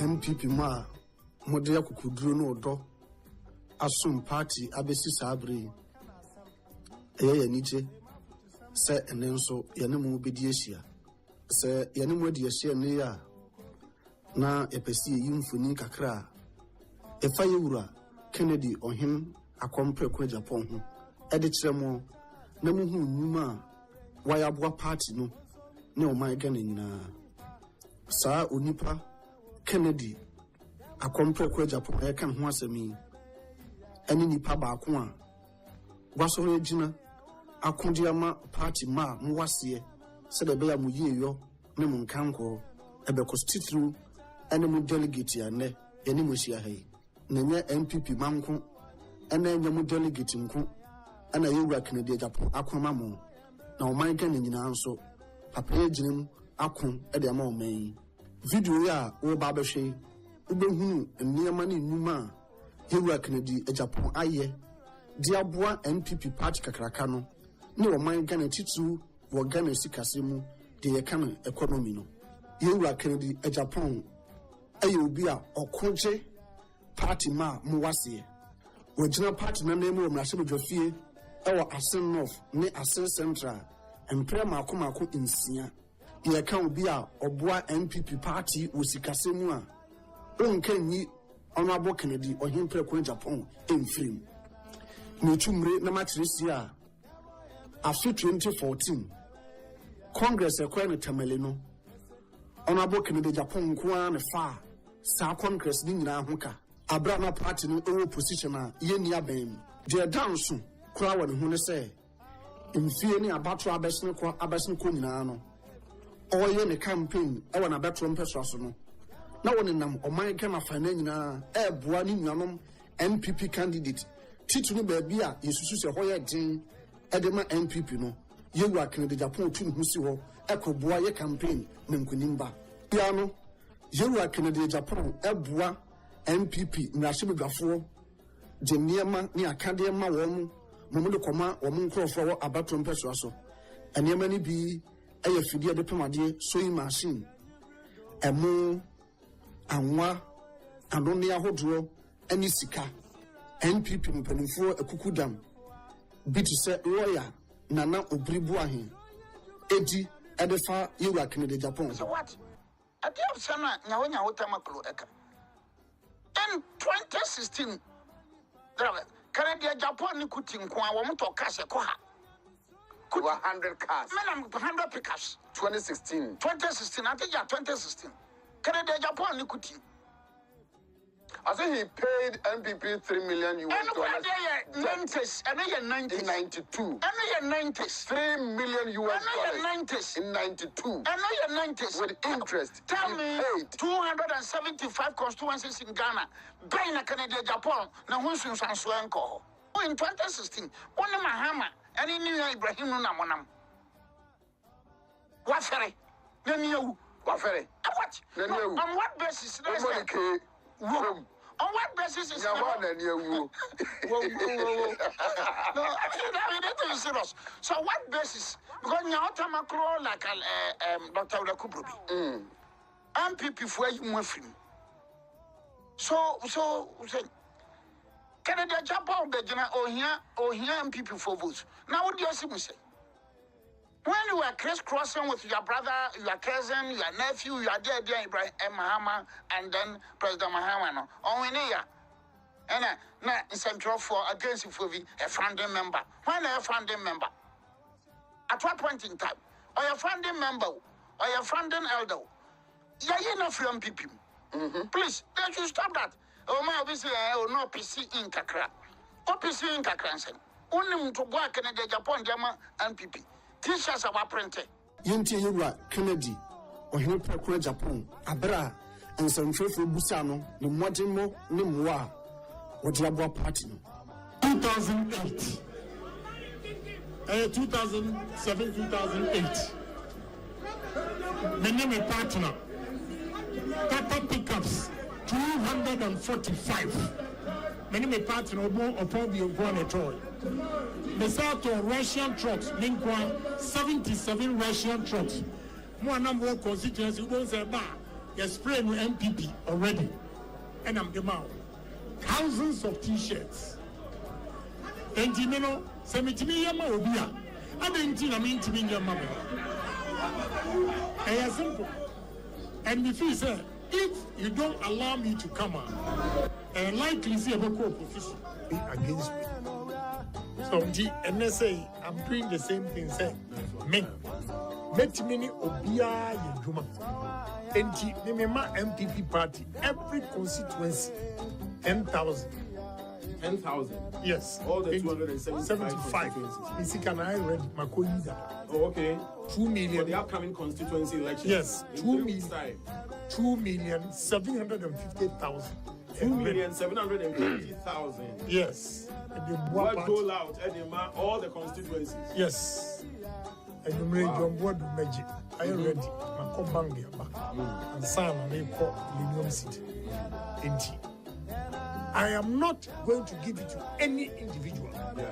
I'm giving it to constituency. Okay. Yam famwa election and organizing as we be. Honorable Ken Ohini Agyapong, the defender of the grassroots. Grassroots, Edda Honorable Ohini Agyapong Akumaso. Namunti, and a wire now dress will be Numa, Magana Mebu, and your BI.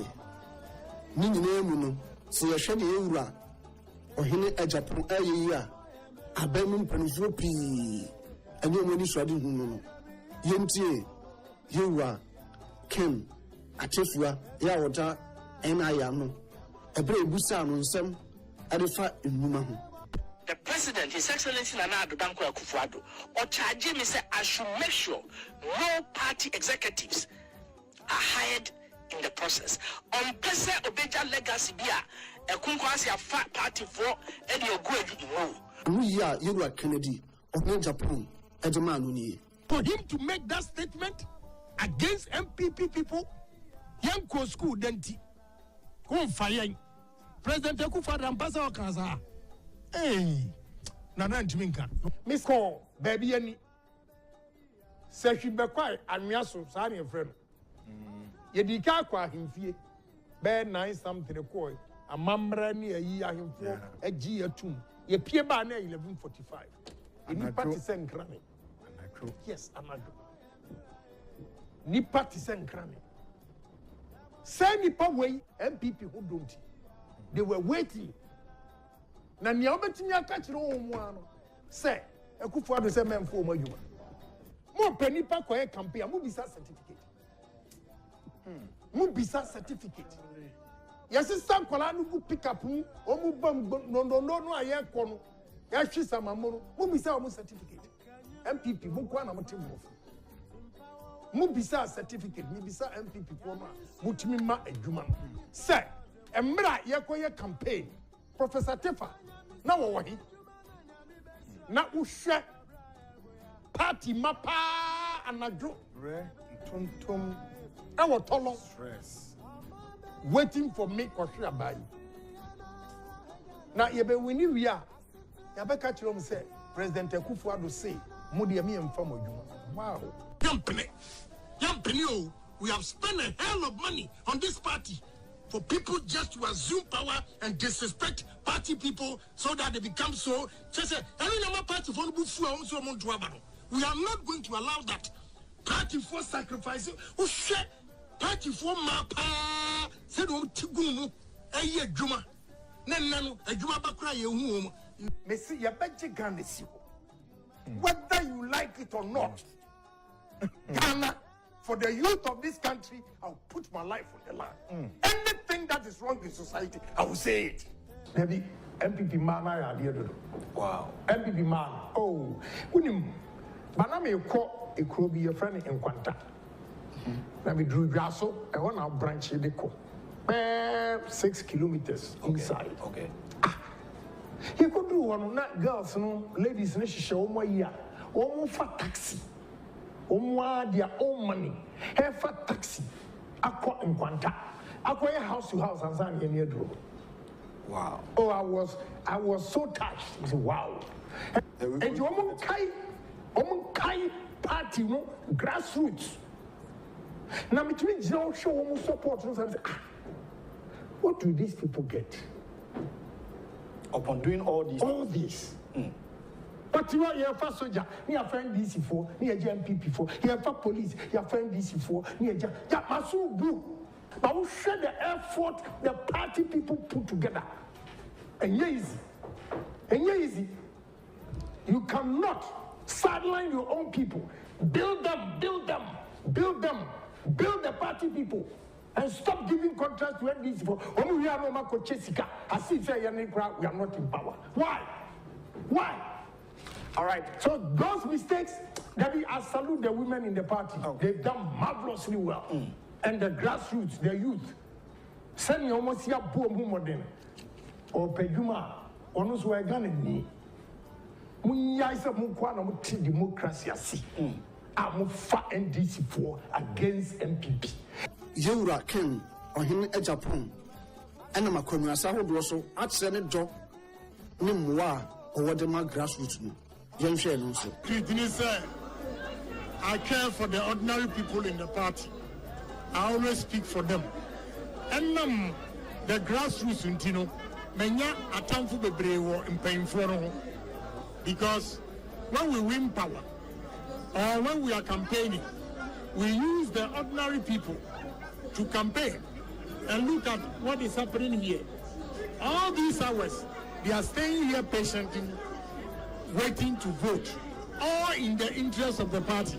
But as soon as they win, they forget about them. I don't. I'm always with them. It is not about money, going out there to give money, but about caring, showing appreciation, speaking on their behalf. Now look, these are the people that brought us to power. So if you win and forget them, you go and meet them again the next election. And that is exactly what is happening. So the ordinary people in the party feel that I associate myself with them. I'm always there for them. That is why you see them coming around, and they feel free coming around because I don't throw anybody away. So, Enti is my star. Honorable Ken Ohini Agyapong, the entrepreneur. 2007, when he went David Ampofo, ACI, were TV Kasamfoni Sono, Nanisha Dihunu, were Jumayim, near Jumabium at the Magana Mabruno. Same Wakano. If God grants me life to 70, I'll do wonders in this country. If there's economic stability and political stability, with no vengeance, nothing, let's move on. You'll see the number of employment I'll create in this country. Let's take a look at it today. 16 years later, and Honorable Ken is not even 70 years as we speak. At least my steel plant, every shift will take 500 Ghanaians. A day, 1,000 workers from one plant. Opa, a motorways. Yes, I'm Tiana Gaman. No, my father. Young Corny is there. Opa, the biggest coal store in Africa, been built 31,000 tons. Who drew Tamanu Town, Kwandaswa. Papa be Nico's your friend, we too. Next to we too. Go and find out yourself. Have done another one at the park Ewo, in Sionano, go and see it. I create jobs. Yeah, we know you for that. Say, you are noted for job creation. Yeah, I'm creating jobs. Good. Because some mama, me mind, I'm ranting and yet you man yet. Now, if I take my money outside. Yeah. Now, I see young men and women, good grades. Every school 5 years. When I see such things, I feel so guilty as a politician, and I'm not able to help all these people. Amantin cassava processing factory. Here, what Amantin ewa tebu. Sa factory, a factory. Hurricane, Agyapong, Ebie, ya Ghana, Mebu, no Juma. The two produce starch 300,000 tons, Debiara. Ya industries, AUSU, DA Wuma Bibre. A Juma Caseba Conso, any fruitland. Ya when you go to Awushi. Ya what I sing Nyankomase. And I'm sa company so, I'm a from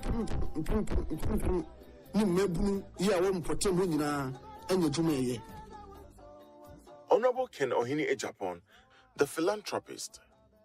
Kumasi Rescos market no ewo bantu masoro Mr. Dranadwa na ho no mu ayesum ama manu bambono ato apika kra nti na mo kasa so mu hian kanea we enam so ama Assistant Central Mashibedwani onwanyafo Kennedy akompreko Agyapong e the light ni bi akwakomo mo a omo cheso mani age Master race course no omo ye say ho baby o ha esumpa na nkomo pe street light and am so emma o share boss e obema omo 200 street light UTV nsem trefo ekopie mo say so saying as it tie abra street light abahoi edwadie no e koso saying edwadefo ni bi ene UTV nsem trefo twetwe nkomo na omo kire omo nsem sei and dey Japan wada roma ene diem the why ade wadum ye o my light aha na sum wo ha pa ana kromfo chesi yen wada roma light by kai strength.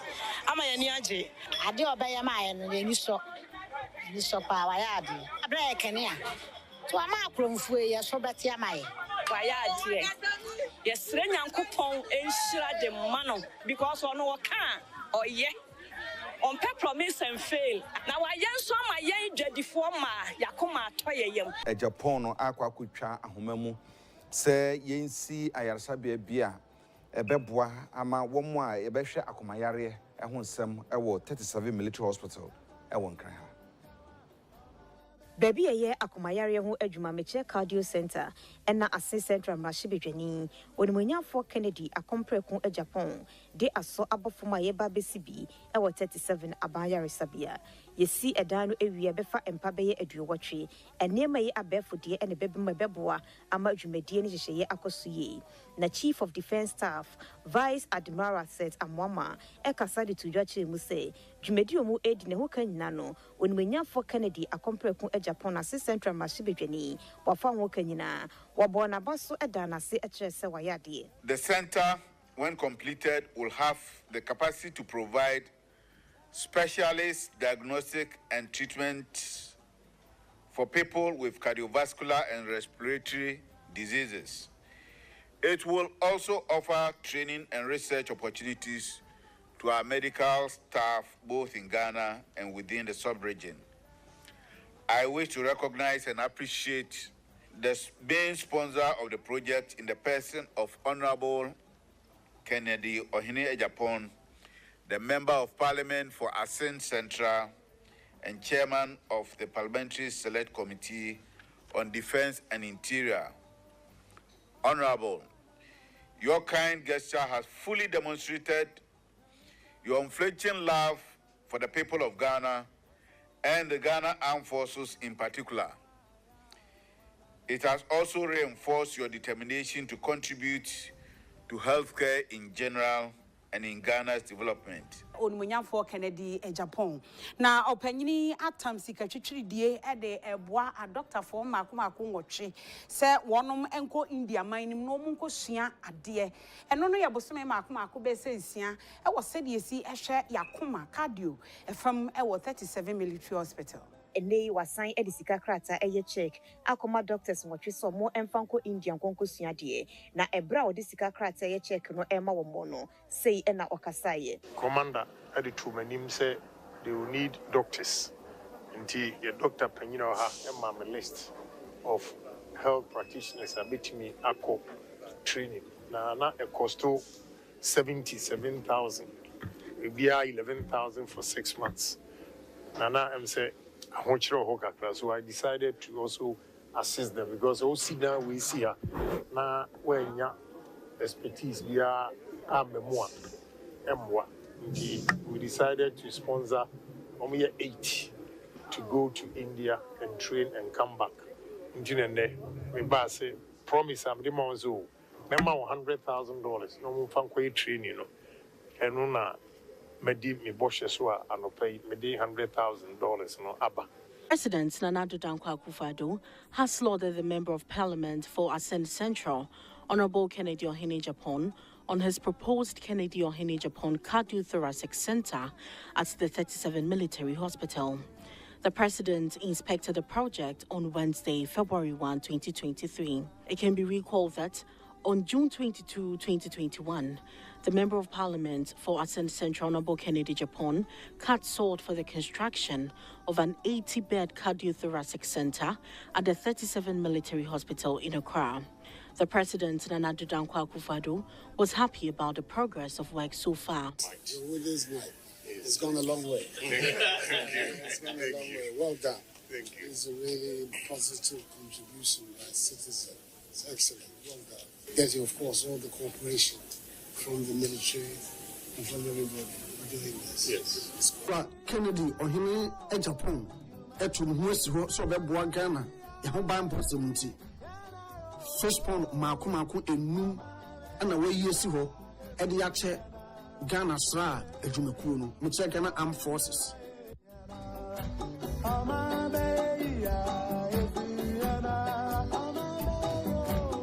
emna yade kodi ewu COVID-19 bae no Yewura Ken Agyapong kwara ne abremu nipa otumi echeche PPs ya yade boy no ba efi yade no ho ya misika sum $1 million edema abai nyoku akese to 37 military hospital ne ayresabe pia eka ho health workers our country here because na ethical risk ejuma esa yare ni my say every hospital no me try say me mom bibi kakra so dey protect you ne my kumasi my ho and I may 37 but you be kulebu and san na bi atamale enti ene we cry 3,000 nose masks and what is it mama no so you need ba panine ka say N95 when they hear on pa for surgeries. I'll see what I can do. Me okakra over me chiche area never can na fi masabe chama wo mu ne.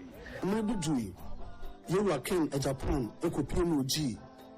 We check on for anoche abai resabia no ko hu say aya for the dafom e kana kuma na ujana nemu eche mattresses aya for da so maku oha ni sumuye oha ayaro for be ba omu ni be bida no at least omu dia toto for madao instead so omu be dafo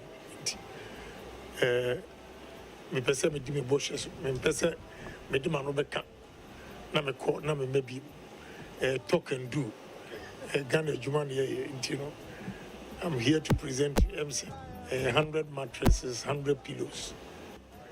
The next time you see me here hospital beds and also you dey break Confanochi Hospital and Sani Asaka machines na mu here no was emuati ayresabia no mu mpofo manete ohawa ayresabia na so ya ehwe kokram mekira cancer efem ujana nemu eyisika $145,000 juma ayresabia no say won fa mo ho bra.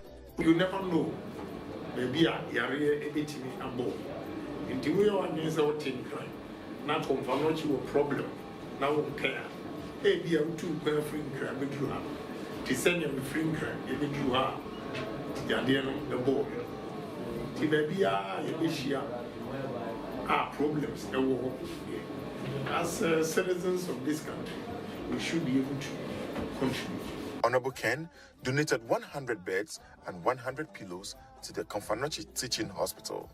Yefunu mame ekuya sewa oyobi anakokram cancer adi ache no ya yede ne koto Konfanochi aban aresabe mu a na ahokyere ewo nafa yewu akere Japan epi ho no oye na dum and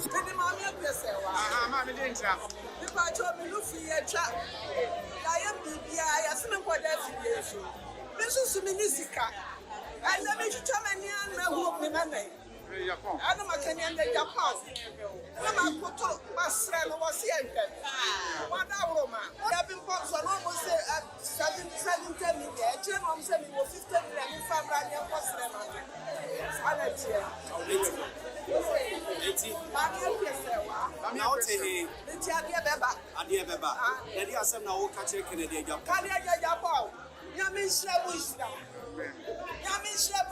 Amen. What you know on shampoo and no one in the bush of domina send me a drumming.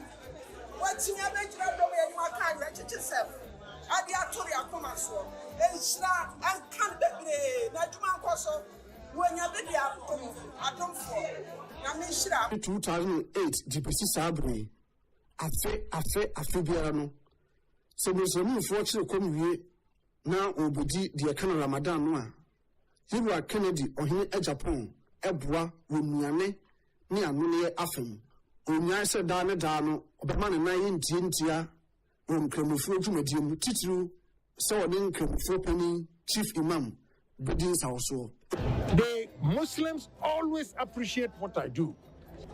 You know, they are very nice people. I'll be frank with you. And they've given me a name, Sheikh Osman. Sheikh Osman, they explained to me that in Islam, there was a man called Osman. Although I'm a Christian, I'm just doing what Osman in Islam did those days by showering gifts and everything to them. So I think through their kindness and their love for me, I've also come to develop faith. That is why it has become a routine and norm that every year I have to find something for my Muslim community. Emma, you sorry, Nankupon Bono Hobby, your pen Nankupon, Emma, season is right, Mumina, and Naspan. Afibia, Papa, Canada, Japan, watch any starter watches her name more than 10 years. In Tiafibia, Yabama, Yabachadiama, Amonfu. Abdoya, Oyadima, and Kremufo, Afibia or Ramadan, more than 10 years in the Bia Afibia way. I feel doing one, you know, not just a new Nigano. A bedroom may do grounds when you walk around or Sansma, MA, into this year, near Wyans or any, the Beneza Yankopon, the Abbey Samre, near India, Canada, Japan, why are the Amayans or Evini? One Casa Ayimre, when you read your Casafidia Hodro, and in the TV, Casamfoniso, the Amamus of Mufra, when the church Muslim Hunsem, Boko in Town is Sieno. You are Kennedy on him at Japan, the Emu. Moto, there's a hemu nekobwa. It's for everybody, the people of Boko. It is not only Mampusi people that are suffering. We have Mosis, we have all tribes that cannot go out. And we have all tribes that cannot come in. So this is a gift for everybody. Okay, it's for the people of Boko. But of course, the two major tribes that are fighting, they are the leaders. That is why I mentioned in it. Wa baby a oman for cooking kind of library. Nini mukaniaka, ni nsuka bese 70,000 Ghana cedis edaho. Ya ni trial one day. Yewura King ohene Agyapong.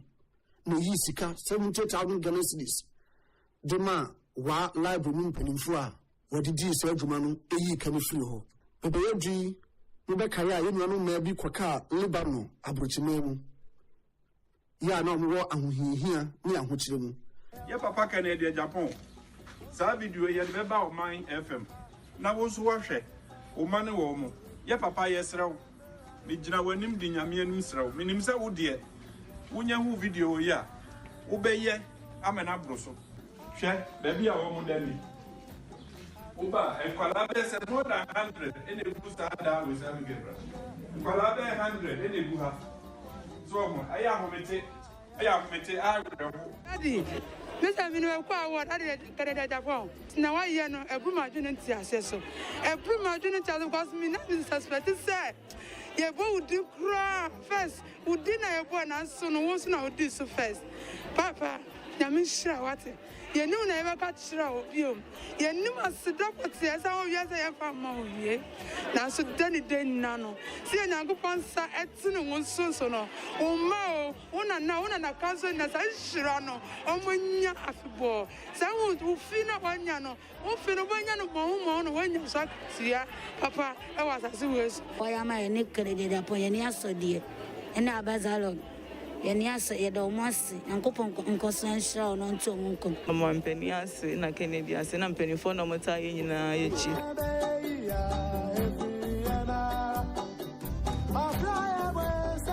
Honorable Kennedy Ohene Agyapong has done a lot for the youth and the good people of Ghana in his own capacity as a member of parliament and a private businessman.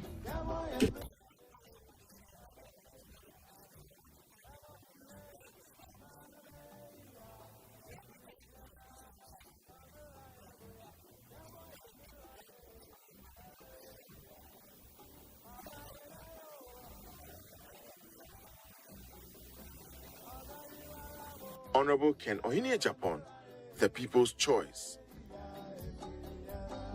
Let us watch some of the testimonies from some great people in this country about Honorable Ken.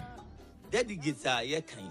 Woman, form for in MPP from penny for Ketu Akesi, woman name Asemwa, penny for Diago. Now, if you are a body say ya, I know Obi Pese or Becano Credit Nasabio. When you're in tentem so, then so, ye no kakra mi ma be hunu de esese meka kwame make us say nyina na make us kire eye MPP for delegates e wo ba bia a o mo hwe ye 16 regions no a o mo na sese no o mo ka bia eye ye no o mo nim Kennedy Ohene Agyapong dada o mo nim ne dada se papa we pa de ye pe obi kura kan yasem achire no kura adurum panimfu anim anase yetie o masem a usan no ho a na chese asa oye nipa kwa me hwe mi follow no me so TV no te ho a otimi tini so yi handkerchief su nyina ema youth no o man mu na hwe kwa me obi a oyi sika twitwiri de bie nwuma se Ghana fo emrante ne maba wa benya bia ye no se nipa no kebe ya anka oman eduru baabia wono ankasa obi se oh se di oman we de emu nipa nyina no sebi obi anya ne bibia wa ede wo ye se di papa hwehwe no se esese abrante ne ababa wa bia no wa wie ne suku so onwie ne suku onya ne so ene ne de se oman ba enti kwame me ba ha sisi ano de me be kan se me sre delegate no medical kadada medical kan mesisu wa se me pa omo chew omo me anyi yeto abro ne yanyi nguyeyem ne yakogira ba bia kase yehuni ya person no I think a lot of guys are falling in love with him. This is what Alote Jacobs, a strong former Central Regional Chairman for the NDC, has to say about Honorable Ken Ohene Agyapong. The Canadian Agyapong is different. Me, this assembly, there were about to move to Ama DCE and MCE for Asinkosu. Politics on government. I went to Bute, then the chairman, Bute, Abenti or Yemi Ba. Now, once you walk on through assembly, what pay you then the walk bomb, no me pay ya. Mama, President Mama, you choose me, will go to my bay MCE or your Dr. Kofi Blanson. Mr. Kofi Blanson, when you pass up, no more Bute, no Bute, so Chairman who can put to my sponsor, BBR. If you only you can reconcile with Ken. Now, so I don't mind reconciling with Ken. And I reconcile with Ken. Ken won't trade BBR, my even only 100% for assembly. And you say I should go and insult that person. And then you need TV and radio, don't mention Aruba. Kofi Adams, who is a former national organizer of the NDC, wishes strongly that Honorable Ken wins the flag bearership for the MPP. I wish he wins the flag bearership. I wish he wins the flag bearership. No, but only a tapagini.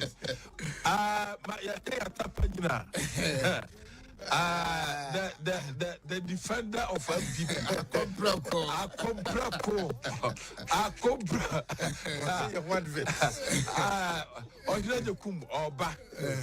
Oba. Na papai. Why de ye bi bunu bebrebe o hwe se de papa yi nimfie o hwe ba bia nimfie aduro o ye feeling brother Canada Japan ye feeling brother to be sincere with you o ye feeling brother. There was a time na sanamu nim se first na me wala chabatin I was so about na so no akasa no he will come to you. But say all kasa na so ye you know so what hwe unhunu said the nipa city but na kuma mu ye said the bia nipa be si be gumi so you know sa so no so nipa be say omote so ko parliament pa o ti ase me ne makwa visit no I was parliament be 3 times o ti ase me pe regional chairman for and na jamisi me ko jamisi brofo de me maintain the camera for back for be na me the corner o na Japan there ayade what children do the MPP what children do so the Ghana na meaning prefer say Ghana for ntina ma Ghana for no so edon what you say na MPP for no so don and so oba ye twa no papa bi ntu amanya nkuranhye say aba no metro nanka me se mentro okay me am who dada who dada because me as well na me papa no your friend Ken okay no Ken no vote hey me can pain no Ken no vote. I'm saying it today on record. Hey, we need somebody who is very tough to bring the change in the system. We are tired of these things. Even pass me this year, and I go by me and no, we take and then you buy you separate here. Hey, Baba, no King, no vote. A campaign may they start it to the first. Hey, we need that man. Hey, one more can and any buffy and no can wait. Hey, come some food. What we need, any obia, onimo de, obon homodin, odin kure, on shasopa, on some fonso. I don't hear. On success and nipa baby in canu who is here to Hunubia. Udin some phone number officer. There's a saganemu and conanim kakra. Then Chirimamu Abasuko and Kolai Babe, young no more. 2024, I bet 12 you know. Now, the over your mind, Canadian Japan. Oh, no, one a bit to me, catches here, you woman. And yes, I be west because I don't want you know from the cosmic realm, spiritual energy.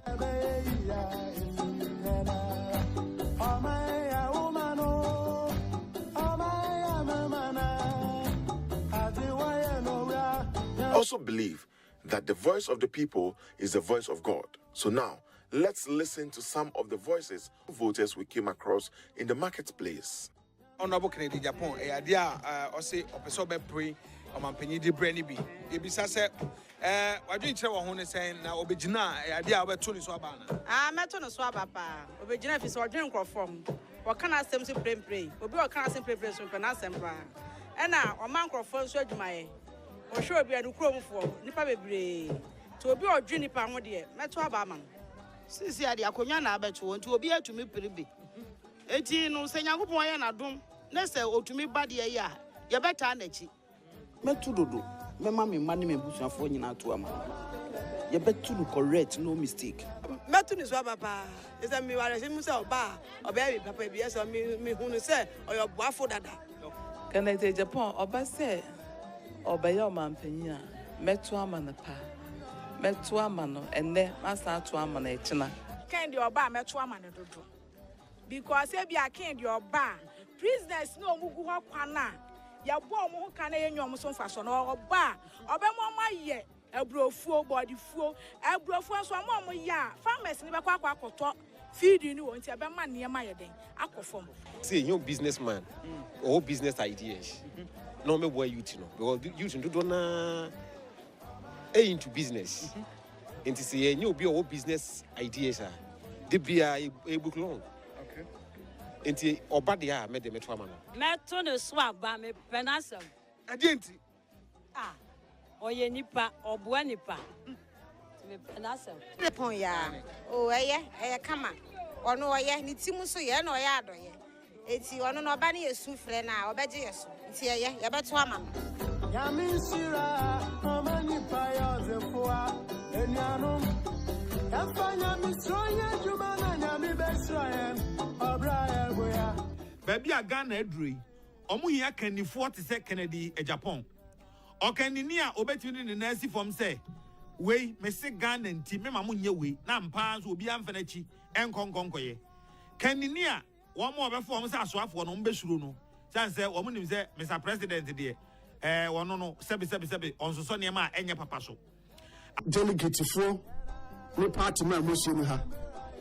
Ye kan nyuma ne mwa ye wa kan ohene Agyapong de aboa party no a ye nyida. Titru ene mebu amwo party mu ne o man kan mu. Ne dibro nyan se na se metwani amu a wagina so e de aboa no. Ene so tremoni mu a na osrem mu a se mu nyina mu ntro abama no. Mu medi yem party kese anim na yentum roki 8 no na omegyina omanu anim mfa omanu nko bosha sase so ye nyina yemfa nkabo mu odo enta yewura ken ohene Agyapong chi no mfa yenkonku nimdiem 2024 aseda yemodia.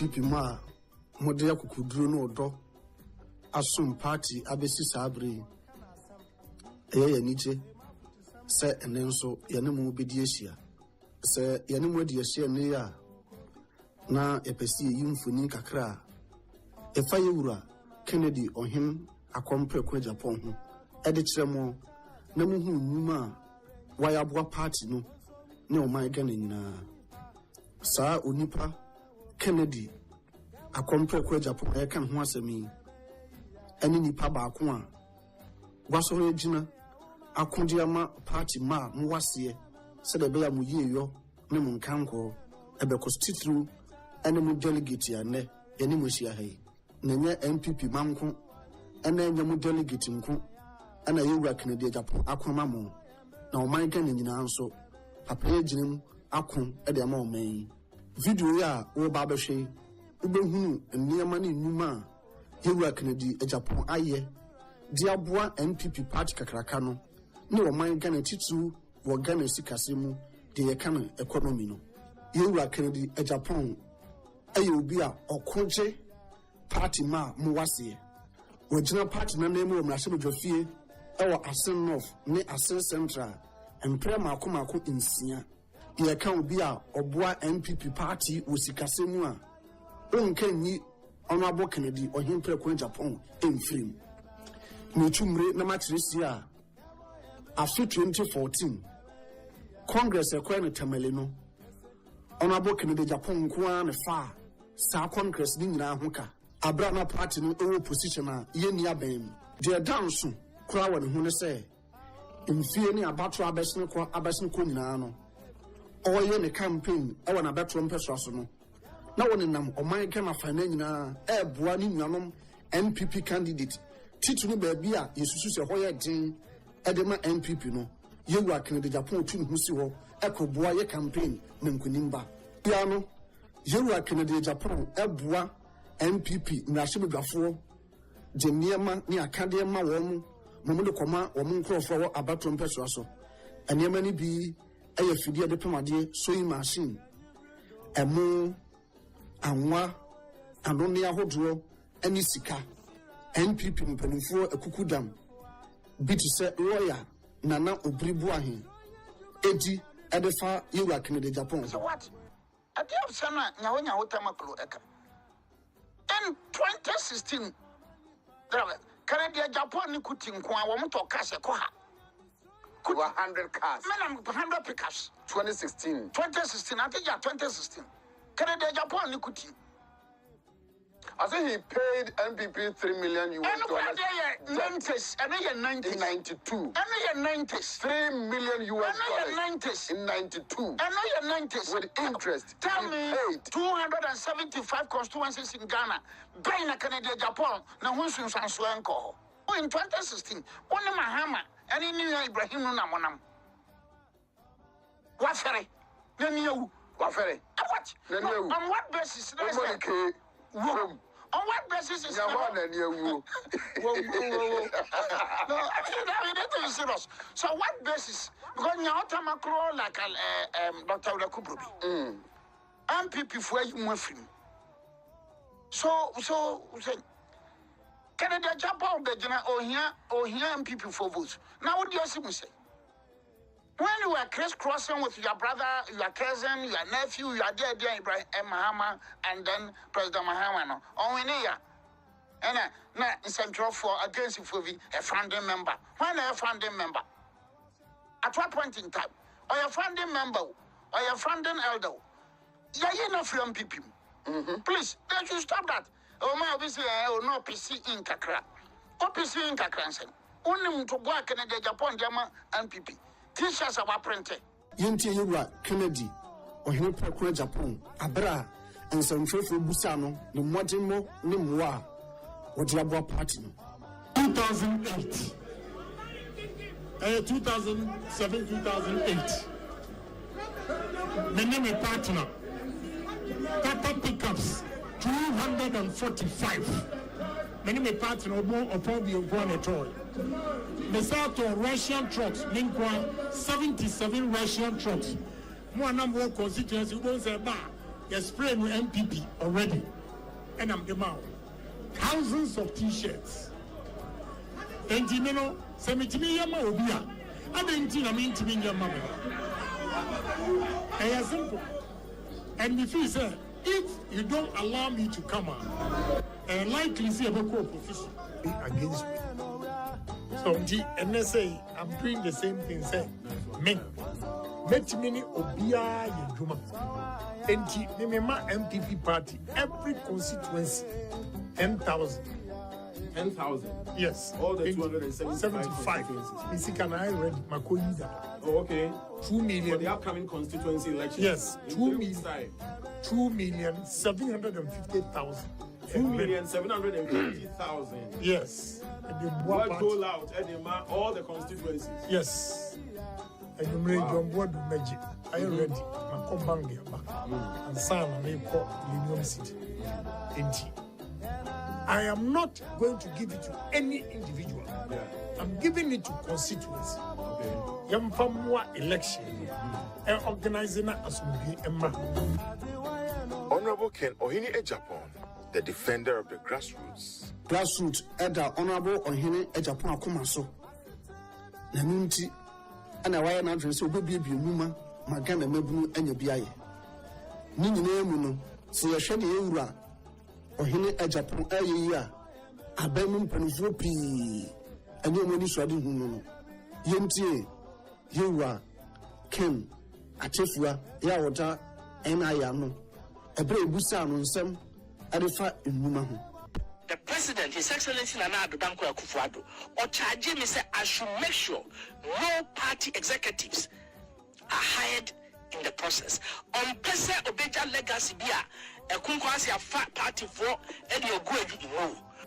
You are Kennedy of Agyapong, Edemanu. For him to make that statement against MPP people, young co school denti. Go fire President akufo-addo ambassador Okaza. Hey, Nana Ntiminka. Miss Call, baby, any. Say she be quiet and me aso, sorry, a friend. Yedika kwa himfie. Bear 9 something a coy. A mamra near ye are him for a G a tomb. Ye peer by 1145. In Partisan cramming. Yes, Amado.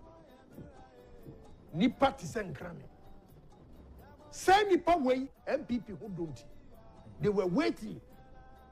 Na nia obetimi aka kire wo mu ano say akufo-addo say memfo mo adwuma mo panipa koye campaign mo bisa certificate mo bisa certificate yes san kwala no bu pick up mu o mu bam no aye ko no ya hwi samamoro mo bisa o mo certificate MPP mo kwa na mo timo mo bisa certificate mo bisa MPP ko ma mo timi ma adwuma say emra ye koye campaign Professor Tefa na wahi na ushe party mapa anadwo tum I was tolo stress waiting for me kwahwe abai na ye be wini wia ya be ka kire say President akufo-addo say mo de me emfa modwuma wow company oh, we have spent a hell of money on this party for people just to assume power and disrespect party people so that they become so.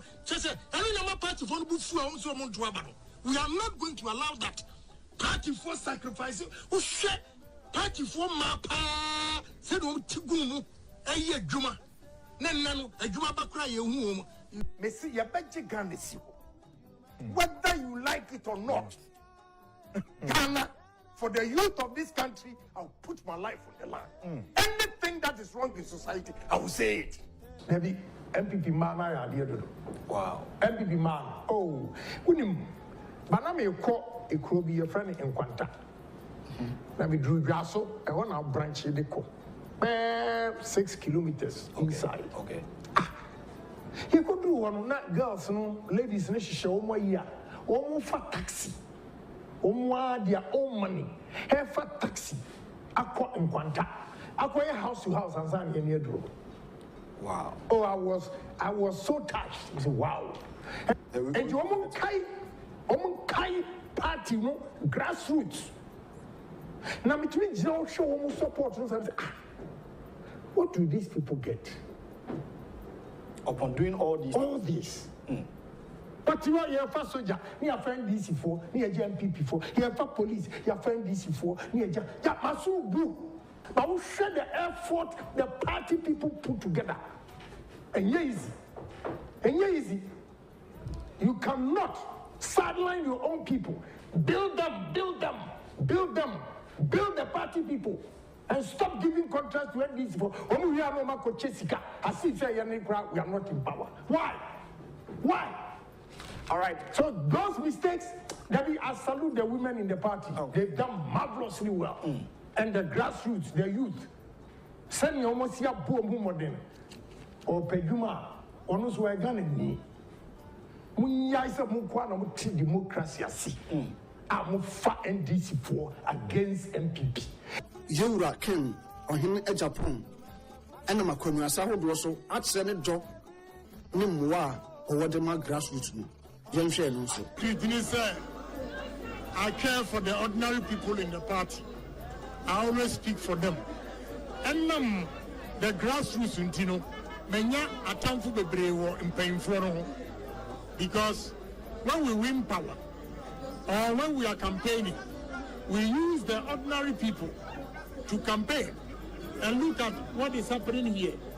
All these hours, they are staying here patiently, waiting to vote, all in the interest of the party. But as soon as they win, they forget about them. I don't. I'm always with them. It is not about money, going out there to give money, but about caring, showing appreciation, speaking on their behalf. Now look, these are the people that brought us to power. So if you win and forget them, you go and meet them again the next election. And that is exactly what is happening. So the ordinary people in the party feel that I associate myself with them. I'm always there for them. That is why you see them coming around, and they feel free coming around because I don't throw anybody away. So, Enti is my star. Honorable Ken Ohini Agyapong, the entrepreneur. 2007, when he went David Ampofo, ACI, were TV Kasamfoni Sono, Manisha Dihunu, were Jumayim, near Jumabim, at the Magana Mebuno. Same Wakano. If God grants me life to 70, I'll do wonders in this country. If there's economic stability and political stability, with no vengeance, nothing, let's move on. You'll see the number of employment I'll create in this country. Let's take a look at it today. 16 years later, and Honorable Ken is not even 70 years as we speak. At least my steel plant, every shift will take 500 Ghanaians. A day, 1,000 workers on one plant. Opa, motorways. Yes, I'm Tiana German. No, my father. Yam Kony is there. Opa, the biggest coal store in Africa, been built 31,000 tons. Udru, Tamanu Town, Kwanaswa. Papa be Nico's your friend, we too. Next to we too. Go and find out yourself. Have done another one at the park. War in Sionano. Go and see it. I create jobs. Yeah, we know you for that. What you are noted for job creation. Yeah, I'm creating jobs. Good. Because some mama me mind am rent here and yet you man yet. Now me yes can if I take my money outside. Yeah. Now I see young men and women, good grades. Obi every school 5 years when I see such things, I feel so guilty as a politician, and I'm not able to help all these people. Amantin cassava processing factory. Here, what Amantin ewa tebu. Sa factory, a factory. You are Ken Agyapong EBA. Ya Ghana Mebu, no Juma. It will produce starch 300,000 tons. Debiara. Ya injustice. Useful. Diye Wuma Bibre. A Juma Kese Bakonso. Any fruitland. Ya when you go to Awushi. Yeah, what I sing Nankomase. And I'm sa company so. I'm a from Ni Mebu. Ya won't pretend winina. ɛnyɛ adwuma ɛyɛ. Honorable Ken Ohini Agyapong, the philanthropist. Kumasi Race Course Market no ewo bantu masoro Mr. Dranadwa na ewo no mu ayesum ama manu bambo no ato apikakra na ntina omo kasa so mu hia kanea we enam so ama Assistant Central Mashibedwani onwanyafo Kennedy akompreko Agyapong e the light ni bi akwakomo mo a omo cheso mani age. Master race course no omo ye say eho baby wo ha esumpa na nkomo pe street light enam so ema o share bo say obema omo 200 street light youth even some trefo ekopie mo say so saying as it sitie abra street light aba hoyi adwadie no ekoso saying adwadefo ni bi ene youth even some trefo atwetwe nkomo na omo kire omo nsem sei na de Japan wada roma ene diem the why ade wadum ye omo ye light aha na sum wo ha pa ana kromfo chesi yen wada roma light by kai strain. Ama yani aje. Ade obeye ma ye no ni so. Ni so pa wa ya ade. Abra kene a. To ama akromfu ye so beti ama ye. Wa ya ade. Yes re nyankopon enhira de mano because ono wo kan oye. On pe promise and fail. Na wa yen so ama yen dwadifo ma yakoma atoye yem. Agyapong no akwakotwa ahomemu se yensi ayarsabe bia ebeboa ama womo a ebehwe akomayare eho nsem ewo 37 military hospital ewo nkran ha. Baby ye akomayare ho adwuma meche cardio center ena Assistant Central Mashibedwani onimonyafo Kennedy akompreko Agyapong de aso abofoma ye ba besibi ewo 37 abayare sabia yesi edano ewia befa empa beye aduowotwe enema ye abefo de ene bebema beboa ama adwumadie ne hyehye akosoye na Chief of Defense Staff Vice Admiral said amwama ekasa de tudwache mu se dwumadi omu edi ne ho kanyina no onimonyafo Kennedy akompreko Agyapong Assistant Central Mashibedwani wafa ho kanyina wabona baso edana se ekyerese wayade. The center, when completed, will have the capacity to provide specialist diagnostic and treatment for people with cardiovascular and respiratory diseases.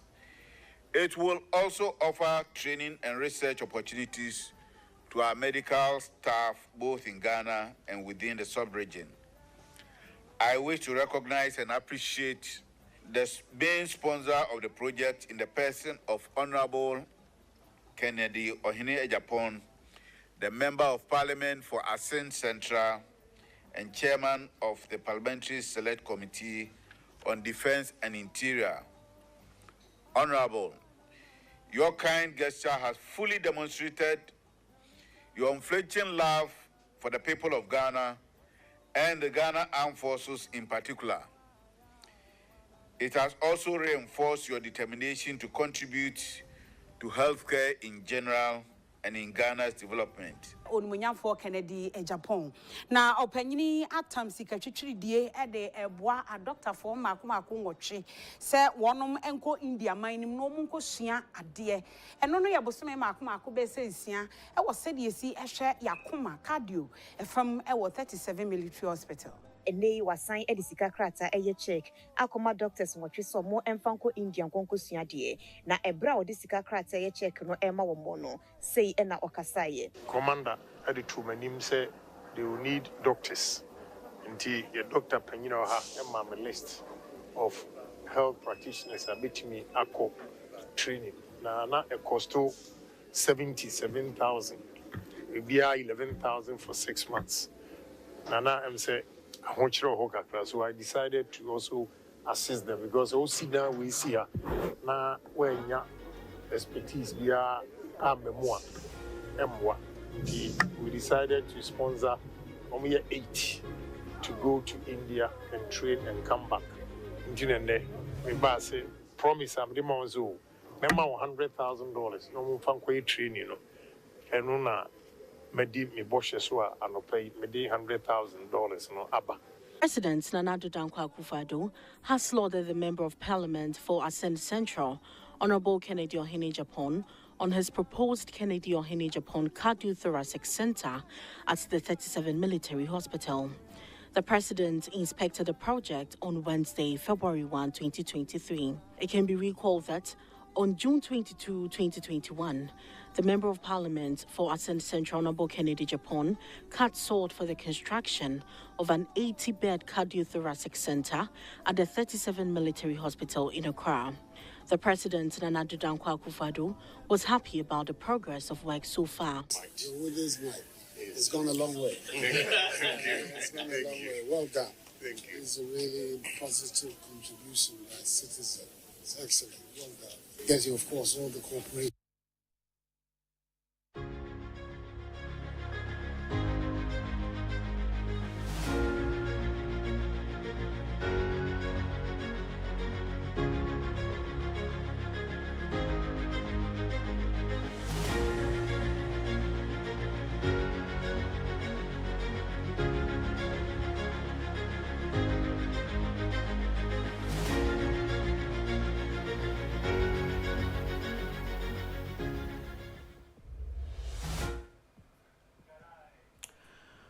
All right, good afternoon. Ma yema munyina kwaba emfamra net 2 television so NFA Oman 107.1 FM so NAP radio and so ewo mfimfini mantemo precisely ase fosu sanso so na wotie ewo eye ash 101.1 and also so ewo asante mantemo sources radio Amansan radio ewo UK afei de ani chemo ewo US enso so a osanso ehwe ewo Jerry's TV afei wutie yen ewo Kencity radio medase se okoso eka ye ho ewo ha ye from Mr. Incum ebra so se yetena se na afei yekoso edi enkomo anopei ade bayano yenua pani eye ya amofa boache ebetena se papa nsem so afei nsempewura enso so ebetena ase esomu na baby aduru no baton no abekuta me ya me nso so masomu a yede eko na efisabe ekosi se yebekwa Akwatia na afei o ma declare obi a wa win elections no na afei yehunu ne se sese de bibia ato na kwanu ansa na ya sore afiri ha na kai national so say ye no mienu nyina na eye adwuma no and so you can join us Facebook net2 TV GH sanso so na YouTube enso so net2 TV GH na o join yen wo ho a no abọ modern ahye se de be ya afoforo so betimi enya bi ahwe na o masanso TV ama yakọ yenim na yebema o history kakra ewo abato mpeso ane so na afei ya toa so kakra krasa de akọ yenim na bra ye hyase baton no kamensa no nipa obo machidom ya mene no ekọ no Dr. Kweku ena mene no edi enkomo ewa ha na Dr. Kweku senior lecturer ewo UPSA afei osanso obi be kase bruni be kase your friend is saying adjunct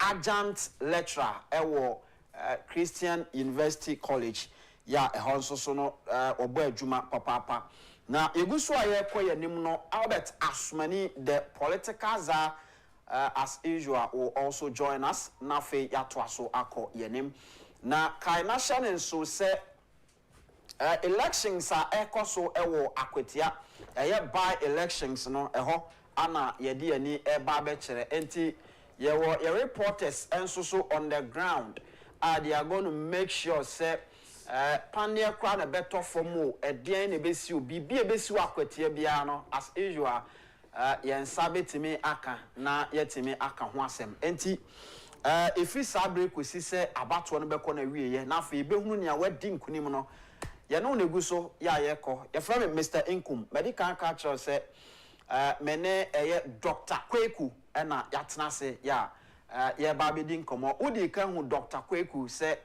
one ensempewura eguso papa enkomo so na the same thing na ye nso so ye beto aso na afa ya ye na enne odi wani kire Akwatia abato mpeso ane so a abato mpeso ano se ye kase district a ne din na nkasa de denchembo na eka kwai bibrem district no eho kwai bibrim that is Kede Akwatia and afe de keke ka ho achim kusi swabe wanchi mone ade nyina na nyina ebom ena afe womo eba be pai mu that was 2012 and womo pai mu nti 2012 na ye pai mu no ena ebewie se bebia edru no afe de ono ankasa ba be de ne ho so talking about the nchembo anasa Akwatia constituency no we are talking about Kede swabe achim takrase any those areas no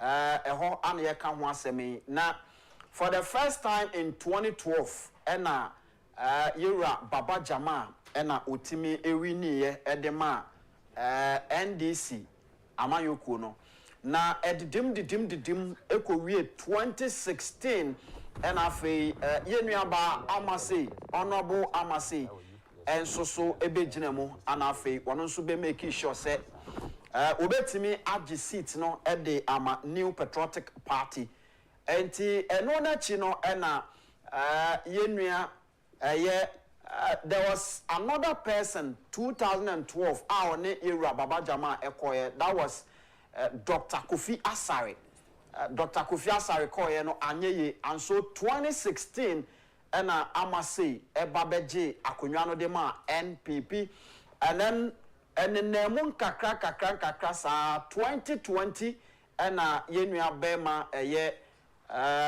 Ernest Yaukumi ekoye for the first time the first attempt no anyeye enti emani di encho ena NDC efa akonwa no enti 2024 here comes Yenua Bema Honorable Ernest Yaukumi again, and then he was able to win the seat for the New Patriotic Party again, and afi Otiaku Nyaswa Fofie Antwata na Wajaya Bam insu akengu yayaya na empenifo wan ye no na afi akowie se enne na abrewa yi puma kwam asese yeto aba no ewo Akwatia empesoa no esoti me no ekasa sesei nipa ba ko ayenim no se odimu ntintimban ya wo no ana sese o win elections no edema New Patriotic Party yenua bema Solomon Asumedu ena wono eko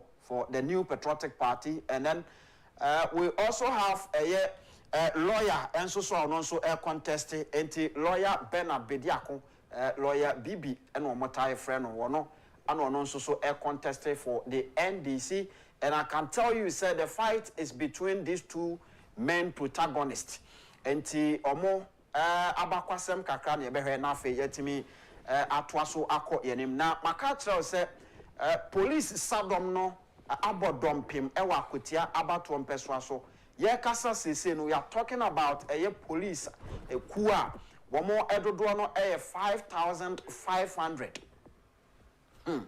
5,500 and ye do more echo, and then we also have soldier for military for ya more and so making sure say more ebebo mo abamba and kakra na fe o matwa so akomanim enti enne de eja ehuru papa ewo empeso ano so ho ya chese enya asem keto akra enti yenim se yanam sifo ewo ho ebere so a yebekọ ho na fe yene omo akwakodi enkomo meba na fe talking about elections results history no ewo that enclave no ya de ababa be ma na fe ya toa so akọ yenim ma mema Dr. Akwaba na fe yen toa so na yenko yenim enso so ewo ho maka kiro se wa wo hwe yen 80 enso so yene una edi dwuma no enti you can also join us on Facebook.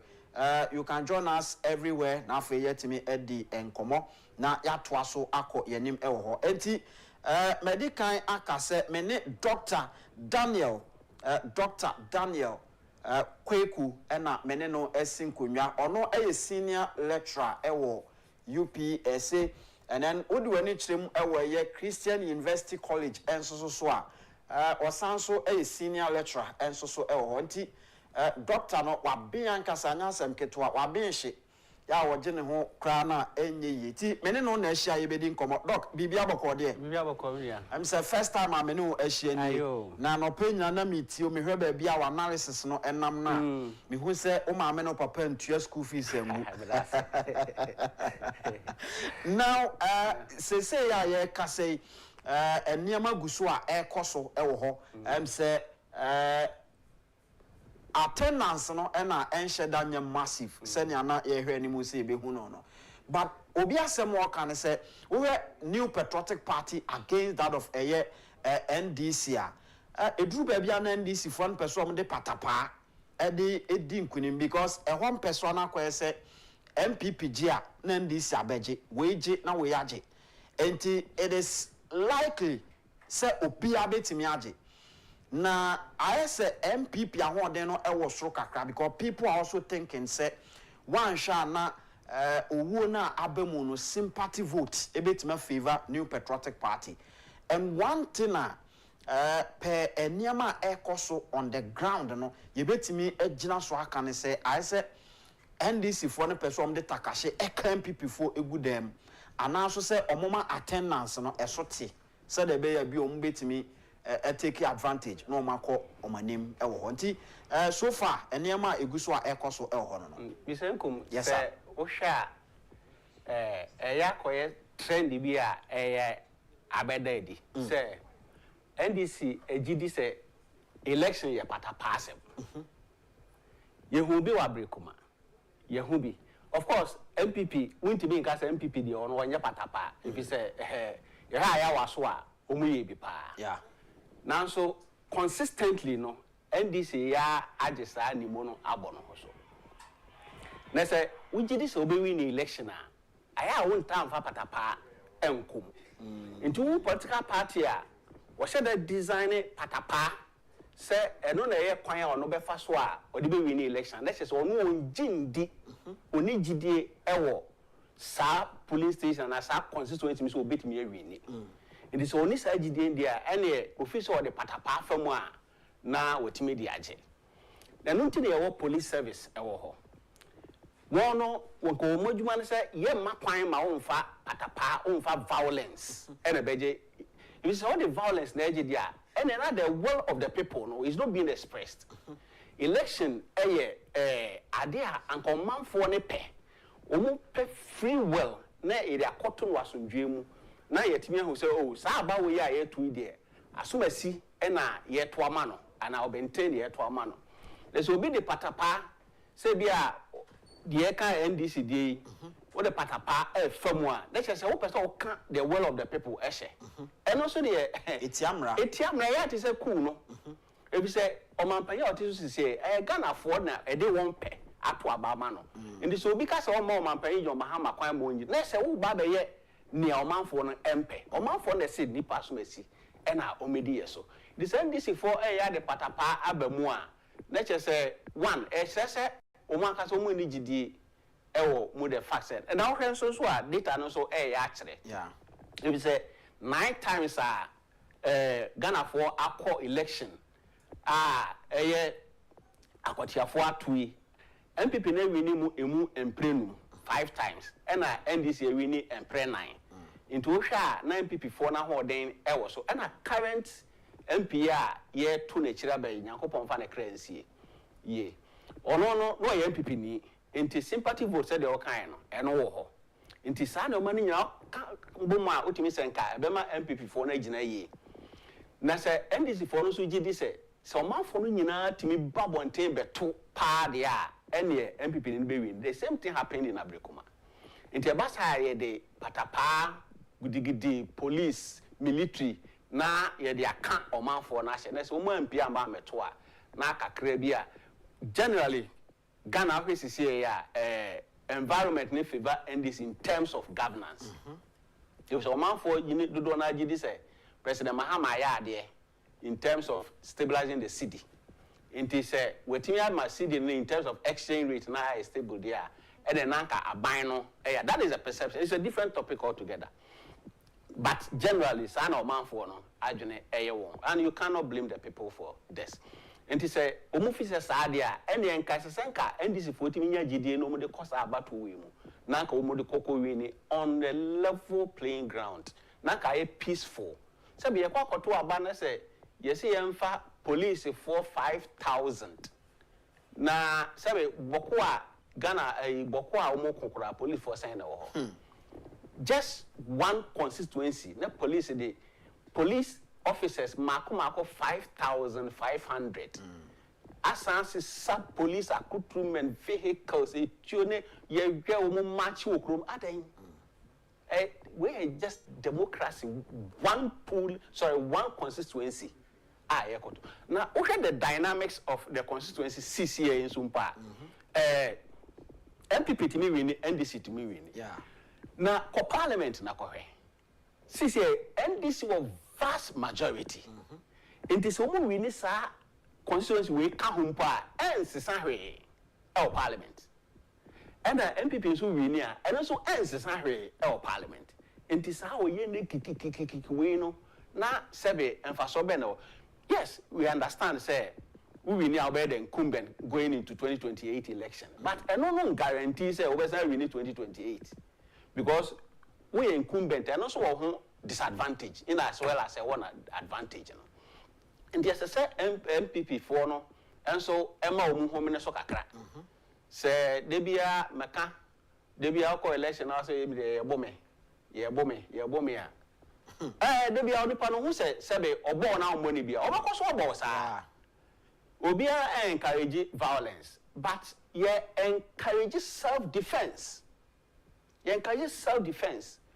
One kasa wo bambo no e wo nsam bo wo ban sabe wugina ho no obi be bo wasom a wutimi abɔ ne nsa no a wo be bo wasom no wa na de wutimi defend wo ho. Ye nkasa obi nkɔkɔ attack obi na se wugina ho no obi be attack o dia don't stand there defend wo ho. They say what to be defend who we are emra na constitution na kasa ma wo kwan for self defense. Inti say MPP for be kasa about we we na NDC for the Takashi energy, the Takashi energy na wona uja ho na we den. Doc, talking about MPP for Emma Omohomre so no. Now, when we consider the numbers from 2012, you could see between MPP and that of the NDC no two very close. Inti wa obe jeja ho kakra bi no obi bedi uso edwako. Talking about 2012 no Honorable Baba Jama Muhammad Ahmed ono no win for NDC, and then NDC enya 20,471 representing 50.44%. That was 2012. And then the NPP also got 19,914 representing 49.07%. And MPP for the Honorable Dr. Kofi Asare and a call sad time. Now, say if it 2012 at about 2016, a honor magic work here for the New Patriotic Party, because near you say MPP at the Amasi and a buy, and then they got 21,433 representing 57.21%. Very huge. MPP Fonya 15,905 representing 42.45%. So no. And then yesaba one of the not just say numbers no in watching in 2016. I'ma say between mupa. Now my yemra 2020 ye I'ma say free one. Yenu Bema Ernest Yaukumi echo Akensi no for the first time no. That was in 2020. Omuwie no na MPP enya 18,742 representing 48.50%. And then NDC any winning at that time. Omunya 19,899 representing 51.50%. Enti say ora eno na so the free war at the back 2024 months so margin no that close because 2024 no MPP any winning seat no MPP enya 19,269 And then NDC got 17,206. And so MPP now 52.83%. And then NDC so 47.17%. And the margin no very close. The only thing a favor New Patriotic Party at this time is sympathy vote. It is a ujeja ama obi kanshe. Na se wonko fo ntimi MP because ye de hu atom so. Ti o ma ntimi MP ama meto abana automatically NDC will take advantage. Yes, and that is the same playbook they are doing. They use it in Ablekuma, and it's worked for them. And omuyisu wa hanso. Generally, that has been NDC style.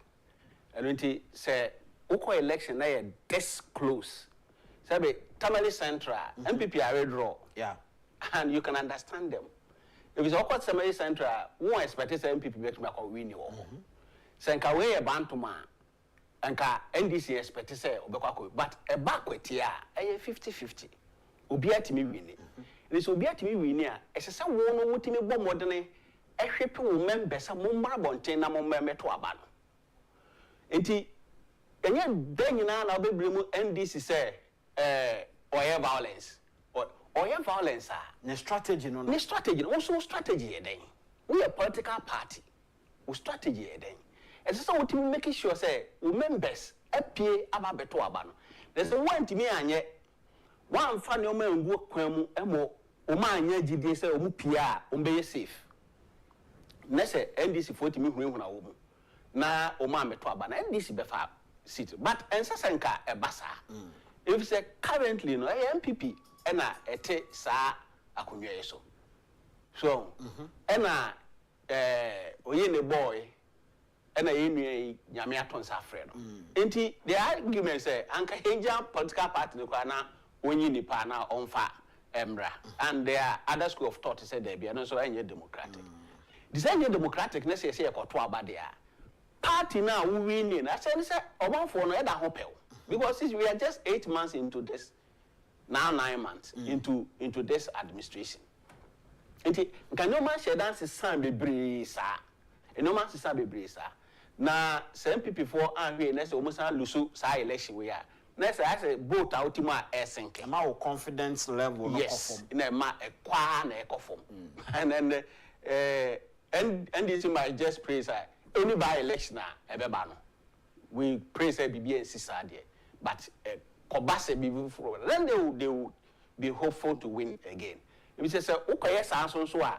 na to omanfo ni trim say this year the MPP are Daniel said be osuna wato for obi aboni bia going 2028 ebe ha party no yeah enuntina esese party no as a whole mo hwe na mo say eye dan e bedu baby e gina sisi eye enoma bi a ankoso previous aban no na Ghana fo ani anje ho ena mukodi ntwa a eso pa candidate amode ne call enya 41% contrary to previous ones in recent times MPP Fonya not less than 45%.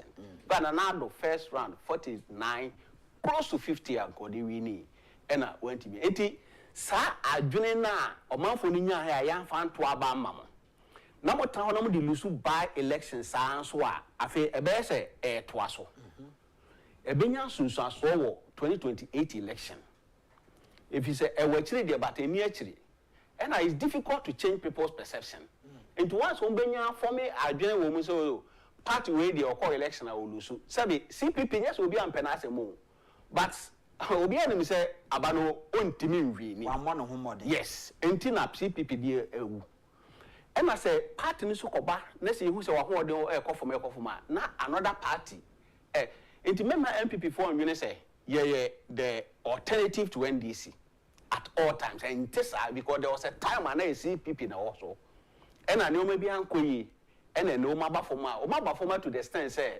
it's almost impossible so bet me rise it this year by a two-party state and MPP and NDC at least since the Fourth Republic sani so and the same people for no timi who say is a pekwanya ye de be nyane ye party and in most cases you know it takes one individual In most cases, it takes one individual to make the difference. To make the difference. Currently, we have MPP more. That individual is Honorable Kennedy Agyapong. What the Honorable Ken Eba as MPP leader, obet or sa wadena ye de revival party foot soldiers, party base. Na yetiminya sa in Kenya na ahre no MPP. Like I said, or your typical politician. Because or your typical politician and or your grassroots member. Exactly. What the grassroots for nase. What the grassroots for nase. Dr. Baumia is not a bad candidate at all. But so the Dr. Brian, a champion kind or a victim of circumstance. Sabe, abaya amon who by Modia Ghana for Tuaba, Etia Bank. In fact, President Mahama, they don't win the election as because Ghana for Peno. Because it was this same Mahama and Ghana for rejecting just 2016. To where Akwatia said, Mami Bisa, Akwatia said we don't have option. Yemfamano. Into her vote we in 2016 or did in Tono. Now it's almost the same thing or they win in 2024 election. I said, and yes, a Ghana for Kamboma to Abanama and a MPP for no data what the data says. Ena Dudwana Anto Abano. And what him say, Omo you should the same NDC for you should the same strategy, Akwatia. Omo na mabonten, ena in some of catching call for ne say. One MPP party no one say imuache mi no party no muache mi no enti mokoto manipa we ya party no asay kra oma sem nyina ne say na wo se nkom koye primaries e select obi obeko but party no susu say omo koye primaries na omunim say amase no ene be wini and amase no susu omo say oye for ken into oye for ken dia yempe no ono nkonchen ni yempo bi a oye for Dr. Baumia emfa ne mra ena oma hampeke saga naba so eno ne nkomo a MP NDC fund nam from eka e kire omo so ho nti the same empapemu strategy no omugu so a omo ye a wudi agra because margin no enye that wild no wudi agra omo betima facility no in as much as election is mostly about the political party no.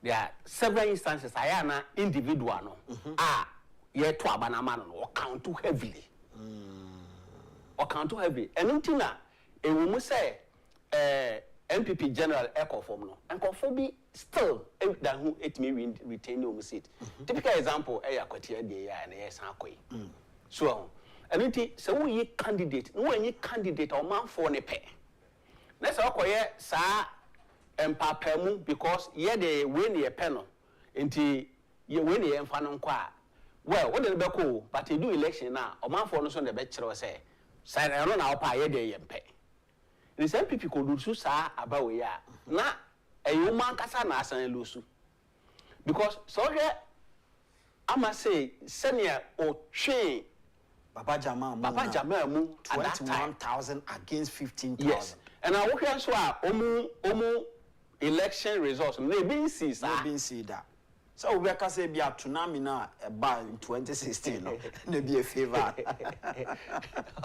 be see sir if you ban kwa wo twimu ma wo say wa twimu te say the MPP for ye twi MPP for mu ya omo say election we there isi kura en sorry isi die kura on sorry no no be there we din kan kura say magia to marry because what you say nipa no wa wedding to wa bo from it is ana ye nti e bia nkomo retain ama say the people's choice anka be ye say ankoba sa Akwatia for no so generally no e bia o mu pe they are more inclined it appears they are more inclined to MPP than NDC they say even say omutimi MPP timi win election we say so mu hwe say going forward no enye about party panye de ope enye about constituency chairman de ope enye about regional or national chairman de ope about what the grassroots what the people want if you say ye de dodo and a political party and a dodo no so no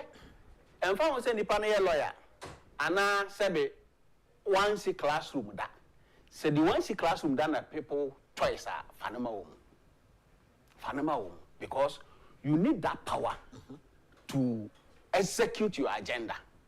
Enti ye ko kase oh ye the elite party enti say we heard this I am pel ya pa cratch for oh and na ama NDC be attractive because MPP for no be almost say we have the men a cratch for ye yakko school ye na wosika and okay muna makko school muna wosika mododo ye say yen so a ba ko for one mark 10 ba ko for one ba okay ye kwakoto aba na ne mark 10 o mu nyina obi ade 18 na obi abeto bi ne ya hwede obi wi ni so enti enye crash sem about numbers the same people for ntia say ye ba election is about numbers then kwan be na mefa so amenya sa numbers no the easiest way out is to listen to the people why na omanfo ne pe no na what the sa nipa no ama omanfo so oh say aso esi na mo pe na ene yenso ye yi na say mo nto no so aba on most cases no bo say beba na nipa na di nkonim anything that you say ama say anything ebie mo sa na say MPP for ankoye ne sa na de bia ekoye yen hand pick a NDC for they went ahead with all these procedures on their side another school of thought and so ne say nipa na contested 2024 no eda so ho in fact na mo kra mo se wadi nkunim ti mudi na chi kra court ene ade ana mo koye na ono a ne lawyer akoyi na to nchen na lawyer no aba beginem ko jam court aze mene me yire nya asem be boam be kama me ono aba beje so entin kofo nso asem mo kan say this another yam NDC for nso de na be nso so no also enye the people's choice so enti o ma hwe hu say ne sa na te dia let's do whatever we can to protect him to win any ehu am de ton and so but we can't blame them we a political party and they are in for business self strategy way and a boy there and we stay to it. Unfortunately for us, no, I am not police for no so intimate new majuma. If we say president now appoint IGP. And IGP so no or no she say kodaha also kodaha. Yeah. In this when to me anya president nepa china no ko. Only says IGP we so no retirement age at the corner higher. Also at least as so to me here knows we say so when you extension be because pose ahead there. The also when you extension and in most cases no one say they do the burden of the executive. But so we call other jurisdictions and this when we say Israeli prime minister they are prosecuting him. Prime minister now no current prime minister no. On one kasa ne man for no original court e na court. But can you imagine say Ghana they will bet me it means see wa because here no here famra and yen hwe ye hwe nipa no tumi a de ama ne nyina yakoto so ye de so we say then any can actually na say na we lose election no e ho na e be say apontenu wa na hu ne tente ho na Ghana for be kiro say but as long as the person here president no obi an ka hwe wetin so obi kan be bia na nipa kro na edidi agya na opposition then opposition so there yenim say sa na obeka in most cases no opposition ka say obi antie but Oma and Combetmia can assemble a man for a tear. Almost almost say, or so pay the obina. Or so say, or man penny make a cassetiana, Abiana or Chichado or Diana and so come. Professor Jampo, more to me, boy, who for do it. Say, when your position, on Okron. Yeah, on Okron. It is Sana Ghana generally in Akwatia will be our tip power, and I walk one up and pana, you do. Both licking say so where papa so your papa ni nyina di na chi hwen some I see our chief justice di what me say emfa kwan mu but tie dia Ghana for ni be painful be eka the painful ni be can some what me outside the president because we are president but when the about president President Mahama he should know better because the president na call opposition into oba na o ka say ono there say no man o man nkoni trim. But as a yasa konitrim. Oh, yeah, no crack chance, yes, as a ya konitrim, or can so manu konitrim, but a ya konitrim. Because a konitrim anka onye near or ye we. So, enti, yako Akwatia election, we expect MPP for no, a bit me who say, the people's choice. But they are lucky in such a way, say, NDC for also seems to have made similar mistake. Enti, NDC for now a similar mistake. Na owo pe antidote ne say yemfa ehu yemfa police ne yem pack police no no mo march krom presumably ye dey stare enkofo a okombe ye basabasa ye nyina ye hwe video yi so ne yehu say third vice chairman police for jena hono na obi ato no twede abonu po nipa kro ne ache na up to now obi anya ne hwe enti some march na omo march ni tuo ne 5000 no na emfaso bend so the one IGP o make press conference IGP say during counting or the reinforcement beba police for nipa na ono no de ntokwa no ba e kra no eye asoka no yes ono mom na police for no kra no chese yes e protect ye calm it down ye protect no meanwhile mo the van abesi wo say wa obeje hwe be che watu so na say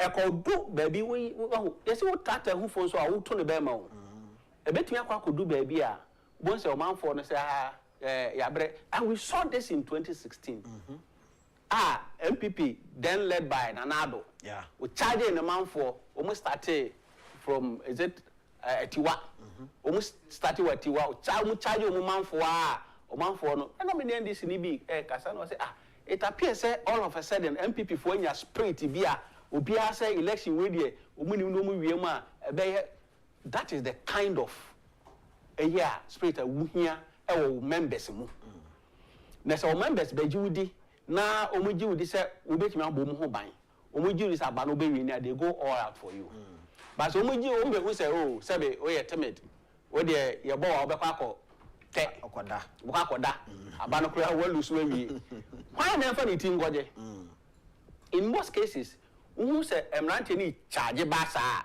na panyimu ta akire panyimu no power nti wa show mu boss say ye chimu mpa be yimu doc now looking at ye kase bibi e data na chese ya de a SCSC and ye gina so kase sa de we SCSC so likely say bibi say nso betimi SC now o share police for any violence as ye koye by elections a pese e take place ye hu bi wo na nado danko akufo-addo ne pen so aye tututuo ye bobobo member of parliament for bi no asom ne ade a I mean eno enten koda na nsenya ye feature ya ablekuma e ho nso so de sie na enye kra now a high so no the same thing na ekoso eho and I even understand say your friend is saying asen north enso so kra no violence no ekoso eho ene ade we you say do some time now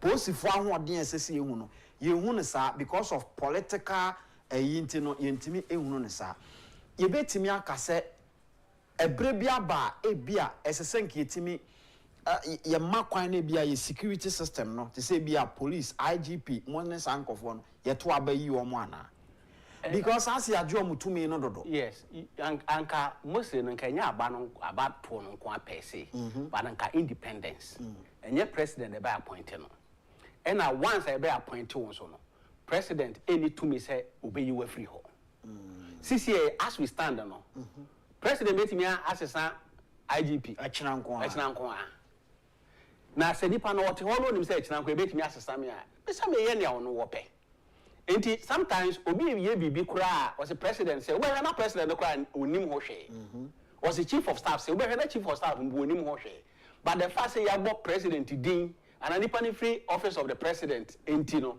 na ye jahana no ye ne ope unfortunately in the society I say we accept that say oh a president oh a say enti ye man enko so enti sanketi me ye police no independent of the executive want me MMA no to say electoral commission for instance we say the electoral commission in as much as omu enye perfect no at least you some high level of independence on fairness be to the extent say MPP ti abam won lose election NDC ti abam won lose election as say your electoral commission no omu nye perfect there but omu ti ye adwuma kosi ba bia yehu some level of fairness we say sebia MPP amosa sense no mpo pia omu mpo a entimi mpia omu ndane exactly near the will of the people e be tia ba say bia one constituency or another bi na obi manipulate are possible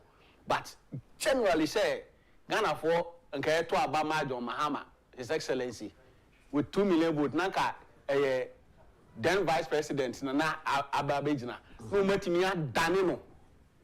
Electoral system is almost impossible. And it's easy, boss, no what you want to or some level unsurusa. It is saying it mean I'm a police and also I be sa and Casano ma winner ye anka esubecha. Na nkopem bra ye betimi yes answer kan we ye bekoso hu we sa. Say ngum ye bekoso hu we sa. E so obi a bo na dwuma ho ban. Sebe onso no no ya na echene bi nti se bia ne nsa bekọ na bo na busu. Yes, na busua. Nti anya kura a be ne sa. Free owoi correct the chrome for the constituency for even the region kura o nyina obi e ba be pay favor. Yeah. Next all of a sudden say we will lose you on nko a we lose for the entire group na or representing no. But I na how enti ba senke nya ade a say oh nipa emra bo no ho ban wontimi yi no. Ti say electoral commission ti say chief justice die. Oh, chief justice ye ni even though ye who say Omampanyin John Mahama or promise balancing the bench and sana CCA no waiting me balance or achieving agenda waiting me achieve but no crown no anya easy and they say IDP or cast one corner and I say minister or cast one corner no ko so no crown no at least they had some grounds say or the neba to kwa inside of nkan bodyguard MSK say ku tuama ne bodyguard we tuama ne ba we asem nti ye gina we so de he chief justice it me the boni pa no ye gina say we so e dey the chief justice of the Republic of Ghana Eden but one so no already amra na ma na kwan say on take those decisions and what take so nti say ye tinya ye independence so man pa ni po be yi wa at least e be den kakra ma obebre and I'm so bad so we need grounds whatever. Since or my payment me IGP without telling us anything. We doesn't want any explanation. We be ordinary bano. One church had good into ordinary ban. To you so I want to say upon what I Ghana for me say ABC didn't me you know. Or what you know bra. But Chief Justice the at least he had to form a committee and all those so-called constitutional procedure.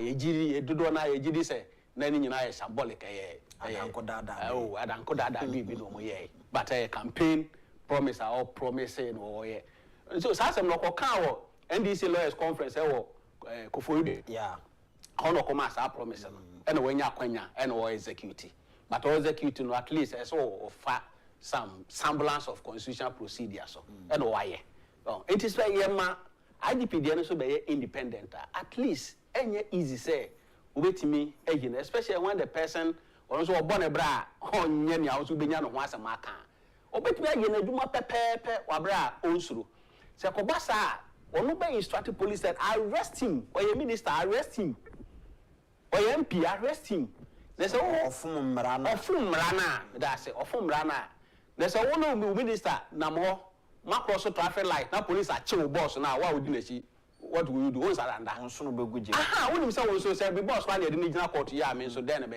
Intentional traffic light to so we won twam. But so boss twam. Na ya anya ne hwe. Onso you are motivated be twam ye che wa say me boss na asoma me. Na fe na ebeka na ka. Eno ano no.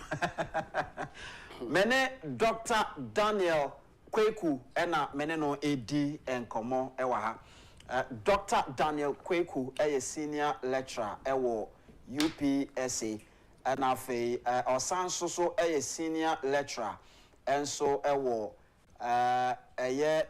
Christian University of Ghana and I say Ghana Christian University College enti doctor obono mbode papa ono na mene no eguso a yedi enkomo na yenkomo a yedi ni nyina no has to do with by election ekoso ewo Akwatia abato mpeso ano so no eho enkomo ani egusu a yedie ma ye modern na fe ye ne o eni nkomo kakra na ye ntoa so enko yenim Heart Builders Real Estate eboyen ene ye de dwumadie ebrewo Heart Builders Real Estate eye dwumaku a se woni yen edi ensawso a ebeboa wo ye be mu anya asase papa na watimi atena so ama niama koyie ama wo afi se ekoba se bia ope complete house enso so ato atenemu a Heart Borders Real Estate will be at the amount. Na ye won sase no bi ewo miamia ahodo bebrebe ewo Ghana ha na wodi wani echiremu ewo Shy Hills a ye won sase no bi ewo ho Ningo Pram e won so ye won sase ewo ho na ya sase no ye 25,000 Ghana cedis ye say wodi to 16,000 Ghana cedis afi dia aka no ye be ma kwan na watua ne nkakra na kosi se obetimi awie project no na yesan so eya anwonwade bi ene se woto asase no ewo ye nchen a yesan wo enema ahodo akade eboa ma otimi si fie no Heart Builders Real Estate ewo ni nyina enti we ya ahwe a otimi to ensu a onsaka wohia eboba a onsaka bibia wohia bia onsaka ne ntentem na afei wetimi ede aye wadwuma na aboa pa frɛ nas afe yeni nkomo obra wo pay kira kwan ewo Ashaman yene Capital Divisional Police Station no ene di enhwani mu ma yeni nkomo ewo 0241 66 5200 0241 66 5200. Now, Albert Aswini, the political czar, and so atnase. Mekono na fe ono so abem na ansana mekono ma menko ankrebo na afi mene ankrebo kodi nkomo esense ankrebo ewo grounds enti ono enim nia ekoso ewo baby akogina na afi omayen information kakra ankrebo se otemenka ma yema akwaba emra dwumedie eso baby awugina no ahobambo etese oba wenti hanom dia Akwatia Barres and Cross, but Cecilia Wentina, my baby. And in fact, I'm saying, if you and a promise, I was said, but they are saying the Penamil, as soon as I say, Panacoso, Bambo, some more people or Hanona, to enforce to Abba, yeah, and Jenny or Dosso, I went to animal. It's a presby, huh? And I'm just saying, now. I was empty party 24. Yeah, we pay man. I say, idea. So the party, over here. I was some more observe. No, my cost. Now, no, to think command and I say, maybe a cost send your more expressive because Bamba for no demand. Since I can say, and a B, L had not pay, your papa, and the cost is all the piano and I pay, empty stuff for the whole of the committee, Epa Quinja, and papa, and the quarter to command every son said. Wakwa boss who say na send e ko na nda so anything ye train na so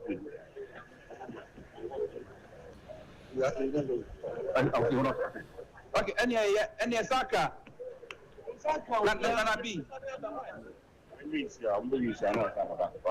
hello yeah me wa ankrebo ma anti ma yene na bi eni nkomoi national organizer mana hintina one ne kwati aka wo ti apa mo a bia bes na be ba ko mi ni tem no yesa be ka wo na e ba ko na twetwe enkomo but in all no de so far better since other place to aba do endu bunumu se na ya edu bunumu na de meti wo ase aba but we he kwa se na bambo ntie e wo wonti abato peso aso aro me de na ka me say e beto aba no be wi de sene na Ghana for obia so na so ate ano no e benya pepepe sa na constituency ano e wanti almost so electoral area na oba hanoma wo mo ewo presby AMB wa ha na almost salvation omo new wanti na new wanti we na omo to aba no ba na papa committee ase no eno na ekopa mtuma se me de ba enti no se se de bambo e ka bambo pa wo wanti ade a na sa new wanti about some person after one more police station police station police station na after one more dabagal na say misaka area pen na bi na boate eja so a ene twetwe enkomo ba ko mienu bi enti no ebi san says so far ta na pa apobo akonyina ene na na ekoba wakọ apetia wakọ bodua obesia akwaduna state toplaman ene keka na eti me just want na ya fanto na 2 TV so ana na 2 TV so na say no what we na if I matching then I what ni when you have a let's say cost and maybe in the bamboo like Mambo Musa, the better police presence. We can't say military presence. Yeah, you have national security people and Japa, and I know motive. Box. Yeah, box. You know, we are from Kencity. Okay, so quickly, we report here. Police for them to make sure that we report quickly. Very good. About making kinds of any coalitions when I am painting. It's the best as a police for no Koswaka, bamboo, and but so far, so now what can so far almost all the time top at the other day. If you're a power pin better for a year, and will be a cassa, and then I had 2 months done in Echo can be here, and Echo can meeting was at the so make us say also police for suffering. Okay, yeah, now Echo query, and the Briar King kind, and the Briar coalition. Honor, and the security issues appear also to Party MPP, I am a strong board, and Partisan move for one bay, young Cassidy Sambra, Muslim Lucia. Let's make us say some community, and this must make us say, yes, the Kaka, say, and young GBP teacher, okay, Limbo, young Travel and movies. Papa, and I be party, national Jumchini Chama, and then check on the part. Osha Juma, why buy that's organizer, I say, Osha Party, a John Wayfield and a Papa Pisabia, many when she do MPP strongholder, Sabi, in the Bema community, and our film, as a question, Aquiano, MPP na at so, and until normal has a mass or my Adiaswa. One more chance, Sabi, it is in a apart from Osha or Sahin, so come enough in Markins now happy. Osha, Dan MP or happy. Osha, Pisahudo, more Tessa, is the original. Mehube, Akwatia, and Sandy or Hanmon. As a party, before I can say, American Henry Quati, also happy. Yeah, because of Papa. Can is the original chairman, also Chanapa, Federal Kissing, one chance the second security. Weapon, weapon knives and Papa, and Sarah by Madessa, Native teams in now, a friend of Aqua Transit, then will be a dinner person. So on it, by election, yeah, so that's let's say it's my leadership. No, and me, and you, edition. You buy a little bit of and sympathy. And this is for the choice of one making but it's not a common. If you're going by say, almost for the choice of beer, then say, Oma, and who said, when she no when she was some cool, in fact, and my hand for event, we make it because of what you know. I'm going to say, my magicians. Yes, good in who for being medical. So, if you know, I don't know about you say the situation here, no, I might do. Omens are impossible to top in the view of the king. As I guess, I'm standing for about the and the Judicial. Okasa, now say, a man say, baby, a big good, Yanasona, Sena, or more caution passe. Yeah, we, that's a NBC free call from the bottom. We don't come one, a smart or more, and we said on Mokasa. And some catch them so but you see, and I am a Twitter. If you say, but about the other side, especially say, but about a year ever, if you young and before never, in the 7 months are good. Women should be the best of us, but yeah, it's not good, but Motiaco, because of Magatano, yes. So we call application now to Haonia, and mine out of hand. Oh, we are behind it. It is not for how we are to while.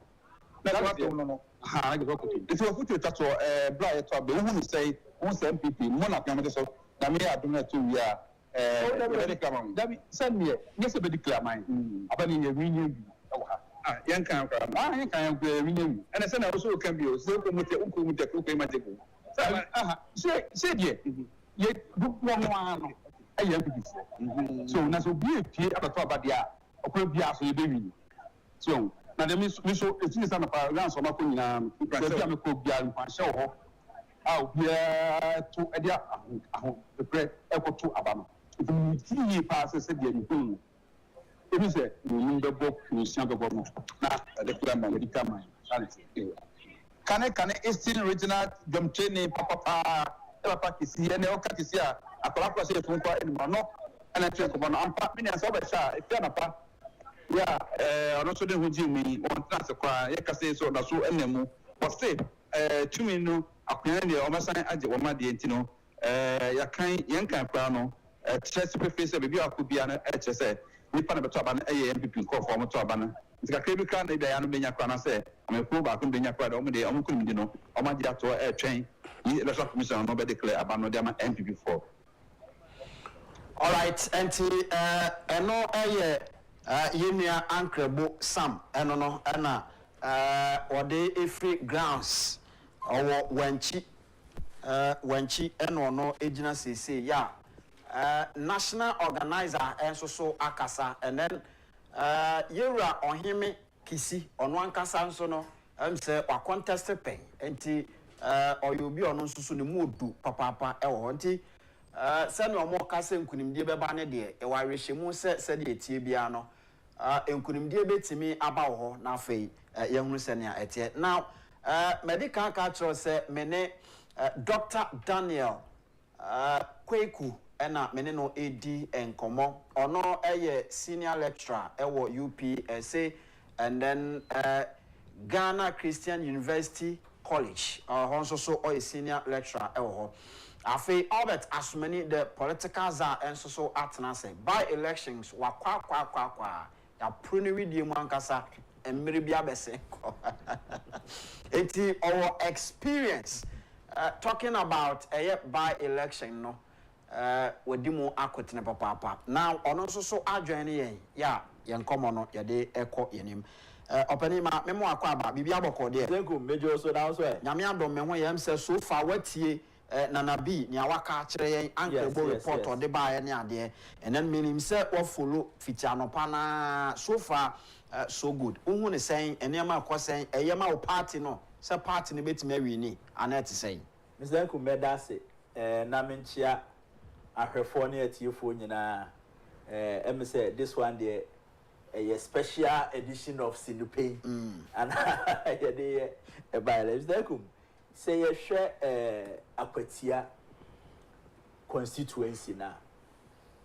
The dynamics view of Akwatia from 1992, I share Fourth Republic here. And this MPP Obia wa timer Odinimre Akwatia. And your constituency obia betimi de nsasi ni bo aka say a year NDC stronghold and I say MPP stronghold depending on factors we be play around election time no and a market yet me be ye wo there see from 1992 92 a year New Patriotic Party a boycott parliament until you be enemy sem so manko and NDC candidate Gilbert Akwasia J ebe fan in 1992 96 and NDC SN winning BM with a different candidate Alhaji Mohammed Ezra I don't know so be fire the year 2000 not wind of change in airbo pa na ohwa Akwatia so a omwo nkro akese be miensa hono utimi capture ubini election no yes so mu pa Akwatia krom na nkasa ana yewo buadua ana yewo buadua ana yewo wenchi na buadua no eye all the times eye 50-50 for MPP and NDC but ohwe Akwatia na eno no eson MPP for no eye account dominated ana ohwe wenchi so a wenchi so MPP there enti all the time no say MPP nya candidate bi a ofi wenchi a etimi boom enti 2000 time honorable Kencity Media MPP ko yi no and obe win election my MPP the year 2000 and also maintain seat in fact make I say Kencity Media na the only person about 2 term work with here because we winning in 2000 and Osambe winning in 2004 no if you went 2000 Rebecca said that time no na quite bibrim. She said 2012 na Akwatia nankasa ba from 2012. Yes. And from 2008 this Baba Jama ebe fast seat you know. The 2008 Dr. Kofi Asare. Yeah, Kofi Asare. Yeah, for MPP. It's MPP kita seat you know, for 12 years. To Dr. Kofi Asare, Obekaya 2008 in Sensem Mama 6 police stations bianto. Ama yes I told of again I think in January 2009 and near CC work Kwetiano and the man Kwetiabe GD in the 2008 that was between Dr. Kofi Asare and Baba Jama. Yeah. Now what day papa. In 2012 and Baba Jama it means Abeje seat in the man NDC. Yeah. 2016 na Baba Jama so aratara homa so bia ba so Akwatia ho aje se yeti na nte and NDC for no so in fact Akwatia no all the time a division in the party na ma lose seat. Party bia ni team ben ni da obe ne ho se me ne mafia me be party adwuma internal and the best single for no lose. The same thing happened to NDC and they lost in 2012 2016 and ya ma me ama say e be G seat ni fi Baba Jama ansem 2020 and MPP so Trimudene mafia and some ya mami Kate Jimfo so come Bama say mafia. Ana yenua and neuni way kumi ebe parliamentary candidacy no if he abase sem. Ana that time name this in so Akoye united against MPP and 2020 they won almost abeji seat no. It is also apart from Kencity Kisi otena so for 2 terms no. Kofi Asare di 1 term, Baba Jama di 1 term, Amase di 1 term, or the same. Kumibe 2 ni this man Henry Boache. Also di 1 term. Ana Kumi so bae. Ono mpo de na me fa amfa fie na ja. What one and another. Baba Jama akra duru baby ote football team and san akra obeye popular team ya win. Wa kwa emfa. Enti Akwatia no party bia one year focus obema otimaya odese one year united na opese obeye party nsem gidigidi nsem enko yie ma because vote no difference ni nye kese bebre a ese se omo otimaya odeka se obese me koda kra na meden betime wini into this by election it is good for both MPP and NDC whoever will win for you to know say yes wa ho ode no NDC because okay, you are regaining your strength. And I say MPP like I said, you are maintaining your momentum na the buy na. It's a very crucial for Akwatia constituency. And in a more especially for MPP because MPP in so no a big case ma MPP if they lose this election. Because the 88th Infantry Battalion now what they call Parliament. It will akasaba kwa manato form. And the soldier boa is a soldier there, soldier come. It is a soldier come there, not just MPP, there's something wrong. And no matter what the case is, as a MPP, it really abano to even boost the morale of their party members, say they are still on ground. And the net Akwatia election, so from time MPP candidate, nanko for be no money, but from last 2 weeks, Anna Menya and Tiasia, the reason why Omuko Yi Asumadu. Okay. And Asumadu is from Buedia, which is a stronghold for NDC. And Asumadu is not just from Buedua. Asumadu is a popular miner. Asumadu is Obia Ninsem Ewobi. Ninsem Go. Yes. And they are bringing him from baby NDC vote no do one eden ewo ana oye influential enso wo enti say it's me a play the enti omkoyi ne buy na then that means MPP will be able to get some votes from NDC stronghold no normally abeka do munya fi Akwatia ne wenchi no na other small communities no so dem dey abeka enti enne de no from anopa masha besi and by this time no I think so far so good. They question the skirmishes in the by election. We had a dang Sadia and Bebem. But the police void of Makugu on so and ask them get one. 5,500. Yes. I'm just praying, say, Sabwedua Asumadu Fatano, a bit near play rogue a crack, Ediama MPP. Na omatimia from almost because when China Akwatia the open MPP be winning. And no they are two banana jokra omwini. But Buedua hono, any idea all the time NDC capitalize on no so GBFE MPP for no. And fortunately for MPP, this is the first time Omudi candidate free Buedua because Kensa Kumi Kisi no if you wenchi. Kofi Asare no if you wenchi. Yeah, I must say the main name set. I must say, the no on one casa there. On name, baby, I'm not on the Nakadina no shall much popular. Enti say, yeah, Ofi Buedia. So to me, one home said, what is that? Galam say for the mind and so on. It do on some influence or boys so yeah. Enti or area boys in Swa, or time the chia.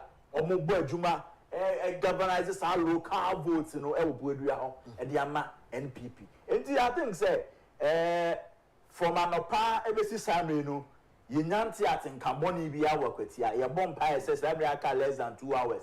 I made the post na bana we and so e be ko say ye nyan hu ayi buzirimu activities na koso and the Spider-Man be am fly wo wi mu and e wo ya shebe si sa ayi o fa Osman na say o mo plan nsa o eno de say eno de the man to go eno de man to go now they are going to and na we and koso how kumsin kon wa blekuba na funa wo de abeba on sa ho a onko bi sa Lloyd ayi national organizer. Yeah, born about it than 3940.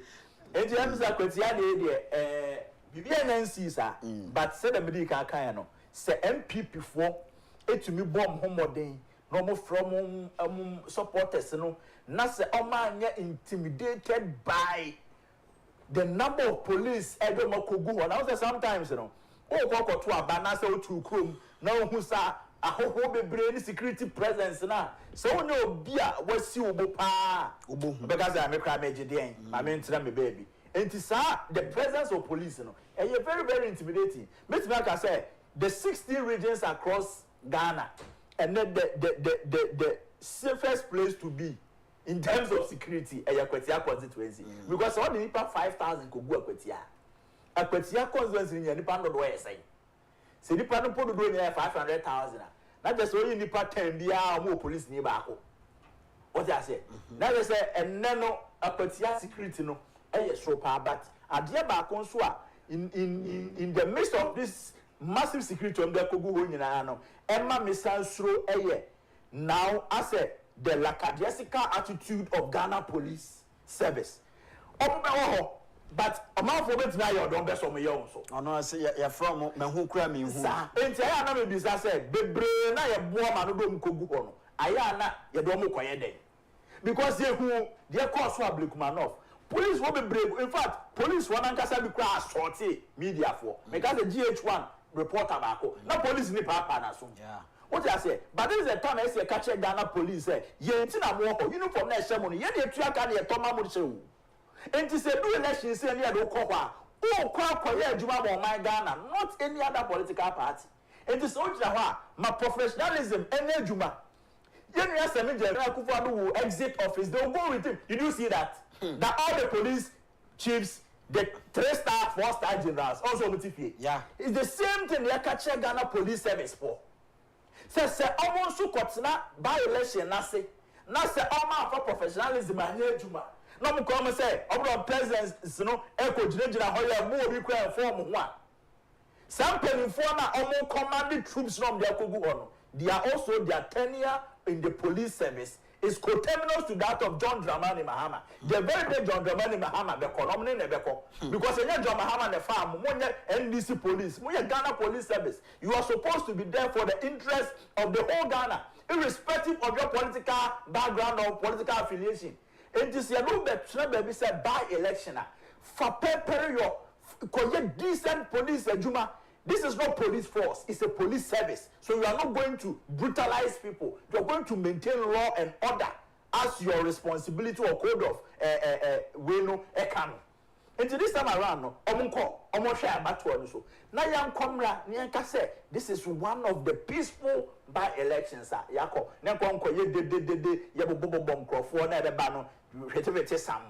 your bombs to your power, you will be disabled forever. What I say? Say, I'm not for Fiona. Yamame, how I come say, I'm Ramba Timmy Geno, if you go. I'm here, me on the coffee. Spider-Man 2. What I say? Niyemi. Yeah, ball spinal cord. You be on Yemwa. It has sad done and Cobepon. What's that? What I say? Abatu. Ade. It just a said, who say, sometimes, and also, I am not on no quan, so a dorsal. Politicians will have a gym who said, so one number no can't or quackrana or my name friend to quack. Because of from near, sir. Go ahead, mammy, how comes and so do a be announced what dear what time I want a bemuno. What I say? Apart from me, I calamity as and to us what you two a brass and my air cocono. So I come say no about me, Santis, what you do. Mean TB Munda. And to do a be a number of politicians and so. I am my bravo ye. Who says, Honorable Ken, Ekojina, Akwatia, Busti, MP for Mora, Eka, and crash some children will also be attacking. There are some people that they won't to Minko. I'm not coming out, Chamabuga. What I say, all my phone can't go to Piano. It took a little bit as another one. Mommy, politics, no, yen yet a man in your face, never one outcome. Upia wanting yet to the da. Neyo mumme and uncle for bojoso, nem conquayent to quantopa. But I'm praying and hoping, say, at the end of the day, no, MPP will win this Akwatia seat. If for nothing at all, just to maintain their number in Parliament. All right.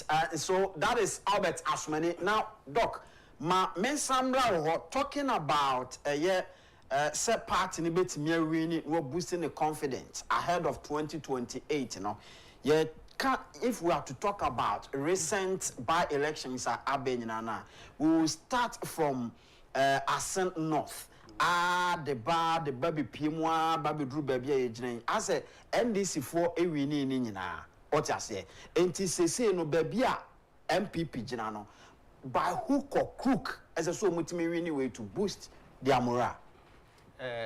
Miriam, my message in fee. Me senior lecturer at Ghana Christian University College. Okay. I'm an adjunct lecturer at UPSC. All right.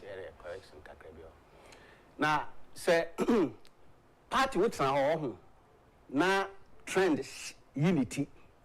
Now I'm going to be reversing at Waso. At Waso. So, and it's a trend now. A yakoye Akwatia NPP. Was say not by-election. That's a question. That's the same MPP to me reading because we are quite NDC candidate Faso and Brown Bray. Now with all these courts, I know what to me I say about the winning. That's I said this is a candidate on where they were. But remember, Sananka first na MPP seat Obukra. Yeah. And a Kobasa. The NPP no ultimately say ahoden or form CCA. Now party so there it happens sad way. It happens to every party in its life. You see, there are instances in 2016 you similar in NDC. NDC conform.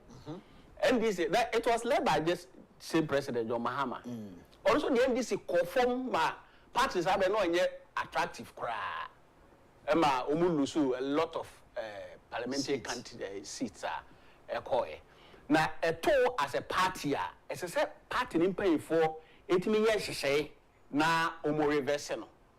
Now one of the indicators about what means all reverse it and at the end it was by election. Unfortunately, by election be NSC following the passing of a candidate of a MPL. It MPP don't as so mutimi reverse sa deal by winning this election. So mutimi win and the bema party no asanya in Grassroots so sa that's papa be kura betimi aba. So enti there nana bi kan no manager ho.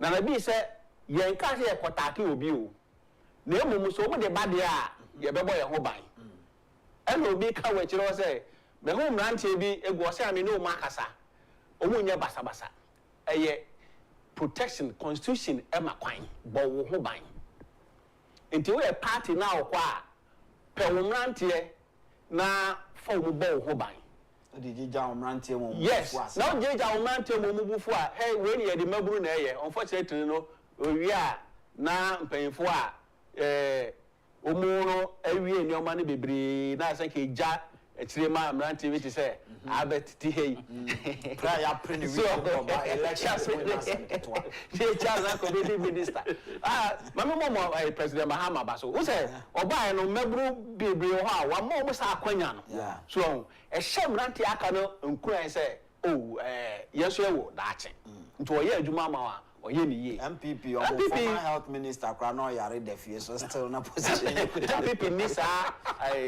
track record no MPP ni sa track record nti enuma bi o no obi ya de na oye de eye papa chen wa but abaso na esua nse MPP for no sa se esua se ye mrante no ye nyi maba ni firim ye say be fi na ma na ejira se ho twa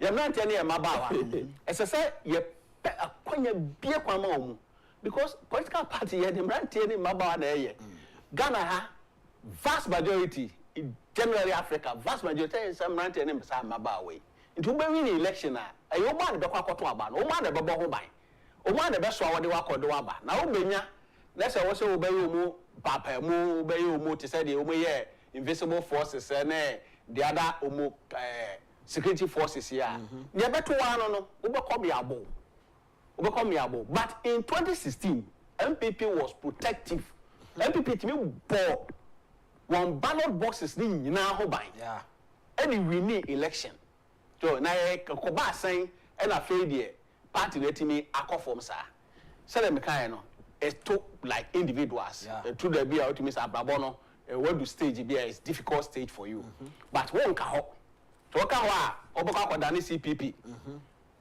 obaka akoda ni CPP so nti ese party no etimi pekwan obetimi efa nkanyan kwan so na they by winning this particular by election so we need there na the encourage abre o manfo na fe no going forward into 2028 no when a candidate ono beba be so eja na wasase ni mu no some people timi win sa election way by election way na omo de honorable Ken ba bo say ase from na ekoro no ya sase epeja if you say one bibia signal omo say party no betimi asore two candidate no oba no or influence or grassroots or influence or youth no so maburu bebre somebody honorable Ken ba de beto amam or influence our youth no so and that's what we do Ghana for do na gini tetni say what they ono de ba enti say obu ko fasa candidate we ba obu safe no ahoke kana ebeba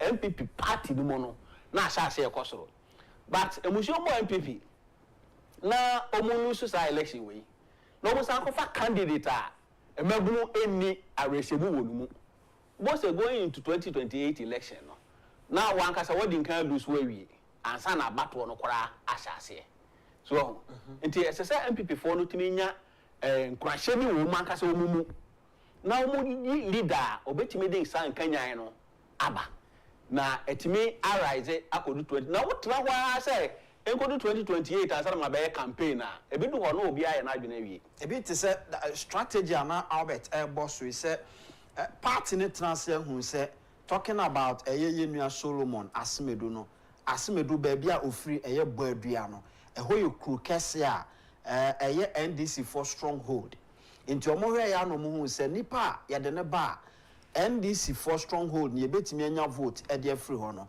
eye Asimedu yi ene ye de na ba en ye hampeke no ofu se sa strategy no e betimi aye adwuma eye adwuma ho but se esese ohwe the downside of it so we handpick obi a ye handpick obi a senka ye call abato no mpo a anka omanfo no ebeto ama no so if say so ko handpick obi na omanfo no fi say esese nke kwa ha na anko ne sa na mrase probi koba eno ene de saa mentom tiawo na so menkonkoto yewo obi ohono ma we MPP need to the extent say we ne de on to my NDC and obi also we NDC need to the extent say on to my MPP da but the worst of ben say na menkoto kora so enti omo strategy na omo ye no Mame kase bia na umankasa omo ground omo hu say na beboa ye according to other information so no oyo bia ni nsemu go wankofo waton ne ho elfom yes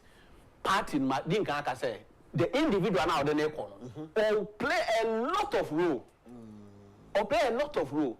and we be na to MPP or just election mo bia nkomo the different candidate and the call ya but omanfo ni fi say na na do aban no anti me amọ no boden e na ye de ne vice eba enti e ya de krona na e to aso abrewa wu di abrewa san be di ade so ho e ya de krona na e to aso it could happen say Dr. Baumia wi ni ya anko betimi asakra nuoma mu but ho anya kwan na obedo abesakra nuoma mu so enti me ne amofa ta kan se me ne ya adwen pa say esese number 1 udi nkan hwe say e kwan be ne mefa so wi ni election no ansa kwa no akeka or hear the other things. If you say so, when you win election, our president na naka utrim. Our president na naka utrim. It is MPP for no who say strategy way any a day ba and a candidate no so aye hand picking on. Also was influence no. And then what you mean 2 strong points.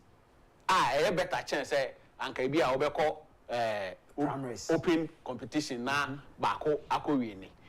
Sa asumedi so what they call na say still obet me every ni na ofi consistent and ofi position NDC stronghold said the Albert Chiremu ya let's say the party has been very strategic nti enye wan wa say obet me win the election way but enye automatic hwe ye wo Ghana ha say ho dudu na to aba ema party Ghana ha dudu na to abama party yento ma candidate dudu na ye wo baby wo hono ma ukofa omukro mu hene kura ba na onye MPP ni omuntu ma no ye baby wo so akofa ukofa omukro mu hene kura ba na so onye NDC ni ono so omuntu ma no enti so handpicking nipa no no ahwe say nipa me handpicking ni ofiri ha enti obenya influence no one share sad and so the fact say bet me about to free one so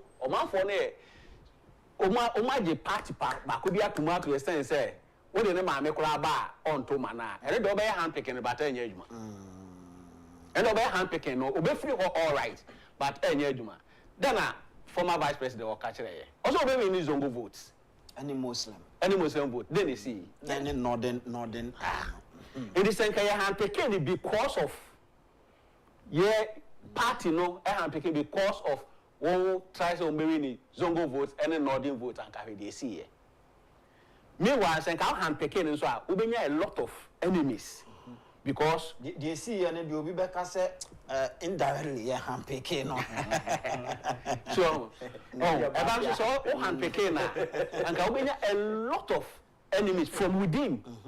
Can we get a lot of enemies from within because nipa make us one my fair playing ground. But omo ko ya o wi ni ono bo can support on e ma ko ye campaign man no e wo say ala na antiase break away there but still na party na intact e na anko wi party ni ya ko di ntwa ano odin party sese enti handpicking ne de e ye adwuma etimi boa in fact e say whisker e say vu mre e na wontwu e be ba party ni mu nyina etimi esan but wo ya eso wo ye na wo ye ni ye wo yi ni pa anka party ni ko sa election ni pa anka o beto ama na mom ni so ka se bi yi na fi NDC stronghold wo de opa Ghana ha no kokko yi candidate bi fi certain part of the country even though if you want no the call for say o beto atia no that typical example na Dr. Baumia kire he was a Muslim but he didn't win the Muslim votes he said there or no ankasa no ogidi bi gidi say he was very sure of winning the Muslim votes. He was very sure. But Muslim votes na ama. Muslims kura we are omo tutia no kura far more than the in fact the nanado a wanye Muslim nya na do so che the Baumia or Muslim nya. Yeah. So it is a hand picking say hand picking because of free ha no. Aya na enter nya adwuma. but say party no in their own wisdom omatimi calculate ahwe hu say we there even though your hand picking was sign influential our form and only a sunny panny hand picking no say sa no me idea and then you mo so be win about easily. All right. And Akwatia eho ehuru sabre ya enya asem keto akra now Albert wotie ni ananabi eka ya ananabi eka se for now the omo he security said the anyama ekọ ni ade na I mean they are okay with it but omunim se baby a ohaw no ehase free eye time a ye ba be hase aye counting no eho na edru sabre na de na osu se party na ye Mr. Incum who say election there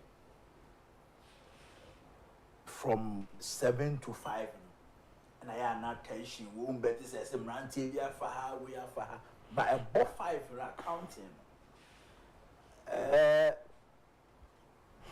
one because of fatigue you know as a party you know it's mean counting agent because I'm running I need to abandon ACI 21 no amount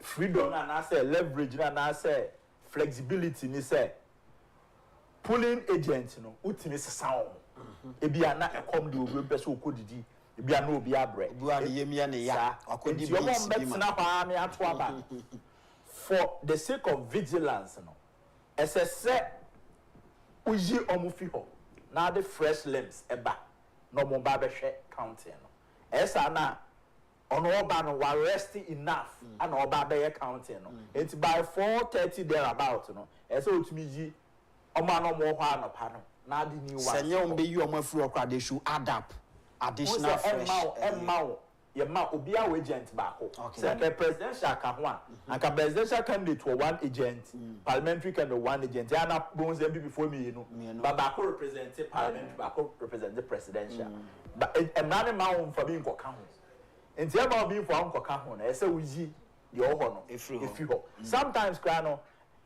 party ni bitimi so e wo coalition agents we go coalition so a enye omo call police station na abesande bi akọ coalitions that are there one pay. It's in another person or also a what's our experience, you know, when it comes to coalition. Now 6 and then 9. Now 2070 and then 270. It is an money and they play a role in election. And to see our 335. Yeah, me sure MPP or more election or more experience. Was making until they will be making provisions for all those and the man. Now, your best security for one say, I dare only 2024 parliamentary election, no, na airtime. Na idea and yefe. Say, ya to a barrier, ya recording any incident in your police station. But when we are coalition, no, na kwa de my do a big grano. Nipa ntimi nya the pink sheet every police station ever conquer coalition or coalition center and I'm so ma MPP for be brave elusi seats over 49 seats in MPP lose in 2024 election so which is very huge and he said this time around Akwatia and then MPP head office and honey go see because Minia JFK Akwatia be 2 weeks or man cry Omuza JFK was mo buabia. O was mo wenti. O was ma fa. Mini na menenam kusi. Ai. So abe. What you say we table tin na mura mu sa. This time around no. And so say juma na o makọ ni nyina no. Eye kwa. Last minute ye keka ko abato ni pompon so akasa no. Ese say omo putisa ne ma we nyina together. Na omo sign emma security for no. And take charge and make sure say Oma cordon all the areas, you know, inner perimeter here and says will be a see. Of course, election home and Rano and Mao Quine say, see a quack kaya bana, where a citizen are with written a CB. It is all about written a CB, as I say, what will call on so no, making sure say, conquer Basabasa. Say almost be in a perimeter na police for no it me a trap mushia I think say police stations with the number of security personnel of them over police 100 crack for every police station. So they will still have reinforcement squad or maximum protection for the counting. So that you see, idea back there were election money say ulusi na ulusi failure won't mean complaining. Yeah. Won't mean cash and as you 2 year old Charlie uncle ye with the emphasis them in na mom ebi anani parankasa no obe wuni wo dada no asa ko kanachi na ka say opia na bo fom ti no wu ye it is 2012 on say MPP lusu ye but it wasn't fair okoko. That's the point. 2020 NDC ewu elusu ye or say enye fair okoko. Yeah. 2024 onwa MPP na hu say we lose too much fairly. 2024 one court baby. 2024 na say Messi Shegwas outside. Oshegwas other say outside Africa center line and main cross. Me jina center line the Chinama born at Abatum. I also got you outside. Obo we have the outside account them. What I say, I see 2024 no. They say 2016 ABC. But John Dramani Mahama no stop on to the extent say oh Lucy Aban was you winning. Because the horse they were in the comfortable lead. And then what I say? Now President Mahama to me by press conference capturing this was a moon calming down. We have taken the lead in both presidential and parliamentary ones and no lose. What I say? E basana we are share enye because margin is so. This time around Akwatia no partners I'm not expecting any big margin in this election. You be winning no own winning boom sir, but as I say winning with decency. Yes, sir. The acquire Bilkuma by na free, ya dear certainty will be asking. And pennyful be brain, I could go and MPP, and in this in pennyful. I'm a prime will say, I shan't say regional minister Krana Makotia. Was a sub boys if you say Kuma would fully dominate the Guakotia. It is a son and moon, you never be good on Nanaquacubo, yes, Muninaquacubo and some what I say. And yes, I said. MPP almost to me near Matutua Quemo. No more a mouth on the number 2 ban. On the 2 moments, now protect your ballot. Not just a Juamu Queen. Ayaqua. And see, and penny for from Nana B, General Secretary, nominee party executives, name peace, and penny for Hunyanano. Or making sure, say, or more Hankasano. They will do themselves a lot of good if they are able to protect the ballots. Near Bekanya Rieno, Nebibia, kama. Na the Oberino, or fair, no the Dean Coffee. The way we so no winning, but dear, Makumamu, any my dream, and me penny and pie booming, and say, Yenia, assume do bit me, I retain the seats in the Yana MPP. Na, the late and the scummy, or Koda. What you mean, Adaboko. That is what I'm expecting. And yes, I'll cram your queen, I will want to be you. That's the point. And I say, console quiet. What I say, as I say, a Kuma MPP in 2024 election. Shekumi, your best one in crown. Nanko for said there be Aquano courts and some one home. Yes, in, but a federal marking cassa, a BC pen. In 2020, say Mama Jachiko young kono obe swear in. San yes yama kumiso ebe swear in. Now he has to be responsible for his own actions. At the end of the day, no, not court and so aka say a high court bench warrant in the Supreme Court about to go. It's in your kumi and conquer the Juma. A brand new kono da or man no. Anna dear ECA. This time around I best say MPP for more ding. Not this by-election, no. In fact, in Kenya be Emra MPP we say party no omoda so jino manaso. All right, enti ma menko Akwatia empeswa so na fe yenkodi nkomo kakra ho Emra na meko ho na mene yenua bema Isaac Ofori ono correspondent at the Kencity Media ho ya wono so so ye ba bia wugina na fe yentoa so enko yenim Ike, sir, Otemenka, ma memo akwaba, bibia bokode. Nyame adom mi na bem. Baby a wugina no, ahobambo no say.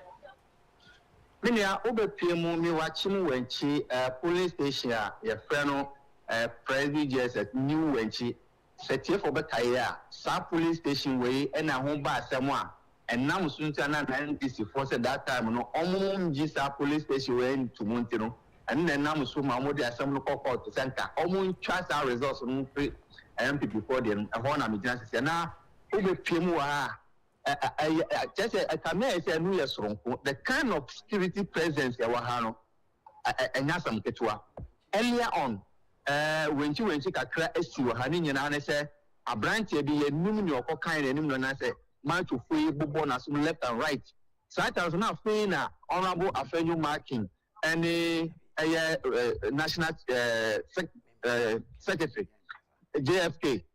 Omobe PMUA and see now for the tension, papa na for the and papa never to extend say for the push your police presence in security men ababua and nyasam people and no one who say amoka si mienu ebe PMUA ha afi Black Maria na dia besi ho na etwe say na ya pocket opportunity nyasam people na mafo bisa say identity to extend say for the one mo beto abana ta komponu.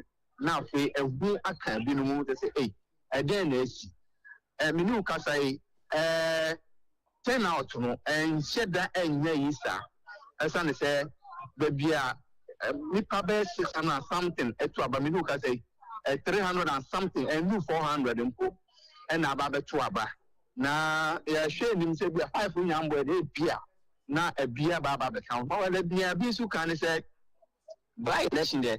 Normally, I not turn out to know. I am not our firm. And to be some police presence, a war has to see a day. A security very tight. O 2 number, O 2 and near police for me one, and Yasam people, Amoka Bakusia, a soldier phone in Nemu, Black Maria, and so more position. As I say, and Yasam people, she at Chimu when she security media. I say, different from other places. Sound I to me, I can. So now me musa say apart from Wenchi other areas and so baby to say Kusi any other places also about one so far what me alcohol baby now a hospital situation what can you tell us?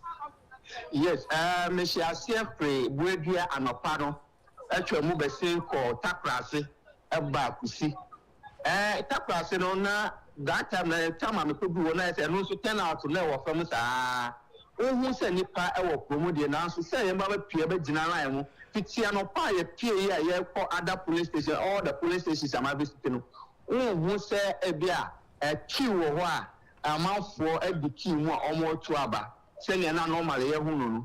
Then more one and Nipa Bakumiano, normal Babba to normal court, Nipa, no one, but be a Medina, they say 2 police stations there were 2 and near. A bien a work you, and one and Nipa Baku Abba, no, I bet to need the no, Nipa Baku Abba, no, I bet to need the no. And she will be some other person, and also, who share security presence in India.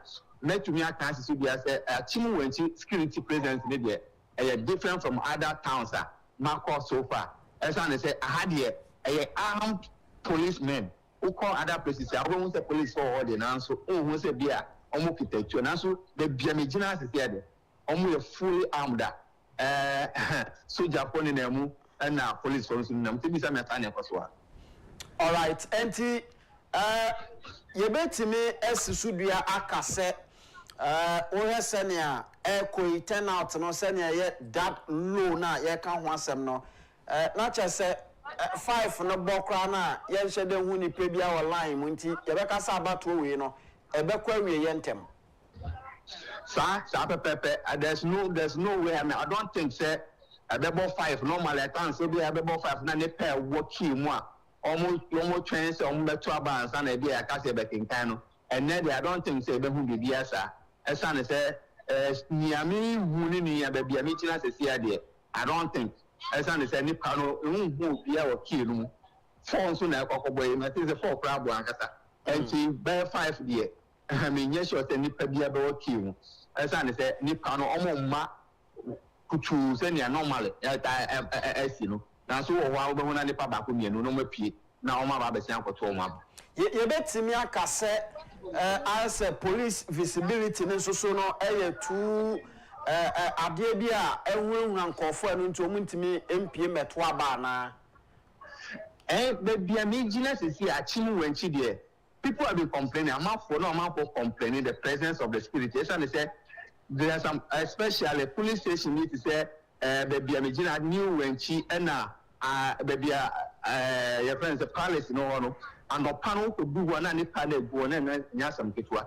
Only in Kofua, Omubaba Twaba, Namu the police spirit for any petty complaint say, I say, on anticipate say be an abuse and also Elkaho being so at home for just the street in Etirano because we can't buy what be an about to about all children say, hey, now then I'm going to crash a banner me pakotono. And you know, a be or a bit to me, I say the presence of the spirit in so able to me up to Philippa be off any on Yama Hopra on the wound, yes, it also be over the wound the presence of the uniform and our policemen as a soldier for uniform Ukraina, as a one. And you know, I mean, I say, beer, on what picky intelligence, he said, this particular police station, be a debate to me, Sintina, and looking at the spirit presence over here, no, I have too heavy, there, mean to me, as compared to other places. As I say, oh, come here, I mean, the kind police from one, they are fully armed. They are fully armed, that almost a choke it at one. No one won't get to say a few ones be any, but other towns, no money. Who is that? And say, me, I mean, security experts. And say, be so an idea on what taking intelligence, and China, and also be complaining, say, the presence of the police, you know, to my baby, to say me, more, be an hour about Koma for any young woman, but to a ban, a home ban. All right, so now, you bet me, and so Abusase. Nipa mienu a yekoto aba ede ama wo minim se omeye miensa but me de mienu na menhwe that is MPP NDC. Now two of them se ka se bi akomo ho asem kakra, how do you know them? Omo nipa mienu no why na ohwe ani din ewo fom na ewo fom yi a ebetimi de sunsuan so papa aba. Yeah, Bernard, NDC, you know, no, I think they are the current constituency secretary, and I assume I do a year MPP constituency treasurer. Now, means for political position, almost and fan council. Actually, say, apart from say almost the political party anymore, the personality over here, no, I very paramount. Also, obi to say, assume I do a can once a year. Assume I do will be a or a minor. Let me put in that way, or a minor. Our being a Juma will be a Nipa expert, a Yabuano, a Dawson. Who share a man and at a Nipa or employ one way Juma and more assume a Duma any company now. A idea of Dawson. Uchi and Kofa on Yamu Canyon and say, assume a do Wayama Bebre, a Diabua, a additional war Akwatia processes. Akwatia, whether any account, school fees at Ochia. Duma will give them a mouth for it. And she won't compare those two personalities now. I would say a difference in Kakao. I don't know much about Bernard and why here our constituency. I know they mean to me, and then soon, I remember who after soon and I need to be a mean put a mouth for a compound. And I'm a book as I said, all men I do class or Babadi MP and all Yen Yamasadi. And I come down to center, almost to a banana no by DMP. About to me at Trasso, I and Yama, not all year began. And to the two personalities, apart from the political parties, are more than personal a year work the constituency, you know, make me say, assume a dean and work so say a Bernard. And to a young yes, about to, but you say, to at the end of the day, 5 born a king can buy a quality and I say, assume a day near, and young as I say, oh, she said, be at the 2 names in here. Assume I do Eddie from Pa. All right, okay, my friends here in him say, Muguso, Eddie Chile, say, Yamea Dumne Drew say, or more air can so I remember, Nafe, Yasan Abetuan Comoso. Father Roman. All right, and Isaac Ofori, a correspondent at the Kencity Media, and I know Eddie and Como. So now, Doc, my mention same free on say 2 candidates, no, that is the 2 main protagonists. Now talking about the Bernard and then Solomon as Asimedu. Omumienu no, what omo abakwasem kakra say Asumenu dunu de. We bia djuma kra man kofo anya bia ye. Enti wasem a wo kan say edru ba bia individual nankasa nso no a only the party no no ho ehia eno na ai say MPP etimi ay strategic wa ha so tie say dey abachiri mu ya na asumadi na tibie bie enwuma na otimi twa fees enye party no ko say MPP ni NDC no obi a ho no na base wo ho yeah na wo base no achiri no floating voters na be chere say wo be kwa na wo be ba nti say asumadi no etimi wo saa advantage we there ene nanka all things being equal no so otimi win election we so otimi win election na how so that political party nankasa no comes into play. You say the police for ko wo bebre party no so wadwuma ne say wo be ko no akọ convince wo members say mun pie nkoto aba eno no ho na ma polling station executives ehu hia enti generally no say candidate na ye very attractive na party na amoa na sa NDC strategy wetimi ye adwuma enti wo hwe candidate ni mienu a obviously na so me de wo soro NDC candidate. Yes. Now, that being said, I say party no this time etime one. Na sabe ya ekobo 5 na election eche be wie no. We make sure say police station organizers, police station executives, any region, police station for the nim umu members any area.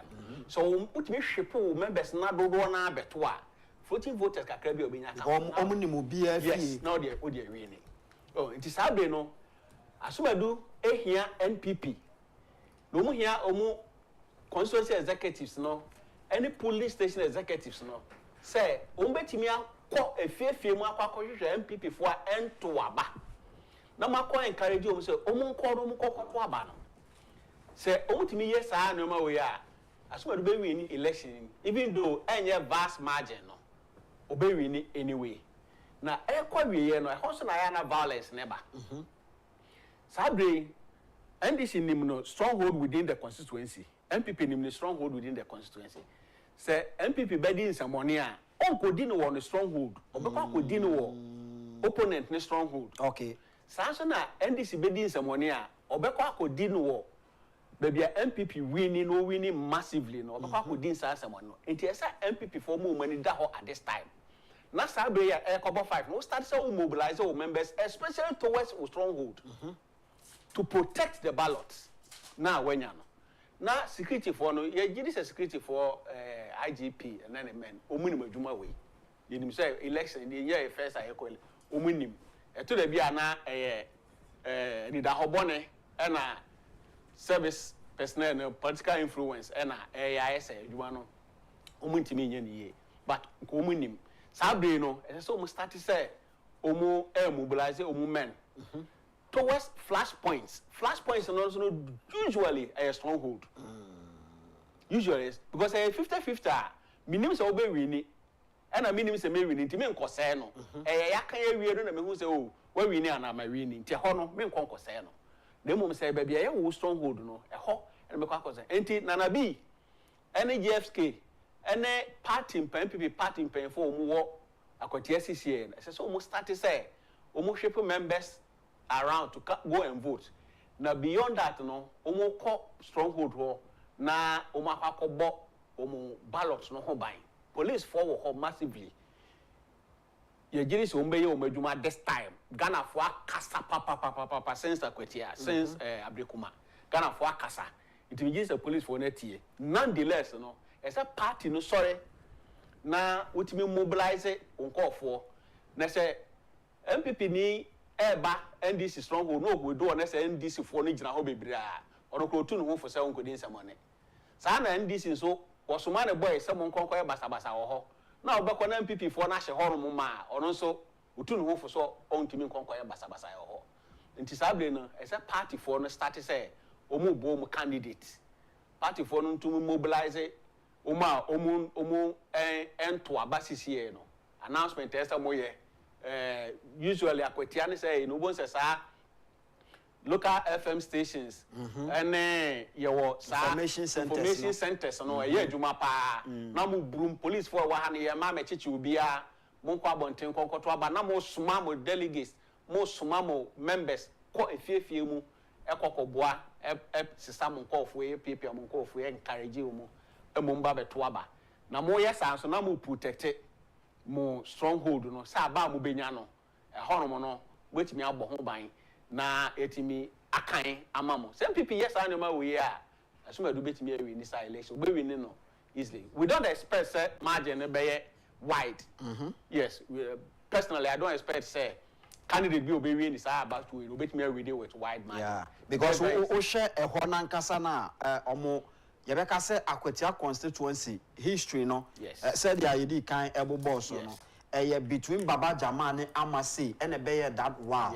that was 21,000 against 15,000 but nya Kenya there ayre so bia be 2,000 kra endu difference no 2,000 kra endu and in addition to yes in addition to that no so o de said the yati o the candidate no ego stanani a who's MPP ni no e was okay but NDC no advantage of incumbency government to no so aban only say sa about to hear baba yana President Mahama Koko BA DVLA office e wo ho be na strategy so and they say that me we near nka sin of Incumbency sa officer na go for this year because obi o work here be anim say Mahama no but wa baby here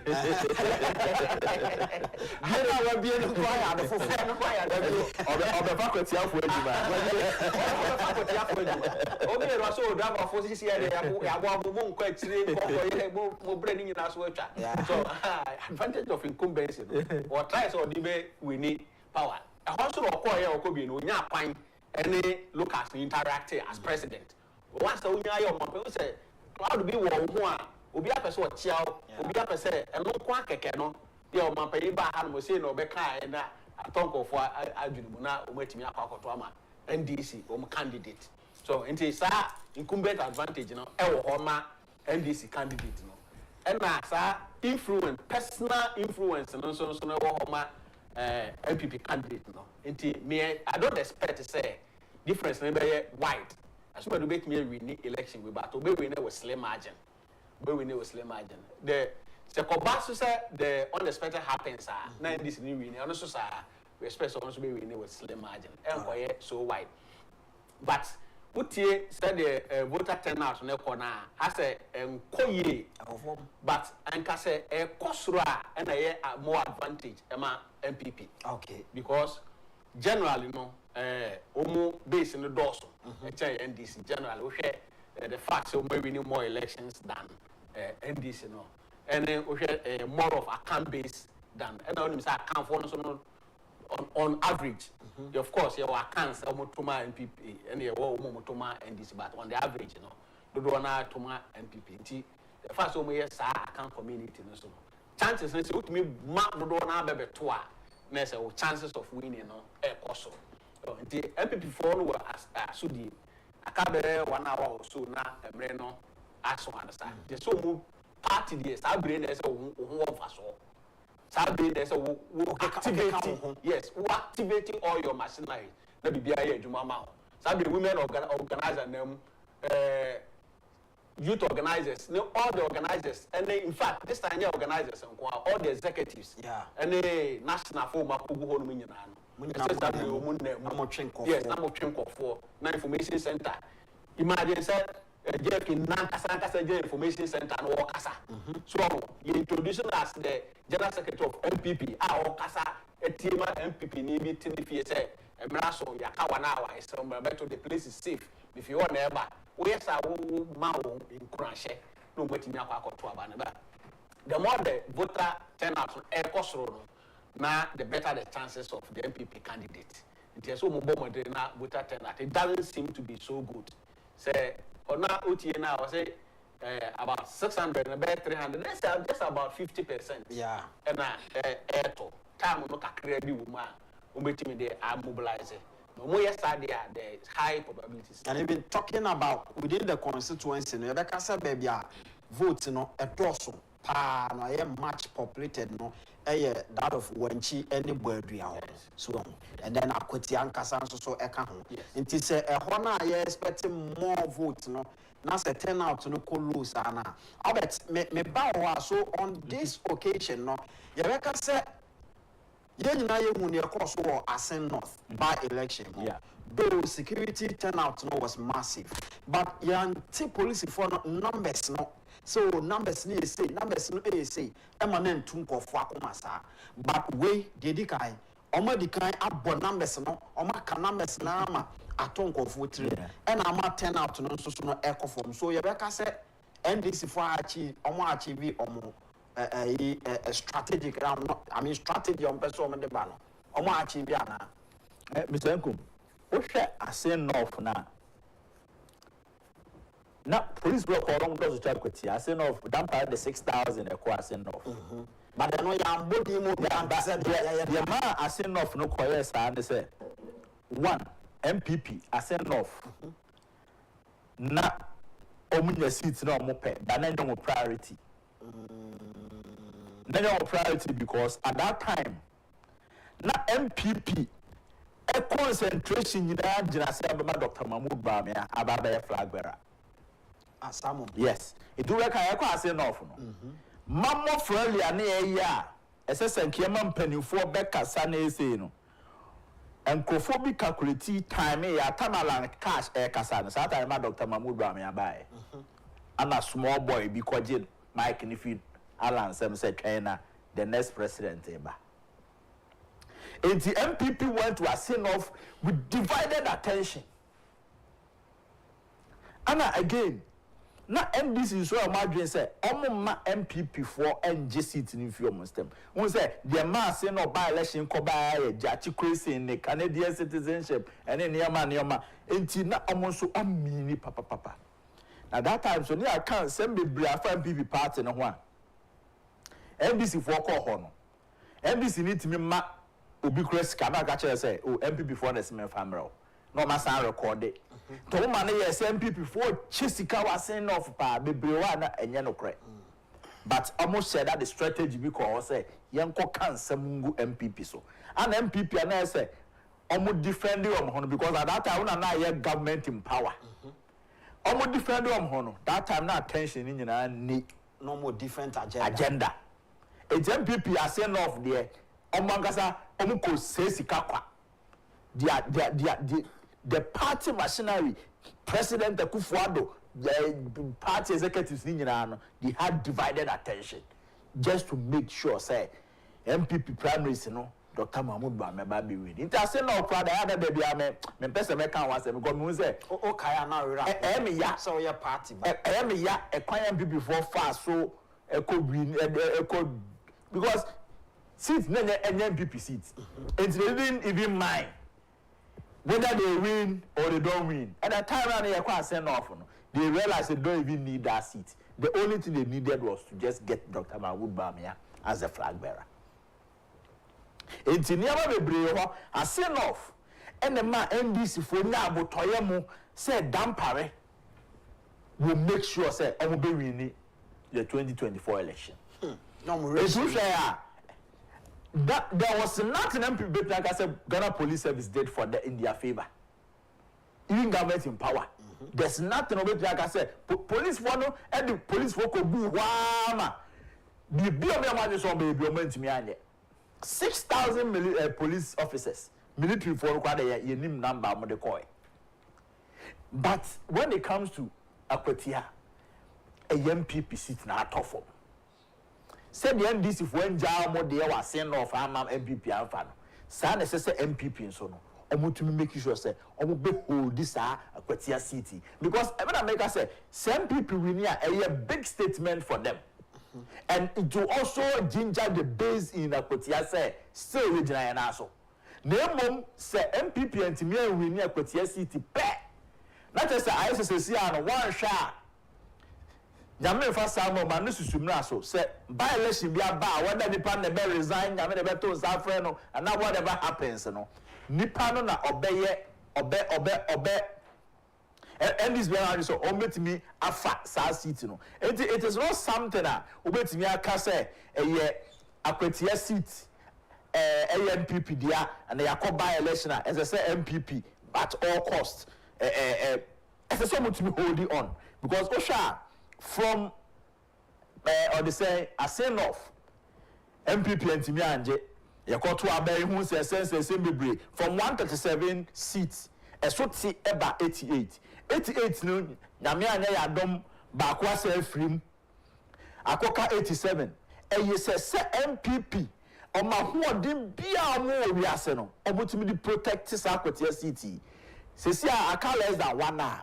Bibi o betimi aye o members o muni mo meto aba o make sure say on be kwa fie mu afrefro mu nyina ama o matimi abeto aba no na at the end of the polls no ye be collect bibi awie Akwatia no na MPP atimi a maintain seat no se MPP timi maintain Akwatia seat a good thing for them. MPP timi maintain Akwatia seat a kire say party no still Akwatia ewo ahode mo ho ebetimi point sunsuanso ewo 2028 election because ebema party na hu say time ye call opposition kra no ye seat toye no ye timi sa be fire but this time around the same people ntimi afa sa ahode no ene you see say bibia wo election when people person mo kire ema amanfo hu say omda so dwom na so a ene Akwatia by election is a test case for MPP say ombetimi awini.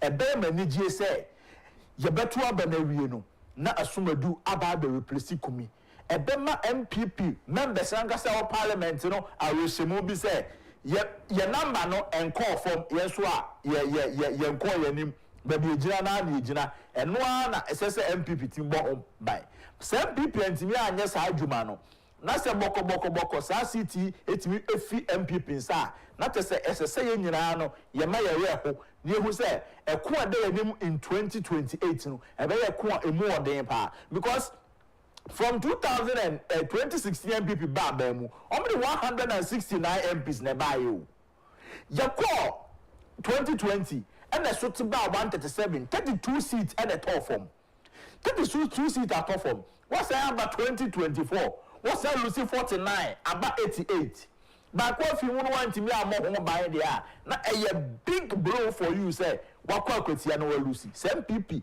it me win side win so a yade a eba beboa party no ama party no for be aba say the opposition but yetimi atoto ye na maye akọ into election as akọ win seat no e dey aba a very good thing say MPP be win Akwatia than to lose even though numerically no enye bibia ma MPP no krepe wo mu ni say MPP na 88 and yes, she momo. The and the those who are against say no makano. And as I'm a corner the normal stage work out. Yeah. Because the truth is that numerically, and yes, Shema and people of parliament. And it's never against NDC. Yes, but a moral booster. Some people be in the election. Maybe for changing reasons, see, we need seats in your maintaining seats Akwatia, your both position crown. Your 2 million maintaining seats now. But what is the first election?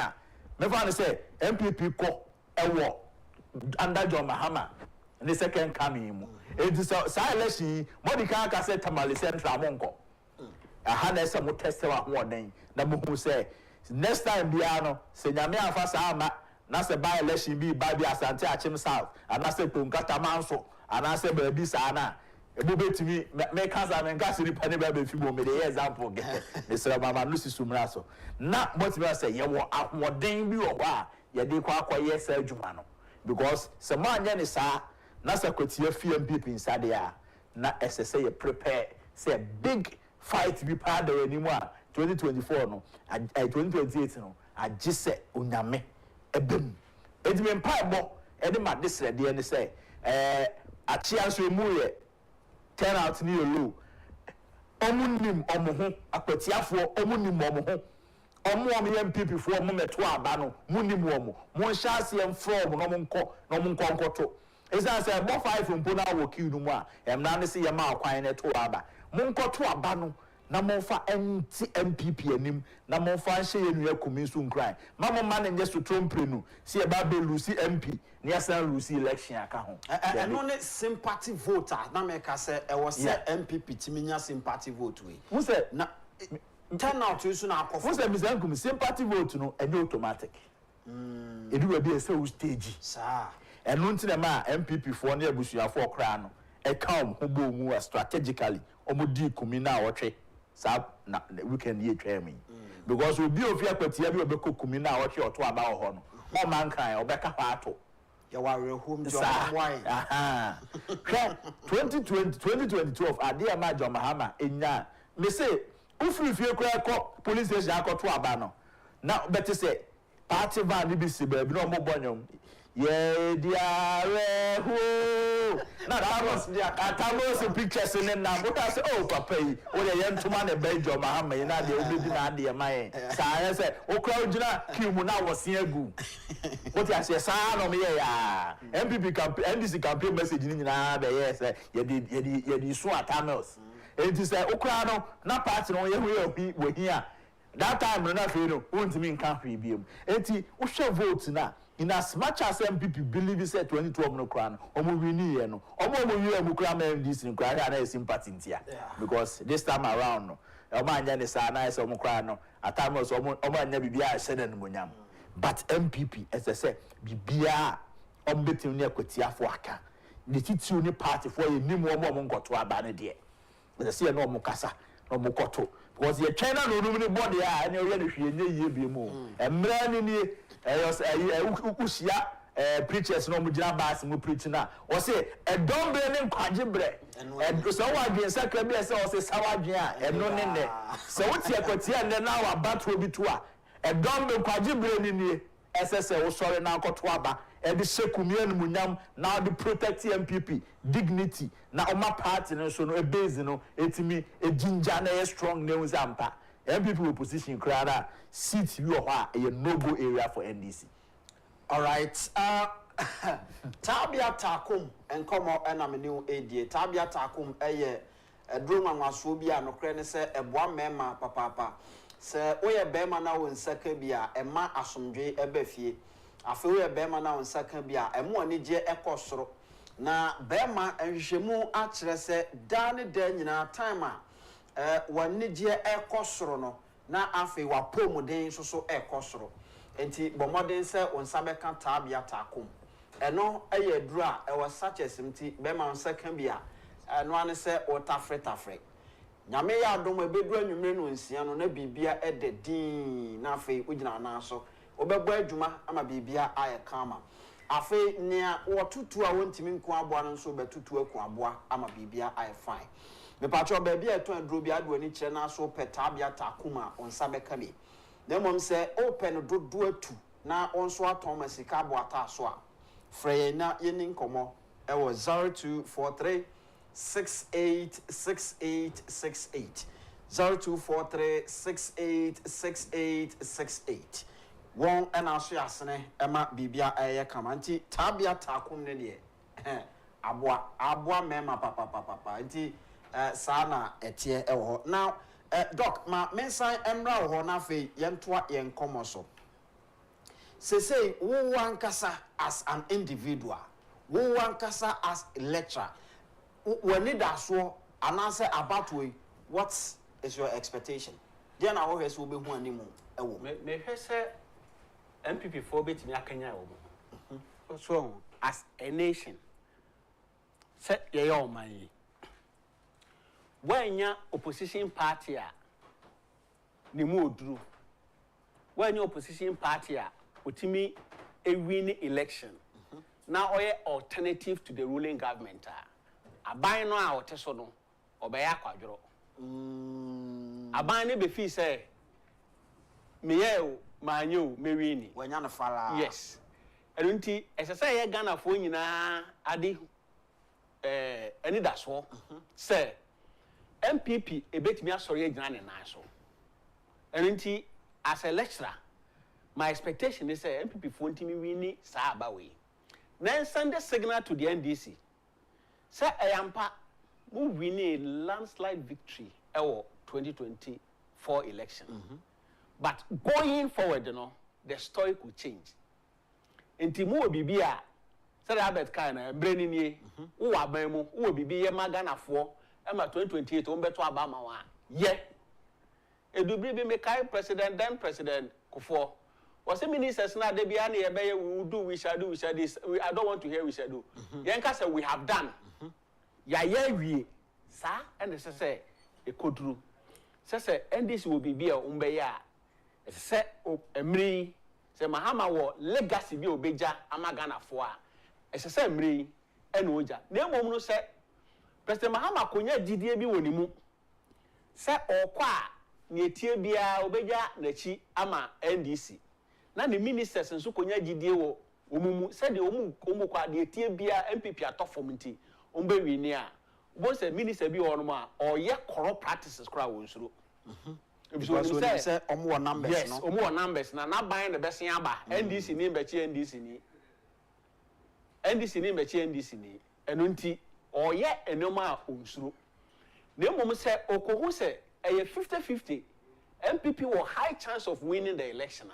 Or also oye no ho as a government and as a member of that government will born a brave who say accountability be at the home in case as a MPP for a be winner.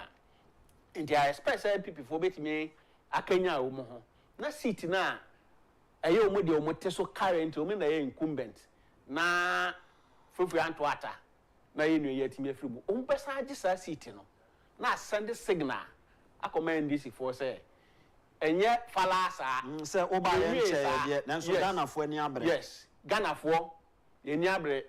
Wintimi nka say city stability yenya for some time now nti emfa hono ne ameye Ghana fo beto abama da bi ensesa NDC fo no ebeji sad o mbaji di a o mbeya kwaje o mbaji di a mamuo no enkoye o mbeto to apapa so nti ese part ni timi ma MPP NDC gina o mu na so na so mu gina o mu na so a ebekọ ama o man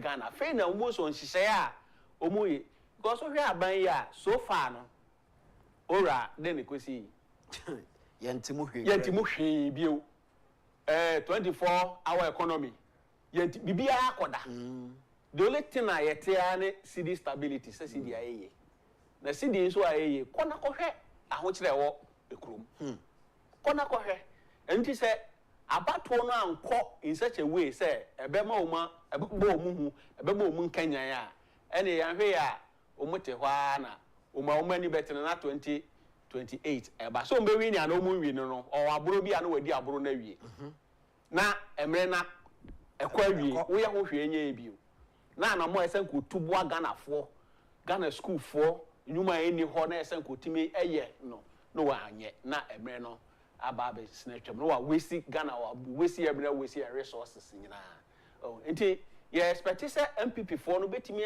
a mobilize all members in the next about 30 or so minutes the election will be over. Say the Rebecca said almost 29 minutes. Okay, so more 29 minutes omu momodene na omu members a walk around the various police stations name chen no we mobilize omu na omatimi akwakoto aba no as soon as obewura ho no na emra no man kwan so obetimi ato aba no emomu nka se police for ababegu ha no ma sebe okuratu a wonka se wonti no de ba police for aba because say bonini bi eba na obo ho ban nti say constituency any national executives any police station executives o mako draw no omuma sa omu members na nti ase say ewom say police for na do so wa ha de nanso mamunsuro munko abonten na munkonkoto aba na so far so good so far with the exception of few skirmishes ayate and third vice omudo mu sa kana kakra so far yenti bebri omo pre na nsa ho we dey gas if you are go but me expect to say sa abrante na oye sa no police for beche no if you say nani ewo video no mo yes assault wa assault party executive so police for anche no a ebe embodi ono sa abrante no ene ne mfefo doc ne akoda ne Spider-Man crow tu fa wie mbepe me na ye nche no na ne awa pro bi nsa ho kakra bi ye nya ne se sa IGP so de bia meka sa IGP so tran ho ye sa ebe duru bebe no ye retired IGP na bibi so ba beto CCA no civilian CCA former chief justice on take Supreme Court hobby. In Tinoma way, no, she has no other means to rewrite them. Apart near Timmy, papa, and they went to be on your papa, and name that. It is a GP, so Kaisa was over. And maybe a bar. Young fan is a president, Mahama Crabbe extended with them. And also Crabbe baby yet. And also baby yet. And it said one chili panel, and I like what former Vice President Dr. Baumia said. Was a sample for Macodin, some money a young video. Someone dealing with them, you buy him a ring. Honorable can buy. Yeah, on the ring. Yes, yes, honorable can buy. On money ring fee. That's a honorable can. Yes, and the same thing they say. Sani pay out also then is Akaka third vice. But how do we? Say police French na MPP bar and honorable Ken. MPP for Momu fee. Now strategy you go for first one now. You prosecute you. Na yempe small punishment kitu be more na enya yentua let's just say chena MPP ba threat no more threat say ye ba do mbako court no over now the double agon ye prosecuting ni pa back on one same case into once I am prosecuting last sentence na no and no that ends the case into so far nkofo do ma yomu trade didim na sa nipa we so a won so akwakodi sa answer bon so o man no at least white was said o my uncle for so munko ya MPP ba nipa no so waso die nti say police for etimi na say IGP say no because so aye ne dia uwi a nipa kro no so won so be seeking justice nipa ya bono no so who say justice na modi amano no enye justice enough punishment modi amano enye deterrent enough na bura wo buru mi ne ho 6,000 tuade enye enough for no so be pekwan bi afa so administer on ankasa the way of justice a human nature a human nature and so who we as public officers say who say ade se manye ne ya say be nipa no so no ono so betumi afa no ho adwene ye advice ye encourage sa but human nature you can't take it away from any human being say obi adimi dem na police for bet na ye kokwasa na at the end of the day you say I want no nam kromo ye ya nipa na chire wan no so akodi ne dem Doc, don't you think say it's about time say ye ti ase say abato ye chire wadwen me chire madwen na ye timiti ase say sa entokwa na me nko hunahuna me yonko ene sa de no say wo political party no ofo say that is your only strategy award there and ye na member abato because yentimi ntino mamu mane nkoba se yenko kire wadwen me so me nkire madwen no de bia na etuo edi ahim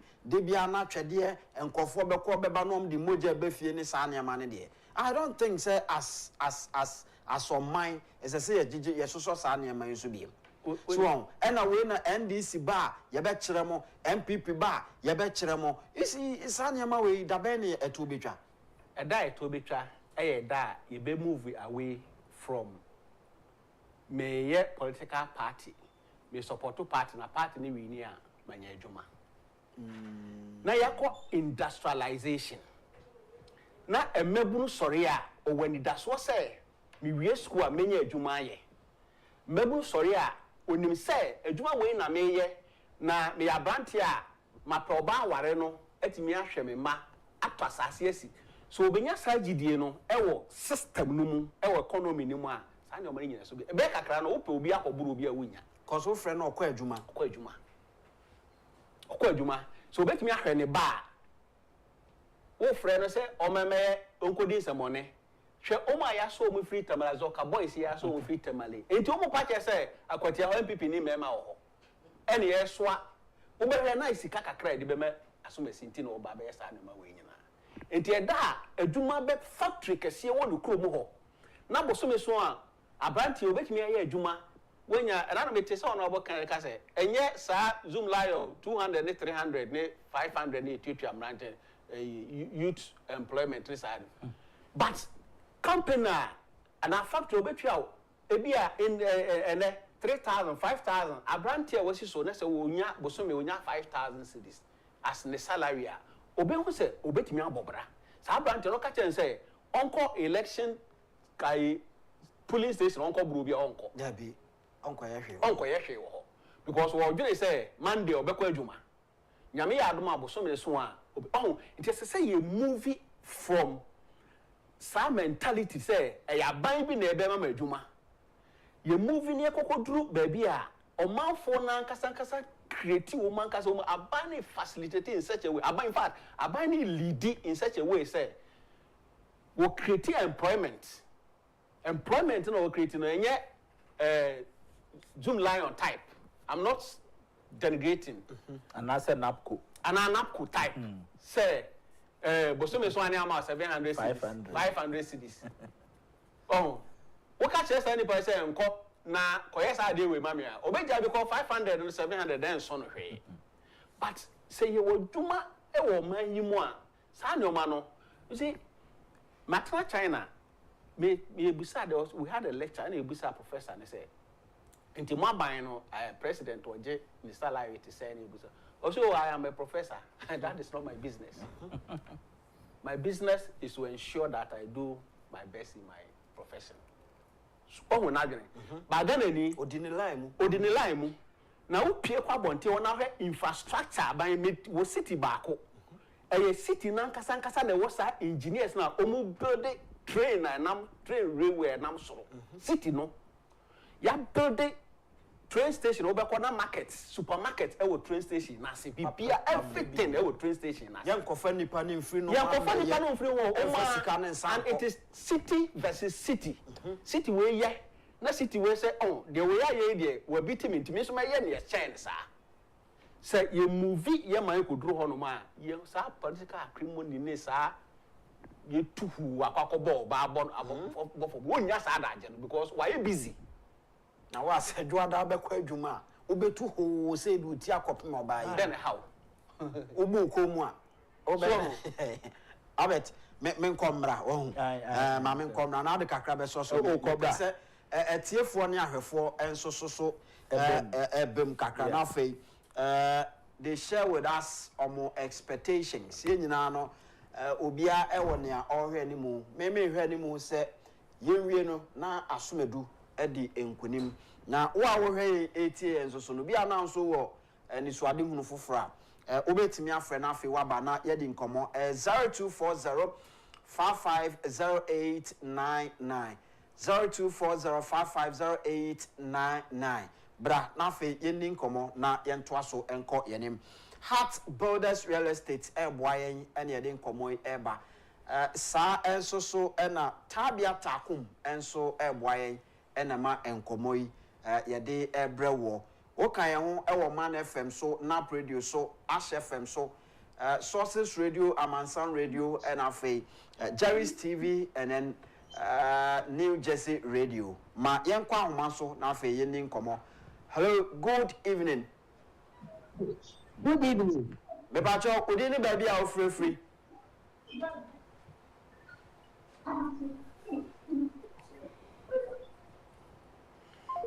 Okay, otie ne ho enti wantimi anyina so mpacho se oba make sure say radio ana TV and a wo hwe ma volume no enkofom na tie yen e wo phone no so na man komo no enye de.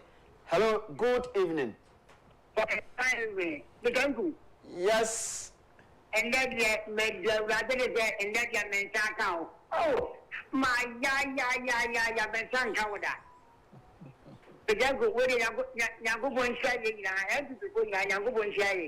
Amen. Now, we didn't be free. The Katabi second, La Paz station, second La Paz station, opposite VIP. Now, your first say, your family black coffee, my empty way. Yeah. The empty the delegate to the power of shop. Second. Maybe now the country at the time of the bar and the Electoral. Yes, you're not before you're going to go before. Yes, trying to be dedicated for. What one gets away a mobile, no more of Via and I can say. One more crop of a trial, Manoa, and we get one more time. Kennedy or Hini and Agyapong. You uncle. When I go and do the room, and the actual farmer so, the uncle, the no Bianco to Kennedy or Hini and Agyapong. Yo, Jacofi, that's it.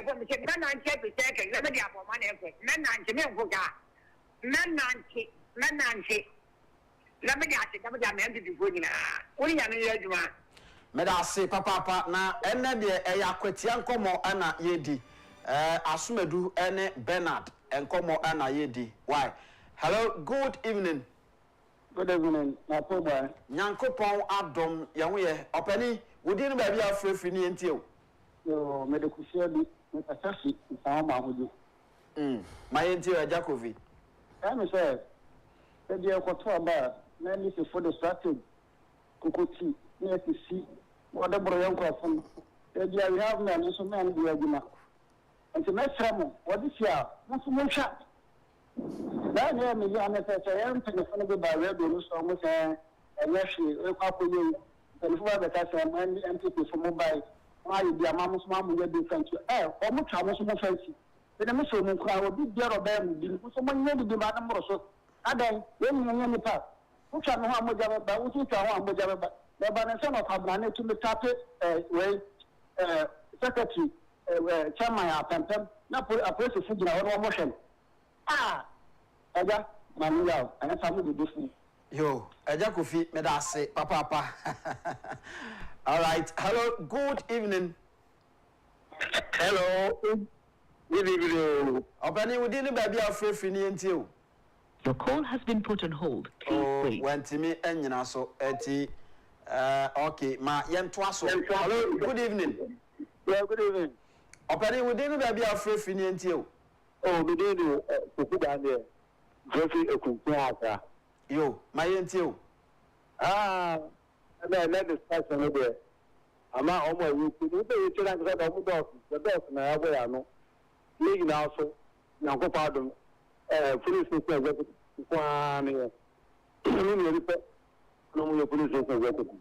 You see, that's what I'm going to be a part of man. Then we the target. We are not some papa. What is this now? Ono why fitting in kwala abrima no de anyi o nti we na ya police executive no you not say the party telephone I'm say mo na mo video so mo kan am for tie na we for the day the time Messiah mo mo na ya ba tra na I say the do bi a na election Congo higher party for the war. Yeah, but I say, people na omu some them and that's on that you so look na aka the jam any baby and MPP so the you wa won ko so no it's the best person omo am na mo the 5 years na mo simply for na sabi election and ya kuma je it's so you be no e say kamo it's about the obi you be a we ya even ya can the better na omu na no mo kan bo na internal na ko do na me sa ya no ko no omo ko do yan sam internal na ya no ko omo ko do so na be ya obi do we dia na omo ko na ke me de tre nko fo ni ama ya be so share them and so me ko ko da de ko bi atra be police station executive let me start today and we know my wife. I'll put out Messiah. Mate, what the ayana waba na or the amount? Why? Mamma no I say baby na yan twaso enko yanim. Is as I say udini so a political messiah. Hello, good evening. Nyankopon adom yawe pacho udini baby afre fini enti o. Pacho mikasa fuga doko. Pacho na enti we. Ndi folena. Afiyenye mama yenye mbe pa. Mama yenye mbe papa. Ay. Ya bibia papa mama ya fanu ko ne babwaye. Ni se ni skenye na. Kanye kwa mko office ni ko na.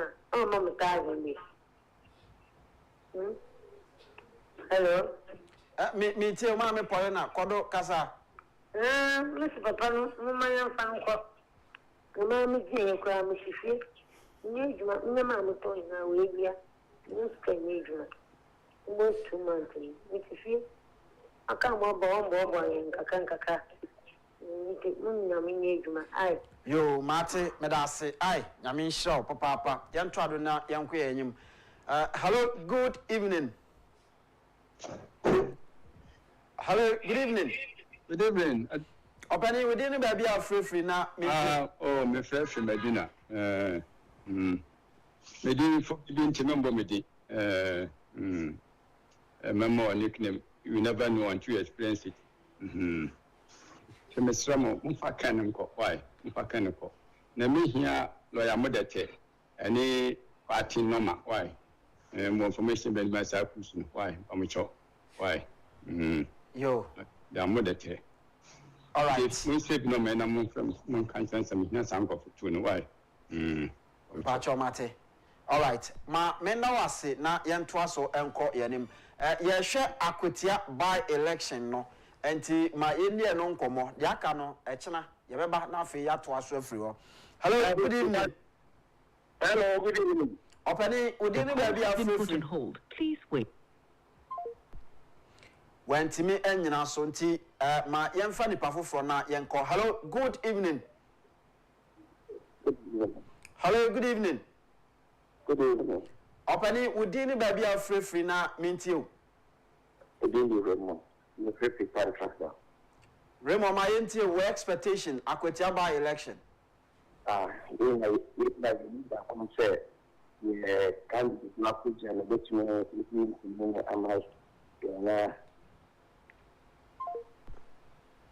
Yo, Raymond, M say, where we in the DNT, ma yentwaso. Hello, good afternoon. Hello, good afternoon. Na, udini baby are free na, mintio. Okay,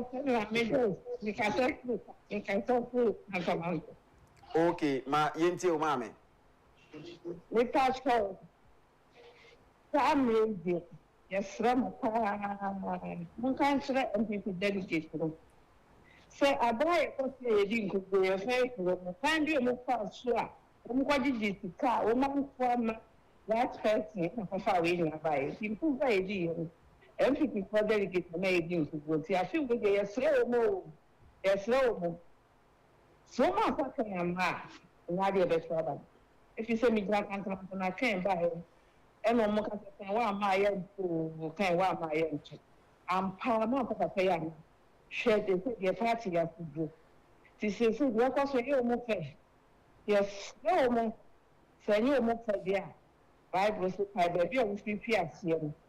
Na ye ukani yes lo party na class ye poku be ma ko du fo ni mu nyam fo a obutumi ama party no so gina ho enu ani okuko du fo ni me da fon nti yes lo yes very delegate ni omo mo ja ko mo party ni ye die so party ni bet na so ya eni ye